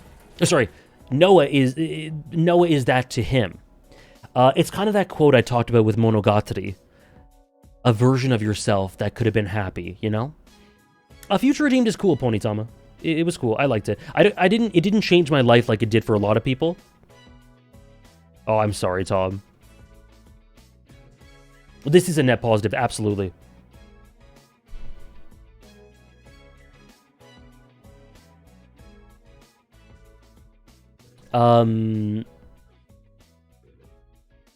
Yeah. Oh, yeah, Harry McIntyre. Incredible performances.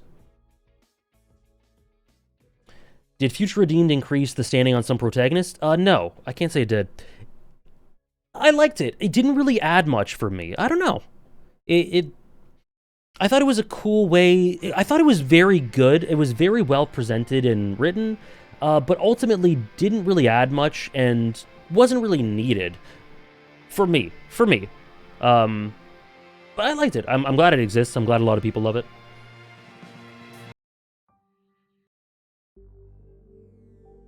Yeah, into the top 80. A new edition. We do have a new edition. Let me find something really quick.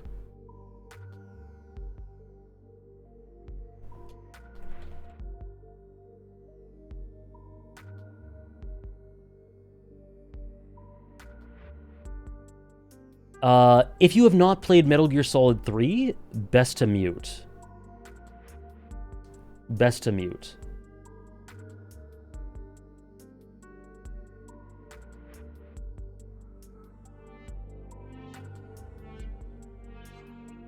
My God. No one to get in our way.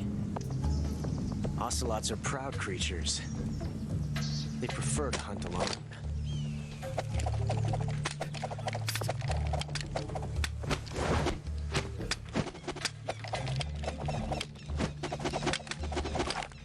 Stop.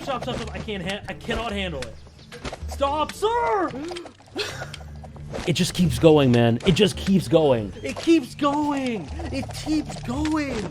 12 shots.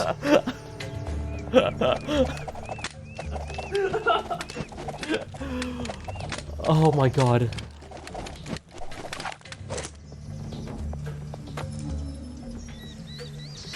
This time I've got 12 shots.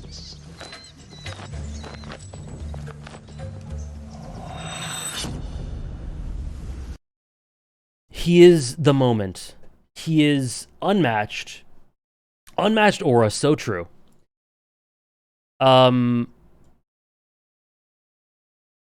He is everything.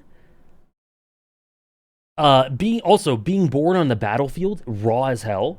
I thought he was generally cool before.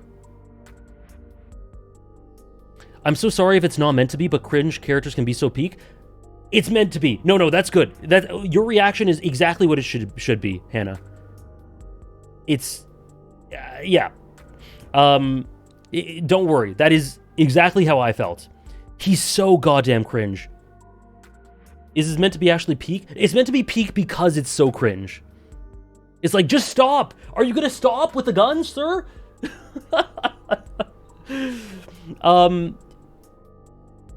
You know, I thought Ocelot was amazing before 3, and then I got that. And so I got a top 80. I got a top 80 antagonist. Also, his conclusion. So goddamn good. So shonen. Hey, Kaz. Hey, Claire. Claire, you missed a good number of Naruto that made it onto the list. Anyway, Revolver Ocelot. It could have stopped after like 5 seconds, and it went on for a minute. Sometimes cringe rounds its way back to peak. Absolutely. That is some Yakuza and Metal Gear Solid in a nutshell. Cool, yeah. We're gonna get halfway through 150 antagonists today, at least. So that's really cool. Will there be a VOD? Always. As long as I don't watch anime, there's a VOD. Next. Oh, okay. This one is... It has gone too quickly. It has. Okay. Yeah.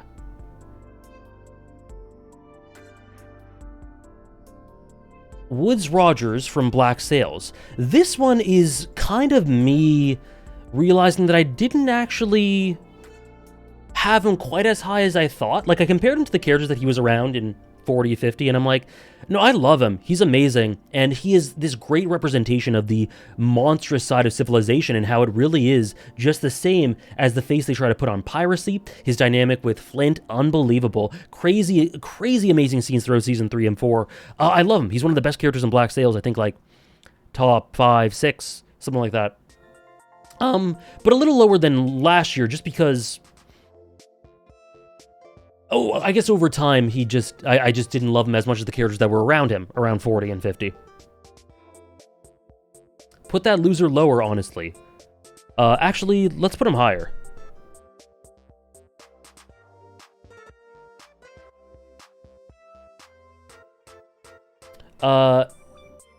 Anyways, he's fantastic. He does a lot of what Cutler Beckett does in Pirates of the Caribbean, but better. And yeah, if we're talking about the monstrous side of civilization, the stuff he does with Blackbeard, with Teach in Season 4. But yeah, so that is the end of that tier. Okay. Okay, you want to do another vote? Want to do another vote?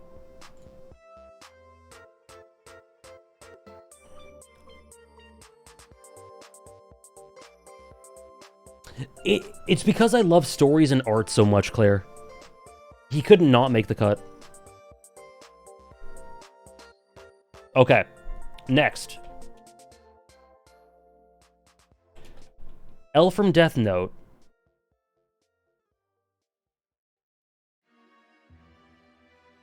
Or Solf J. Kimbley from Fullmetal Alchemist Brotherhood.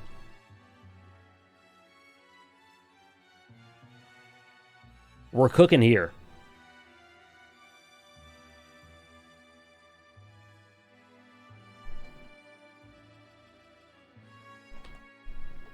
It is a tricky one, isn't it? We got two of the most mainstream anime of all time. Everyone can vote on this one.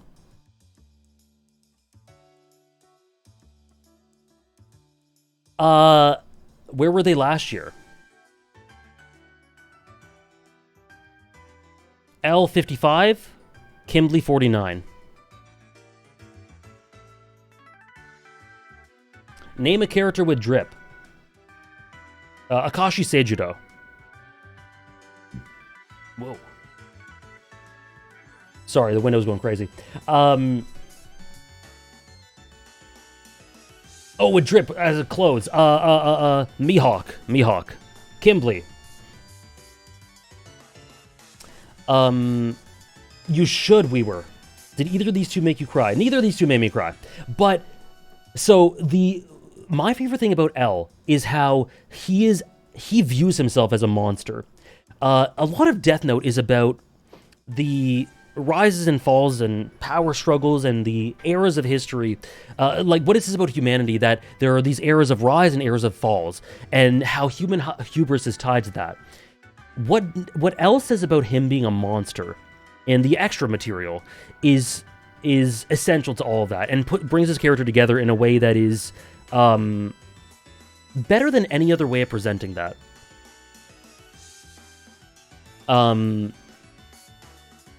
And Kimberly is just the perfect jester for Fullmetal Alchemist Brotherhood. I made videos on both these characters. They're both amazing. They're both essential to their narrative. L a bit more so. But Kimberly, FMAB does not operate the way it does, is not as thematically rich or morally dense as it is without him.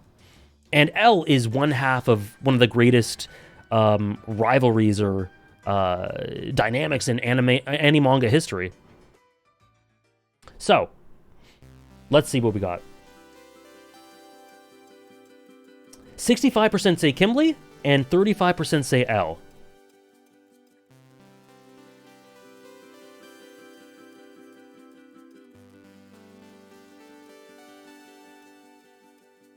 The answer is Kimberly. The answer is Kimberly. Congratulations to 65%.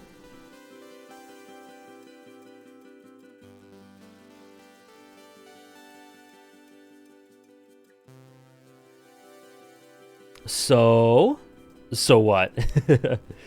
Are you sure? Oh, there you go. Gotcha, Tyke. It's not too late to change your mind. You're right, but I already rewarded the points. 0-4 today. There will be one more. I'll give you guys one more.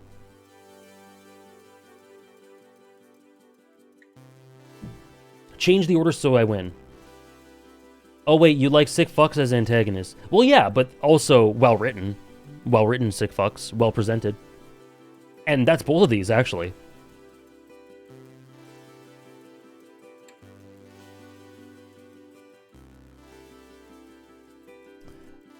Next. This is honestly a rise. This is honestly a rise. I actually just released a video about this character. A couple months ago? You did, Hannah. Sorry. It was Kimberly and L. There'll be one more. This is kind of a rise. He went down by 5. But, yeah, that's pretty much a rise in this economy. I absolutely adore Seti. I absolutely love him. Fiji did I wouldn't have known it all, so I would have gone with whoever was lower. On the last list, maybe? Is that what you mean? Is Godot on the list yet? No.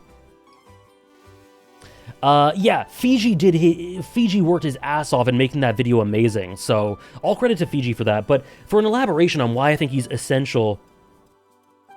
Oh, who would have won you more points? I see. Basically, Seti is similar and has parallels with so many Hunter x Hunter antagonists, but is absolutely distinct from all of them due to the specific way in which he views the world and the malice, the malicious lens from which he sees everything. The reasons for why he props himself up as the best. In a lonely way, but in a way that he embraces. He is absolutely wonderfully presented, and hey, clown. Thank you, Dave.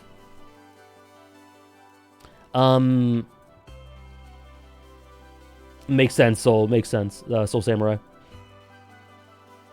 The way his aura, literal aura, not just figurative aura, is presented. Oh, he's just different. Me too, Drunk Eldian. That would be amazing. And he's the most evil Hunter x Hunter character, I think. Of note.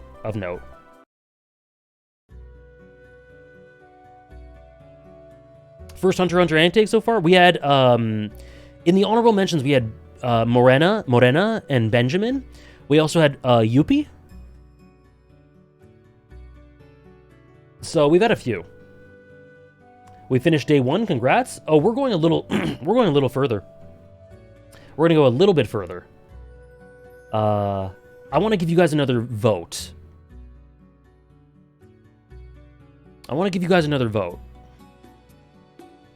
I have not placed Kaido. Johnny compared Seti's role to Euron, and he's so right. Oh, yeah.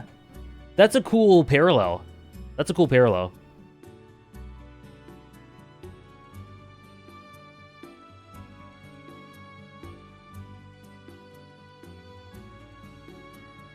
Did I miss the protagonists? You did. We did them last week. You can check out the lists here. Yeah. Thank you, Trish. You can check out the list there. You can check out the VODs on YouTube and on Twitch. Top 5 shonen characters that are not protagonists or antagonists. Kageyama? Killua? Shonen. Bokuto?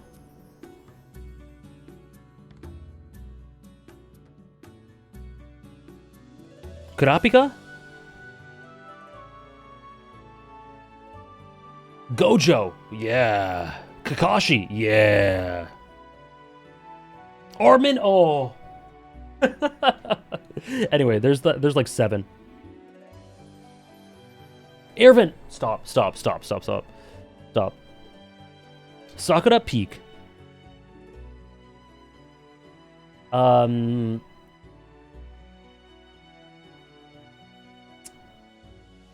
Okay, 75.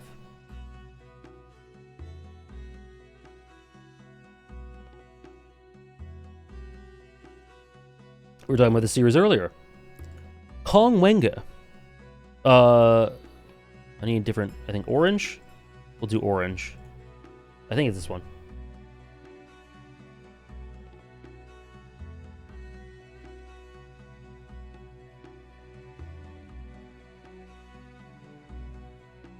Fiji, I just shilled you. I just shilled your editing. What are we going to today? We'll go a little bit further. I think my is he my favorite? I think my second favorite ping pong character, Kong. And again, it is in the little, the details and how it is so seemingly effortlessly able to move you through his journey. This yearning for home, the family he finds in Japan, but nonetheless he yearns for home. The look to the plane in the distance, that is one of my favorite shots in anything. I'm glad, Fiji. I'm glad. Peiko's my favorite character in ping pong, yes. I hope so. As long as Togashi writes more Jesse's Mask, Seti will rise higher. It's tough, but I'm just about able to do it, Struggler. He has this emotional core to his character that is so, I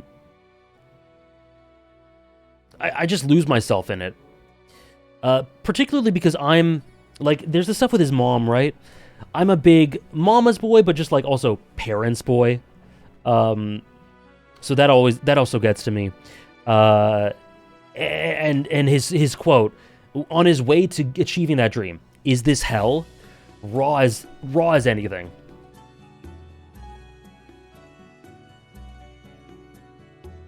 Reina, Trish, right?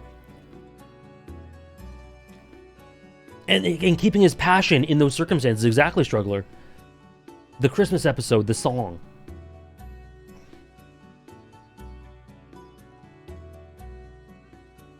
Rereads go really hard for the Succession War, Weaver.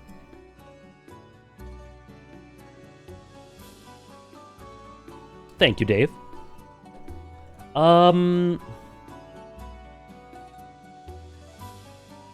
Okay.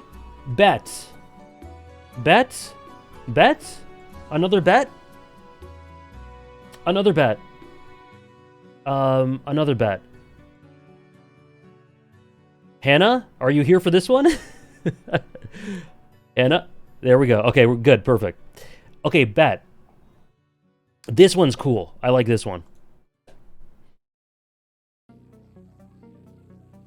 So.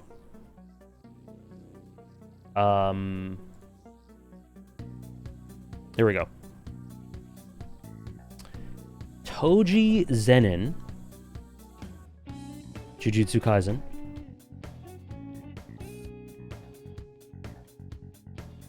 Or Neferpito. Hunter x Hunter.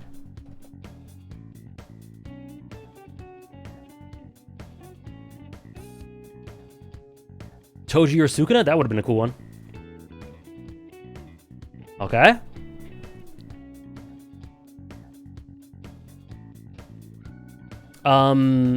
In terms of a drop, Pito's is just the natural drop you can expect with this list. I still love them the same. Toji's actually a bit of a rise. We'll see in a sec. But let's do a vote.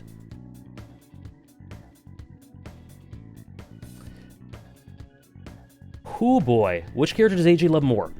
Pito or Toji? I made videos on both of these. I made videos on both. I'm Toji all in. Gonna draw bags on Toji? Interesting. Gotta go with Pito? Interesting. Thank you, Dave, for linking the video. Yeah, I made videos on Toji, though that does have some manga spoilers, just so you're aware. And a big one on Pito as well. Two amazing shonen antagonists. Pito, a lot of the draw of Pito has to do with their evolution and compassion, and how they turn from instinct to that compassion, and how that embodies every essence of their being, while being incredibly tied to the Royal Guard's dynamic in a way that I find incredibly emotionally captivating and shocking. Like, that moment, thank goodness it was me, will forever stay with me. Thank you, Trish. My vote made Toji go from 30 to 60%. Holy shit. Fiji's betting the farm. And Toji, just, he's kind of a marvel at how much centers around Toji. There's this joke that me and Shaw, if you know Shaw King on Twitter, talk about how much Gege adores Toji and is like sad whenever Toji's not in the story. How like every arc is actually named after them. Named after Toji, or reference Toji in some way, or like the motto of the arc.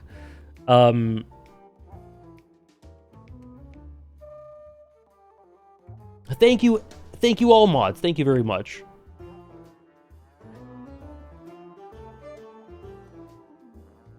Gege loves Toji, and for good reason. He is, in terms of purely how well written, it's hard to get better than Toji in JJK. It really is. Anyways, the answer is, let's see what you guys got. 35% say Toji, 65% say Pito. Let us see. Despite Fiji betting the farm. Has anyone ever talked about if there's a significance to the Zenin clan having a name that means everyone? I didn't know that at all, Hamdaj, but that's interesting.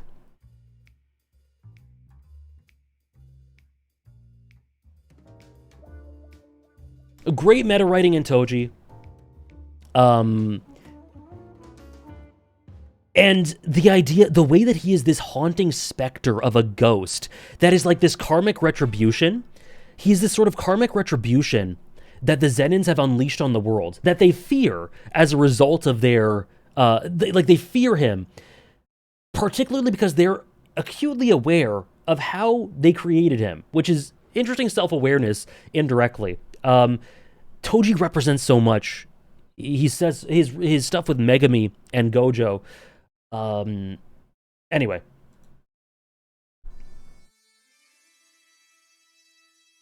Totally Drunk Eldian. And the way he's brought back into the story is really contributory as well.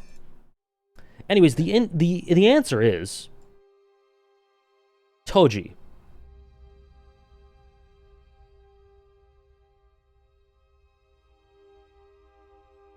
Hannah, did you get it again? Oh my god. Well, congrats to all the people who bet big on Toji.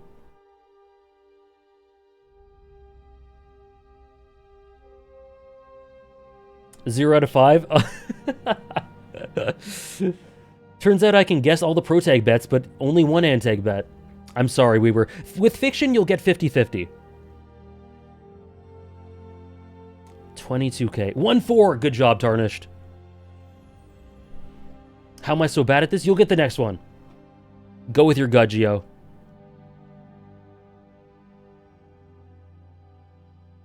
$100k Hannah's got. Fiji feeling like Tony Soprano. Yeah, and it's interesting, because Pito, pretty much this. I feel the same about them as I did before. This is just, I like I said, expect a 25 to 30 spot drop for a lot of characters.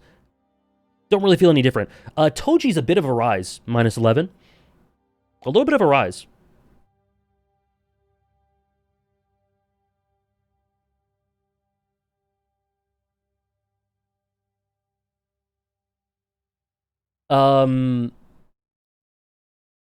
Poetic that less people bet on the gambling addict? That's true.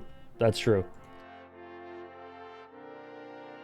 Do you have any Sopranos antagonists in honorable mention? Screw it. You know what? Let's add it.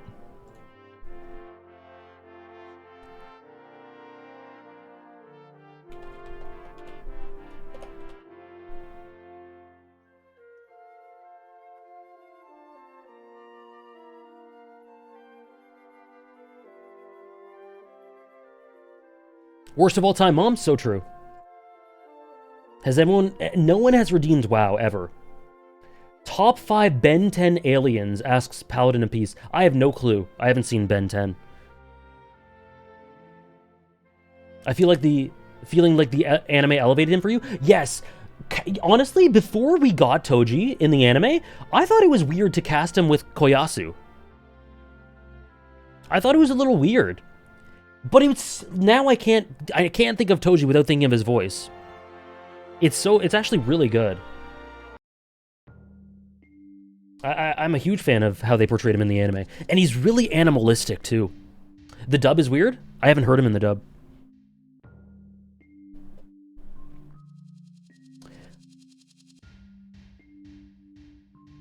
Oh no, Kaigu.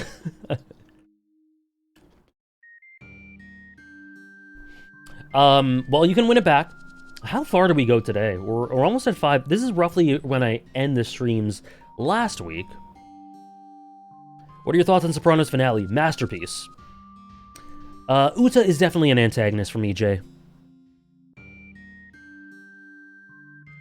We've done more than half. We can do a bit more. Koyasu's such a distinct voice it can often take getting used to. I remember finding Takasugi having his voice really weird at first. Takasugi fit for me. I think Takasugi was one of my first exposures to his voice. She does, Gio. She's great. Zeke and Takasugi were some of the first characters I thought of when I thought of Koyasu. Naoya's so good, Chell.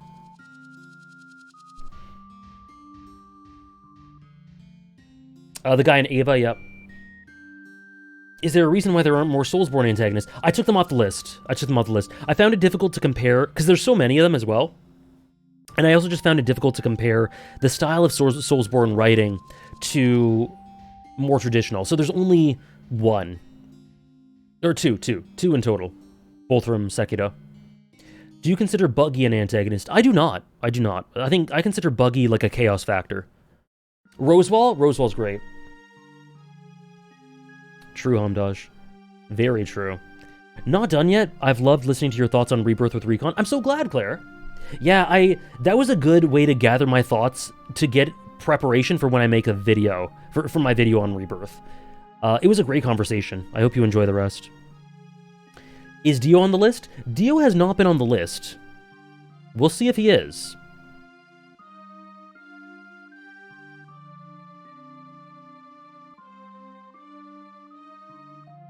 Yeah, me too, Drunk Eldian, yeah. Well, ain't no way. You never know. Did Mayuri make the list? Oh.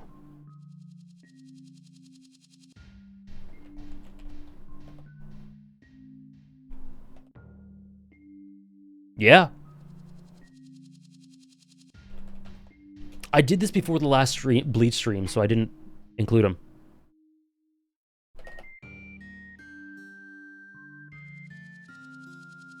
Part 7? I can hope.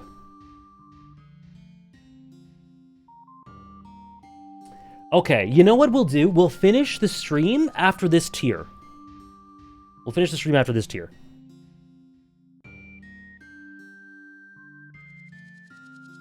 This or that. Dio Brando versus Yoshikage Kira. Kira washes Dio.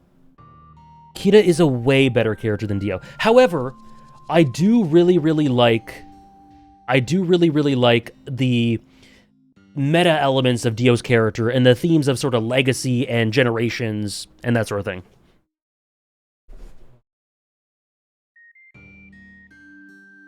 I'm glad, Stromboli.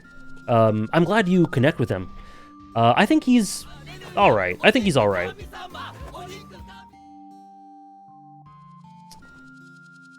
Rated character dynamic Toji Megami S. What up, Francis? Thank you for the 50-month resub. Thank you so much. Really appreciate it. Hope you're doing well. Thank you, Francis. Toji Megami's an S. And Claire has asked me to say this or that, Rufus or Varys. Well, Rufus is on the list. Now, we don't know if Varys is on the list, but answering that one way or another will confirm or deny. So I unfortunately cannot answer today, but you will know by tomorrow one way or another. Poochie would have been the better question. You're right, Struggler. Yeah, you'll know tomorrow, Claire. Let me know if Ganondorf is Dio, but better. Ganondorf's a way better character than Dio, is how I'll put it. Next. Oh, Megami Sukuna. I'll give that one an A, I think. Zed? I'll give that one an A. Would you put Antagonist on your list from Game of Thrones but show only? No, I don't think so. Thank you, Claire. Thank you, Claire. It's a good take. It's a good take. I'm glad you agree.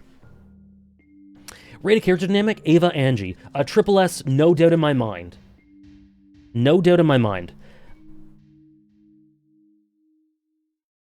Like a top 3 Inumi Neko.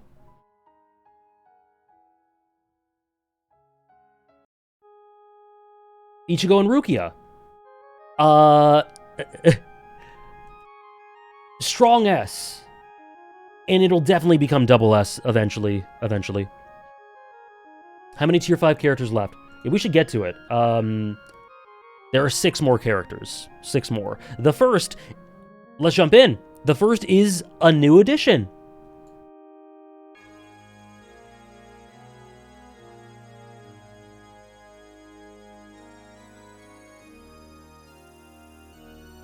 Will there be another bet? I'm not sure. Oh, yeah. I'll do a bet. I'll do a bet. We'll do one last bet for today. 69.70. Struggler is hacked. Yakushi Kabuto. Like, in terms of characters that bloom, one of the most impressive blooms throughout all of Naruto. Hello, Ed. How are you? Thank you, Suzerae, for the 5-month resub. Thank you so much. And it is one of the best blooms throughout all of Naruto. It's funny, because I wasn't really moved by Kabuto throughout a great deal of Naruto, but you're not supposed to be. And actually, that's sort of nature to his character that doesn't insist upon itself. Very quiet, kind of skulking in the shadows, kind of like a background character-esque, that doesn't really do much, is entirely the point. Yeah, I mean, if it's been a while, it's worth a reread, Drunk Eldian. The stream where I discovered the true essence of his character, incredible. It is full of unbelievable presentation. The dynamic between Orochimaru and Kabuto, and the crazy, twisted, toxic manipulation there. And ultimately, the way he views his identity as a result of the twisted elements of his background, and how that all comes together so poetically. And you can see the breadcrumbs in the series as it comes together. It's just, it's masterful. It really is. The bag imagery, yeah. Oh my god. From this unassuming copy and paste glasses anime characters to how warped he becomes. Right, the evolution it's one of the greatest progressions of a character in Naruto. The way his glasses represent him, yup, and his past attachments. Yeah, Kabuto is so good. The seeds quietly grow, yeah.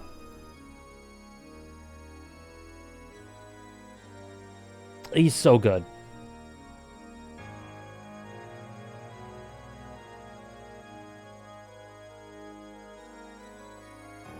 Who are you as he looks into his reflection? With Itachi, really good, yep.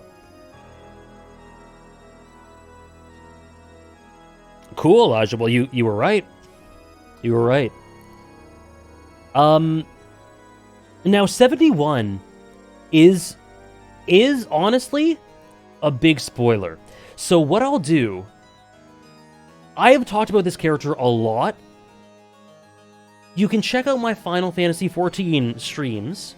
But if you are someone who's going through Final Fantasy XIV and has not done Endwalker, don't look for the next 30 seconds. All I'm going to do here, because I've gushed about this character, and I think these kind of speak for themselves, I won't say anything, really. I'll just show you guys, and then I'll put them off screen. Okay?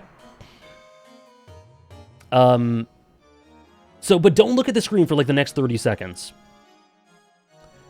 And Fiji asked, Matahachi or Kabuto? Matahachi. Matahachi.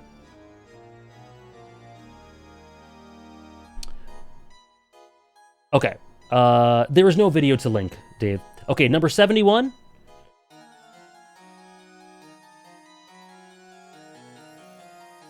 Okay. It is on screen. Do not look on screen if you don't want to be spoiled on Final Fantasy XIV Endwalker. Okay?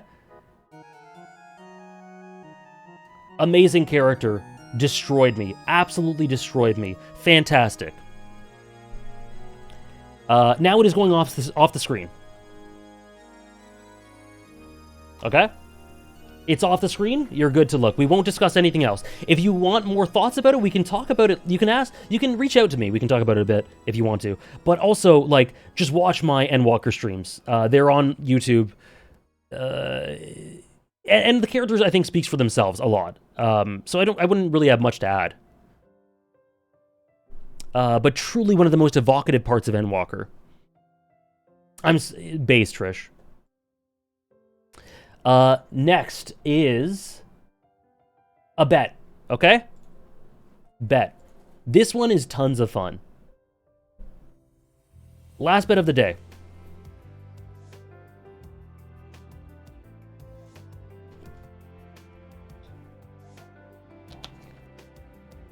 Okay.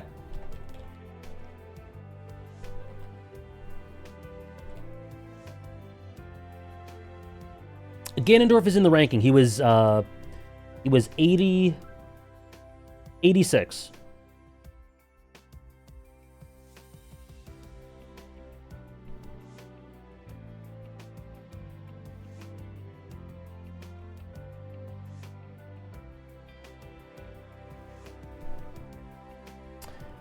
Archer, Fate Stay Night, or Godot, the Ace Attorney series. Now, let me show you where these two were last year.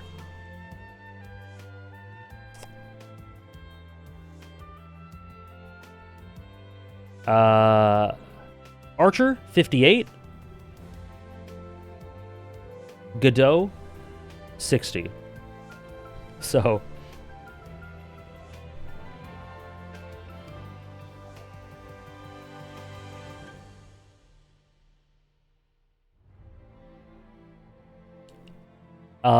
okay, so...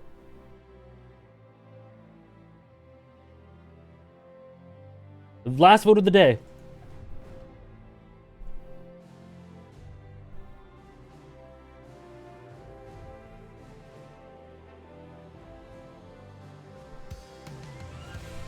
He's better in Ace Attorney, Fiji. What rankings would they be this time? I'm not sure what you mean, Gio.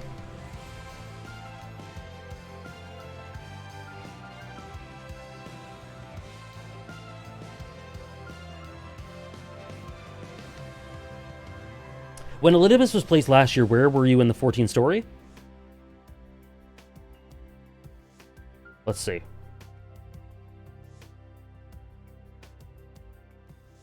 Share your thoughts. You're right.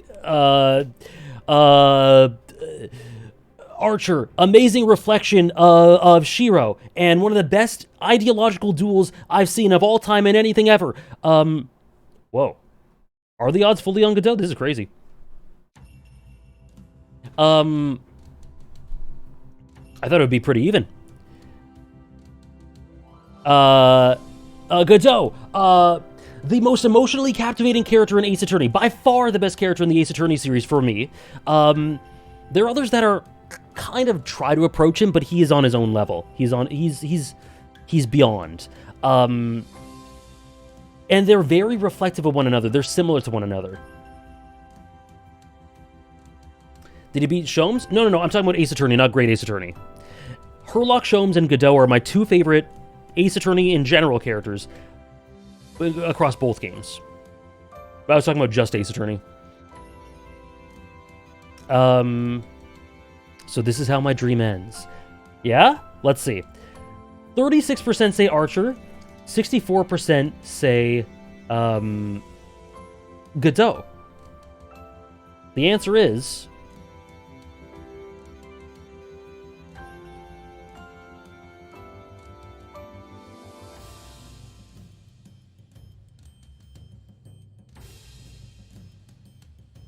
Hannah can't keep getting away with this. This is crazy. Whoops. This is crazy.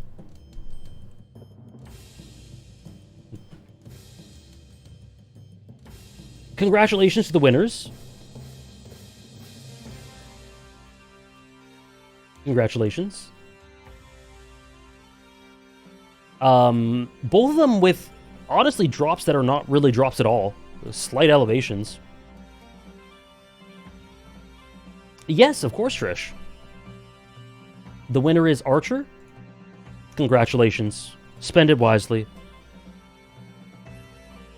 I know fighting games villains don't get much attention on here, but definitely Heihachi and Kazuya deserve a spot on this list, as both ideological villains of both father and son are both reflections, dark reflections as villains of the toxic dynamic of the Mishima family.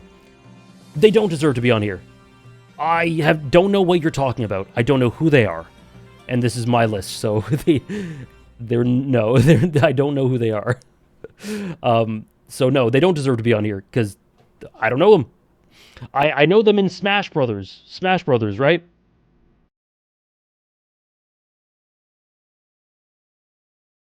They're in Smash Brothers. I'm sure they're great. I don't know who they are.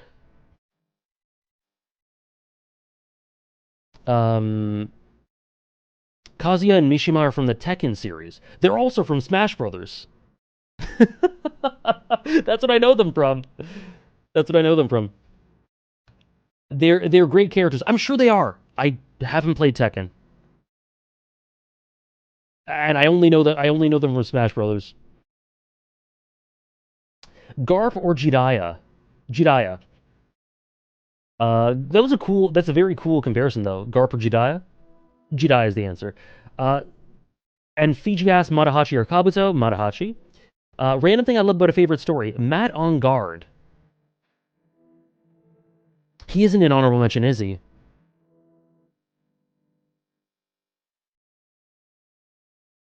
Tomorrow, Safwa.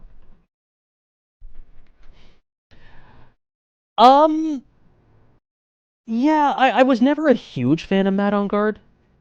I just had to Google him to remember which one he was. Uh, but I always thought he was good. Like I was always engaged with him. And the moment where the sort of mask falls is really, really shocking. Yeah, I think he integrates really well with the secret, with the mystery of the case. Um, yeah, he's got good characterization, and if I remember correctly, there's a lot of interesting hints as to his true nature prior to that, which is generally good integration and foreshadowing. Have you ever thought about doing a top 100 list for side characters like Grimmer, Kakashi, Jiraiya, and others? Yeah, that would be Deuteragonist, or like Deuteragonist plus side characters in general. But that would be too much to narrow down. So I've thought about it, but I wouldn't do it. Oh, that's awesome. With the re-release, right, Claire? Adrian Andrews, yeah, you're right, Weaver. I don't remember much of the dynamic with Shelly, but... Why are there no Kingdom or Doom characters? I'm sorry. I'm sorry, Hamdaj. I'm sorry I'm not interested in Kingdom or Doom. I'm sorry. Shelly the Killer.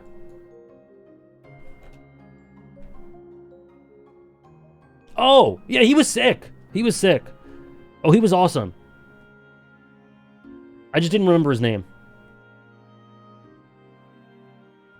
Do I have a favorite Deuteragonist?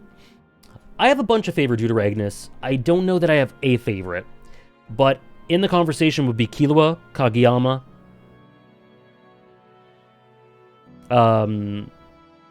Shinobu, Monogatari. Where are the Star Wars characters at, though? Unfortunately, I don't think... I've only watched the films. I read a few of the books, but they were so long ago I've forgotten them. Unfortunately, I don't think Star Wars has... I think Darth Vader's a generally great character. Not one that would make the list due to a lack of real connection. He didn't really hit me super hard, but he's really good. He's really good. Star Wars is not on this list. Jesse Pinkman, that's a good shout. You would absolutely love Kingdom, so I've heard, but nothing about it's made me want to read it. Armin? Armin? Yeah, absolutely. No, I'm not confirming what Struggler said. Sorry, I'm saying he would be in the conversation for it with Killua and Shinobu and Kageyama. Dune isn't for everyone, but have you seen the movie? No, because I'm not interested in Dune right now.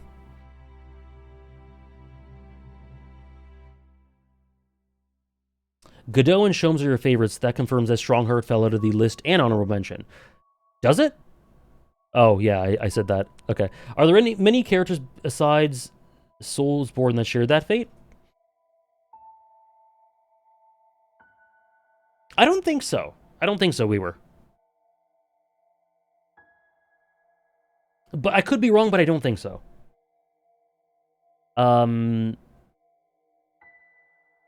When will Don Lothario from the Sim series, the longest-running, most awful man in Antag history, be featured in your top 269 Antag list? Tomorrow. We're finishing the list tomorrow. So yeah, I haven't seen the movie. I haven't seen Dune. I don't know anything about Dune. I know that, what's his name's in it? I would love to hear about that. I just stopped thinking about him, really. I love his aura. I love the vibes and antagonistic mechanic he adds to the series. But in terms of characterization, I just went like, he's not super interesting. Is Bleach Wednesday still happening? We'll have to see tomorrow if we finish this list. Have I seen Made in Abyss? Yes. You can check my anime list for questions like that. Are Usopp and Matahachi similar characters to you? Yeah. They are. Himmel or Jinshi? So, if we're comparing Frieren and Apothecary Diaries characters, I think Himmel's my favorite across both, but after that, it's like... It's 2 and 3 are Mao Mao and Jinshi. I might have missed it, Diego. What was your redeem?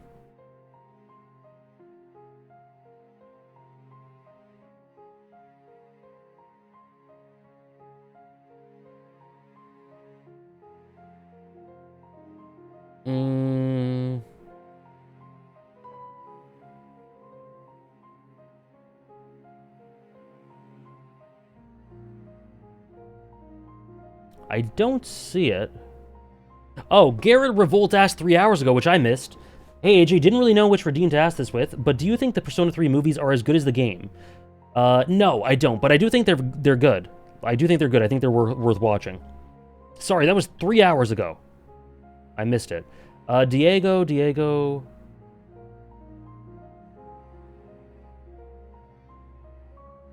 I don't see a redeem. I don't see a redeem here.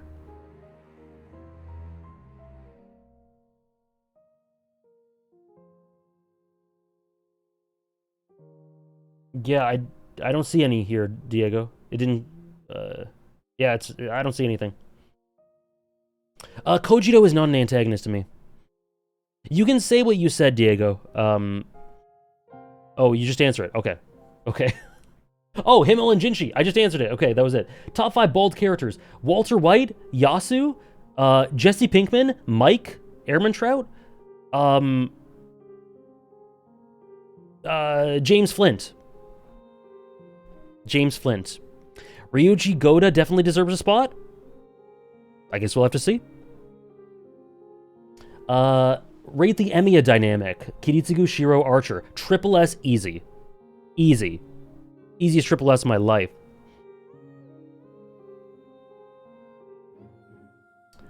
Have I seen Apocalypse Now? I might have seen it a long time ago, but I don't remember anything about it. Random thing I love about a favorite story, Dungeon Meshi. Dungeon Meshi is not a favorite. But something I love about it is Laios, for reasons I talked about in my list last week. I think he's a fascinating protagonist. I think he's awesome. Really low-key kind of twisted. Oh, sorry, I talked about this yesterday. Really kind of low-key, a little bit twisted, pathologically obsessed with his adventurer's mindset in a way that throws him into sharp relief and goes like, ooh, that's kind of cool, but also kind of messed up. He's really cool. Top 5 Ava episodes. 15? 25, 26? End of Ava? I'm counting it. And 3. Okay, I won't count End of Ava. I'll say 19. 19.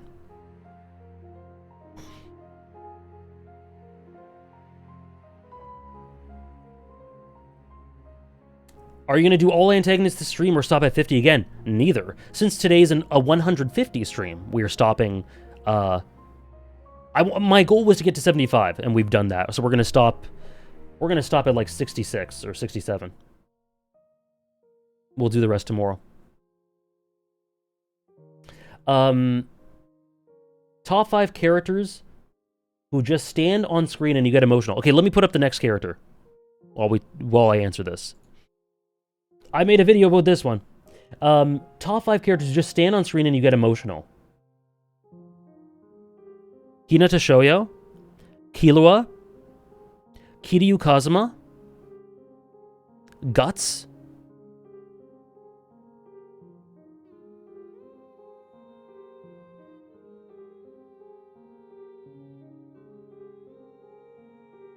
Ushinomiya Battler. Could be Ryder. Could be Waver. This is, yes, Aomine Daiki, the best character in Kuroko no Basket, extreme Togashi in the character writing here, has forever been a character that's captured my mind and imagination, and he's got the rawness of Akashi, but more character substance, and I think more meaningful and contributory dynamics, and he's a lot more emotional. And his journey to coming to terms with his journey to loving, like him falling out of love with the thing that captured his soul, is so tragic. But coming back to loving it through the help of the person he cares so much for and who he has such a important, intimate dynamic with is absolutely beautiful. And I love him. I love him. Dio on here? Dio is not on here so far. He might be on it.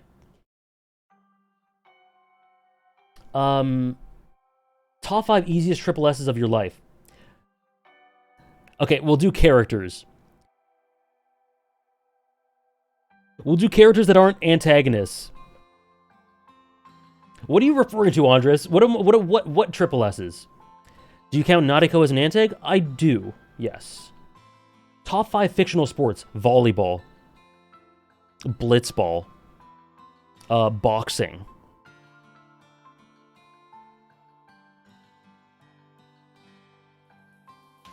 Disco, Yakuza 0. Queen's Blood. All that. Baseball because of Shinada? I'm sorry. As much as I love Shinada, I could never do that to myself. Do I count Watase from Yakuza 5 as an antagonist? I do not. I do not. Andres, where are you? You redeemed the easiest triple S's of my life and then you left. Which triple S's?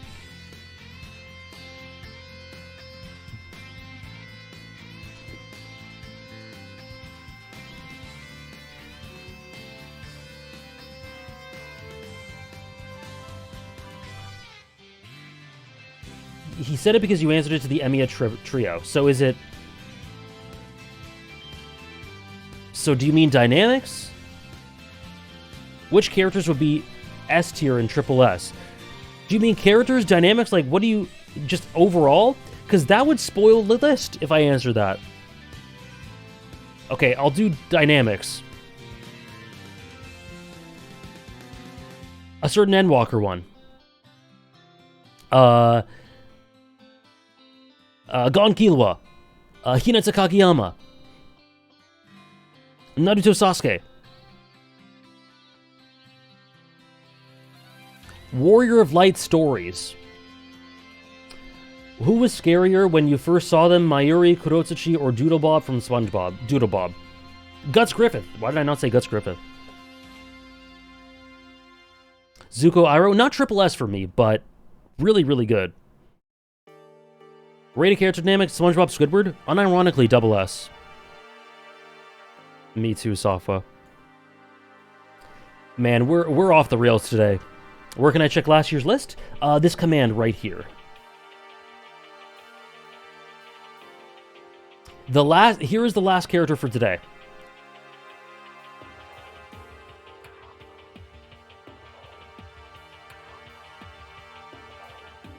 Welcome home, Natty. And this is the end of Tier 5. Gauntro Dim, Witcher 3 Hearts of Stone. Pretty predictable fall.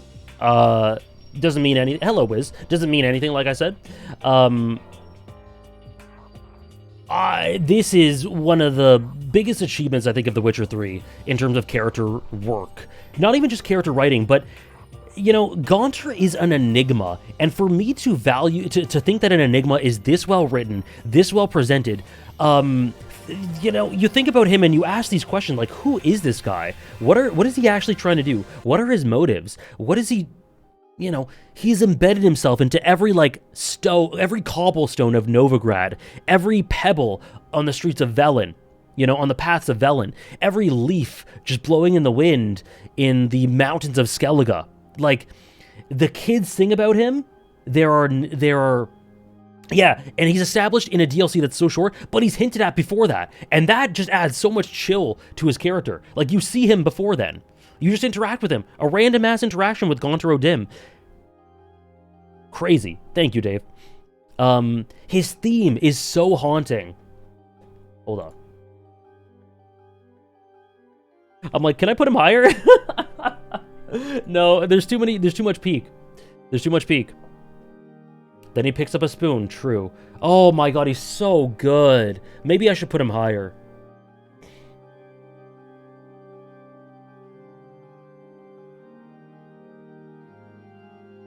No, it's fine. We'll keep him here.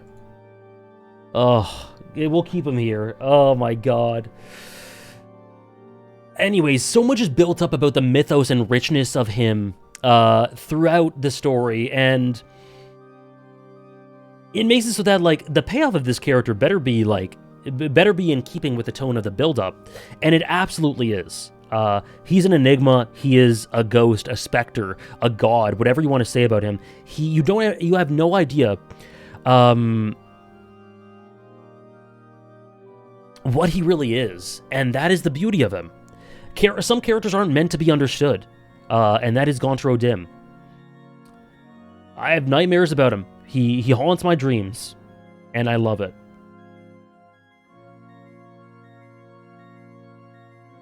Sometimes, Dave, yeah. Sometimes. When I get going, I just go like, is this their spot? And it is. But anyway, that's the last one for today, guys. That's the last one for today. We have gotten through a lot. We've gotten through a lot. We've gotten through more than half of the list, so the remaining 66, the remaining 4 tiers will be tomorrow. Thank you for joining me. I hope you had fun. I had tons of fun. And tomorrow we'll see who wins, who reigns supreme. Tons of bets, of course. Katakuri top 50? You think Katakuri's an antagonist? I think he's a protag.